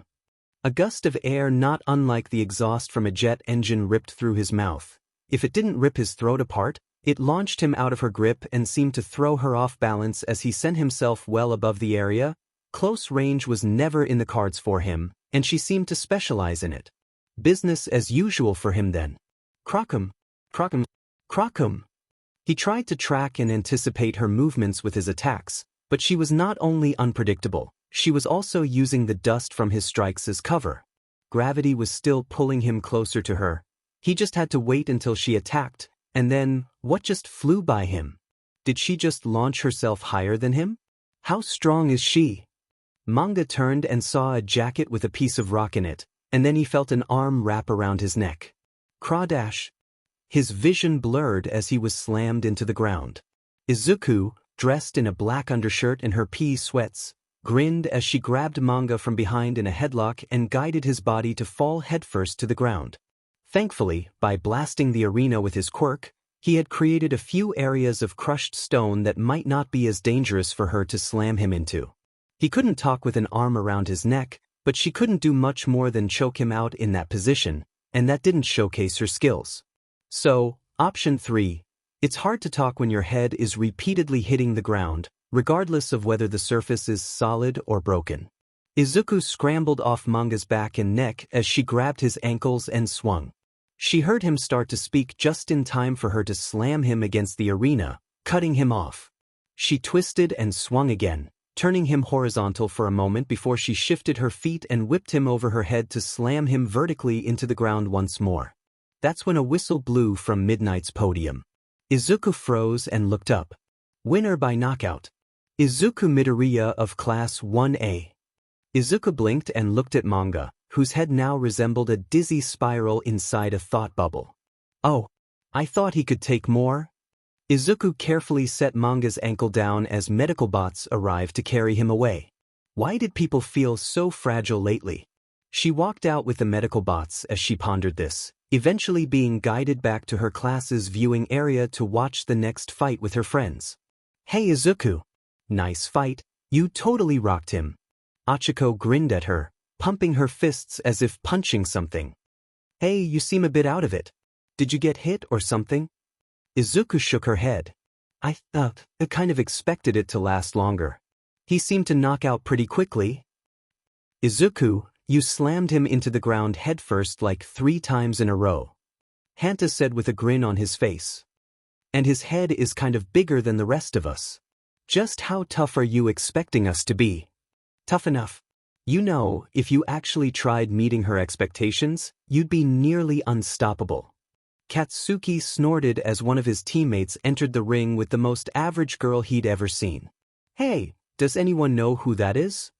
Izuku grinned. Oh, that's coming in from the east, a general education student who proves her blood, sweat, and tears are just as capable of heroic results. Yui Chiba from Class 1E. What present Mike said. And from the west, another student proving even our general education students are in a league of their own, quick, quiet, and stronger than he looks. It's Isashi Kawamori from 1C. Huh, isn't that one of your teammates, Kaken? Yeah, that weirdo with a bat mutation who better not disappoint. Katsuki grinned before yelling the latter part of the sentence toward Isashi, who nodded as he slid into a combat stance. Yui blinked, her face emotionless and cool. With pale skin and red hair pulled back with a black hairband, she stood in front of the smaller boy, whose bat-like features seemed more pronounced by his top knot and human skin. Small, fast, tell me, why are you here? Isashi bared his teeth and started letting out rapid clicking noises. Isn't it obvious? To show I'm good enough, no, that I'm better than just good enough. I see. Good luck.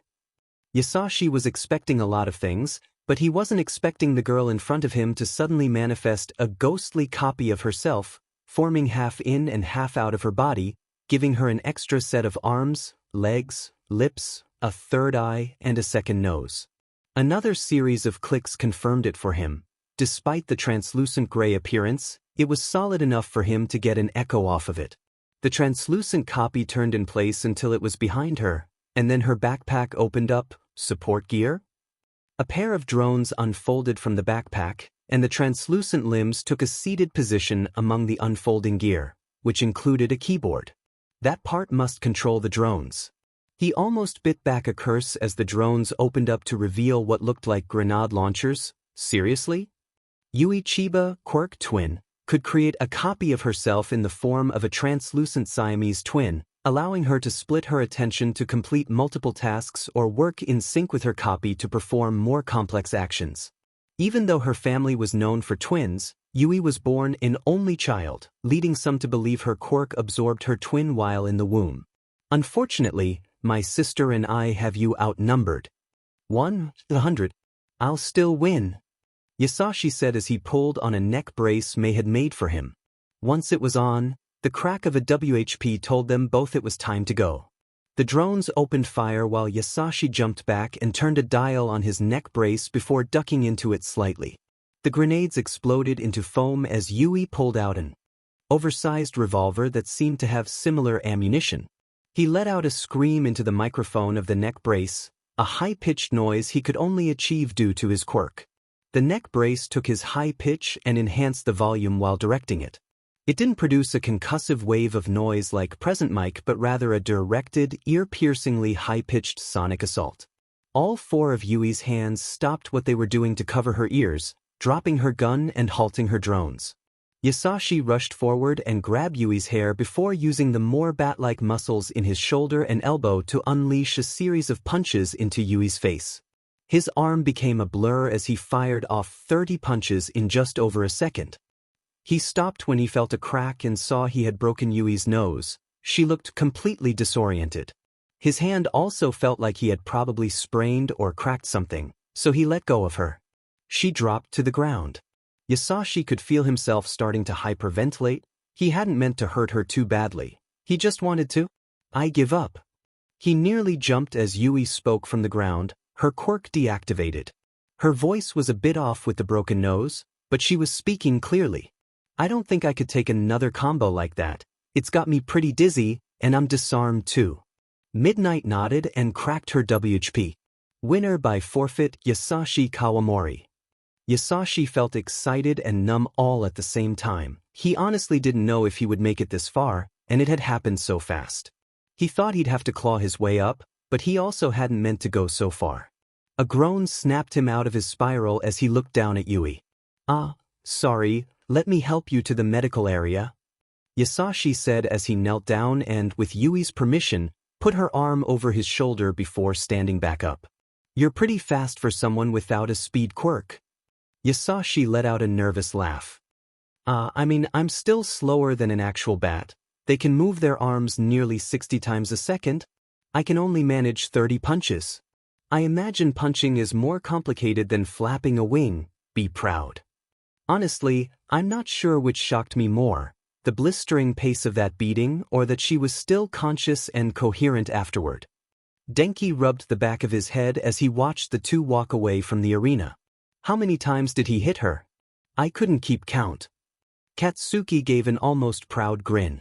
Last time we clocked him using one of that inventor's toys, he was around 28 to 30 punches a second.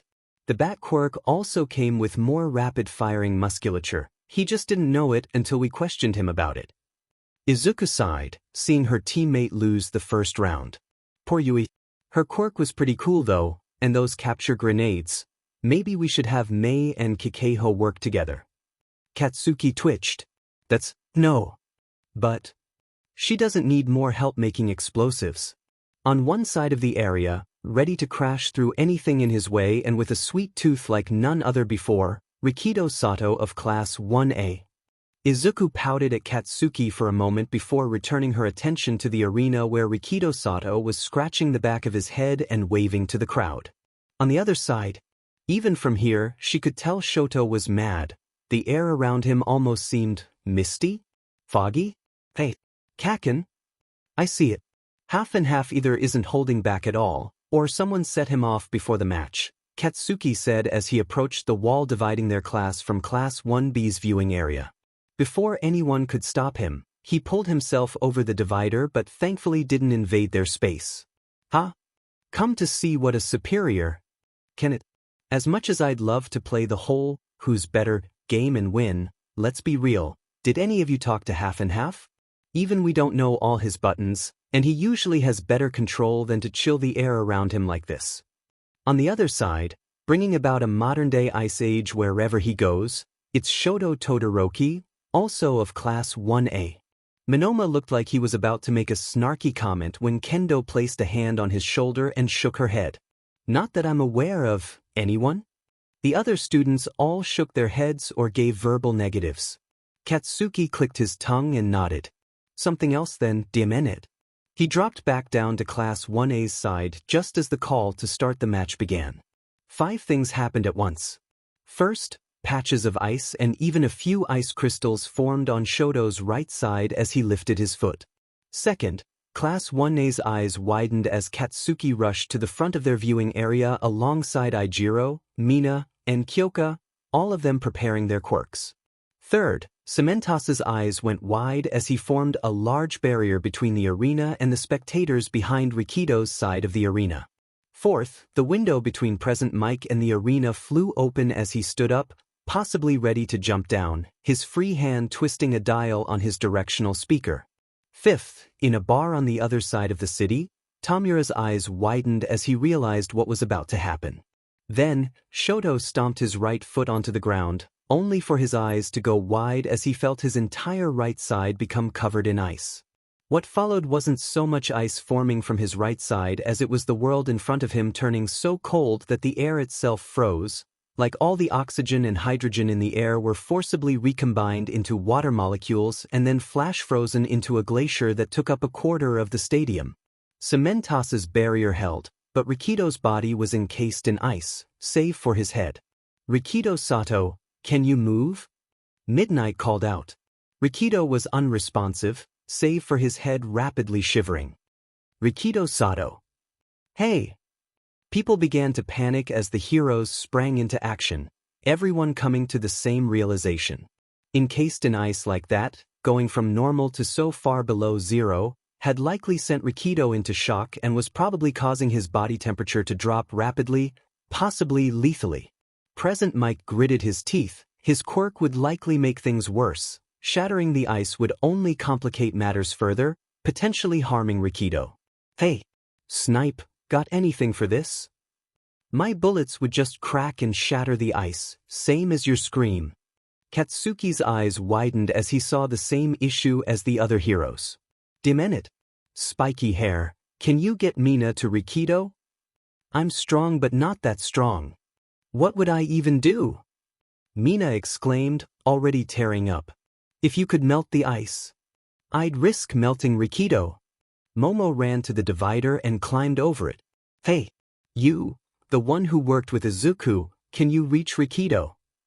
Setsuna jumped up and nodded as Momo pulled her top up to reveal her stomach, forming a large tub of a salt-based de-icing agent. See if you can get this around Rikido, help melt the ice. Right. Setsuna said as she reached for the bucket and broke herself apart into pieces, flying her hands and head to the trapped boy as Shoto seemed to realize just what he'd done. Come on, please work fast enough. As she poured out the de-icing agent, Shoto launched himself up to Rikido and pressed his left hand against the ice, producing enough heat to help melt it but not enough to create flames. Another hero helped Manuel, a hero with a water manipulation quirk, reached them as he took control of the water from the melting ice to speed up the process. Lastly, a team of medical bots brought Recovery Girl, who took out several towels and heating pads to gently raise Rikido's temperature without worsening his condition but quickly enough to save him. Soon, he was pulled from the ice, and the medical bots formed a stretcher to take Rikido elsewhere while Recovery Girl accompanied them, still trying to bring his temperature back up. That wasn't. I don't understand. Midnight ran up to the group and looked at Shoto. Shoto Todoroki, did you mean to do that? I was going to form my usual wave of ice, a bit bigger than needed but nowhere near this big or cold. It was going to just be enough to trap and immobilize him, like I did at the USJ. Midnight studied him, then nodded. In that case, Shoto, if we see your body growing that cold that fast again, Cementos is going to form a dome around you, and I'm going to knock you out for your safety and the safety of whoever you fight next. After the trauma you all experienced, it's to be expected that you'd have some quirk trouble, but that was an accident that could have killed someone, understand? Yes. Due to his opponent being unable to fight and requiring outside intervention, Shoto Todoroki wins. Please excuse the delay between this and the next match as we clear and repair the arena, Midnight announced to an utterly silent crowd as they processed what had just happened. Shoto Todoroki will be penalized outside of the tournament. To the other students, do not mistake this as an okay to make a mistake. Izuku let out a breath she hadn't known she was holding. Granted, she had been regularly forgetting that recently. That was way too much. Why are they letting him continue? Kyoka exclaimed as she slammed her hands on the railing. He nearly killed Rikido, we don't even know what set him off. While we take this intermission, would the remaining contestants for the third round please come see me? Midnight called out as she moved to the less frozen part of the field. Izuku looked at the others, who all appeared worried, and decided that simply jumping from the railing would probably not do anyone any favors. Her death might not have much meaning, but her friends thought otherwise, and Hound Dog said it was important to remember that. Seeing her die after nearly watching someone else die might be too much. Meanwhile, in a bar on the other side of town, Tomura grinned,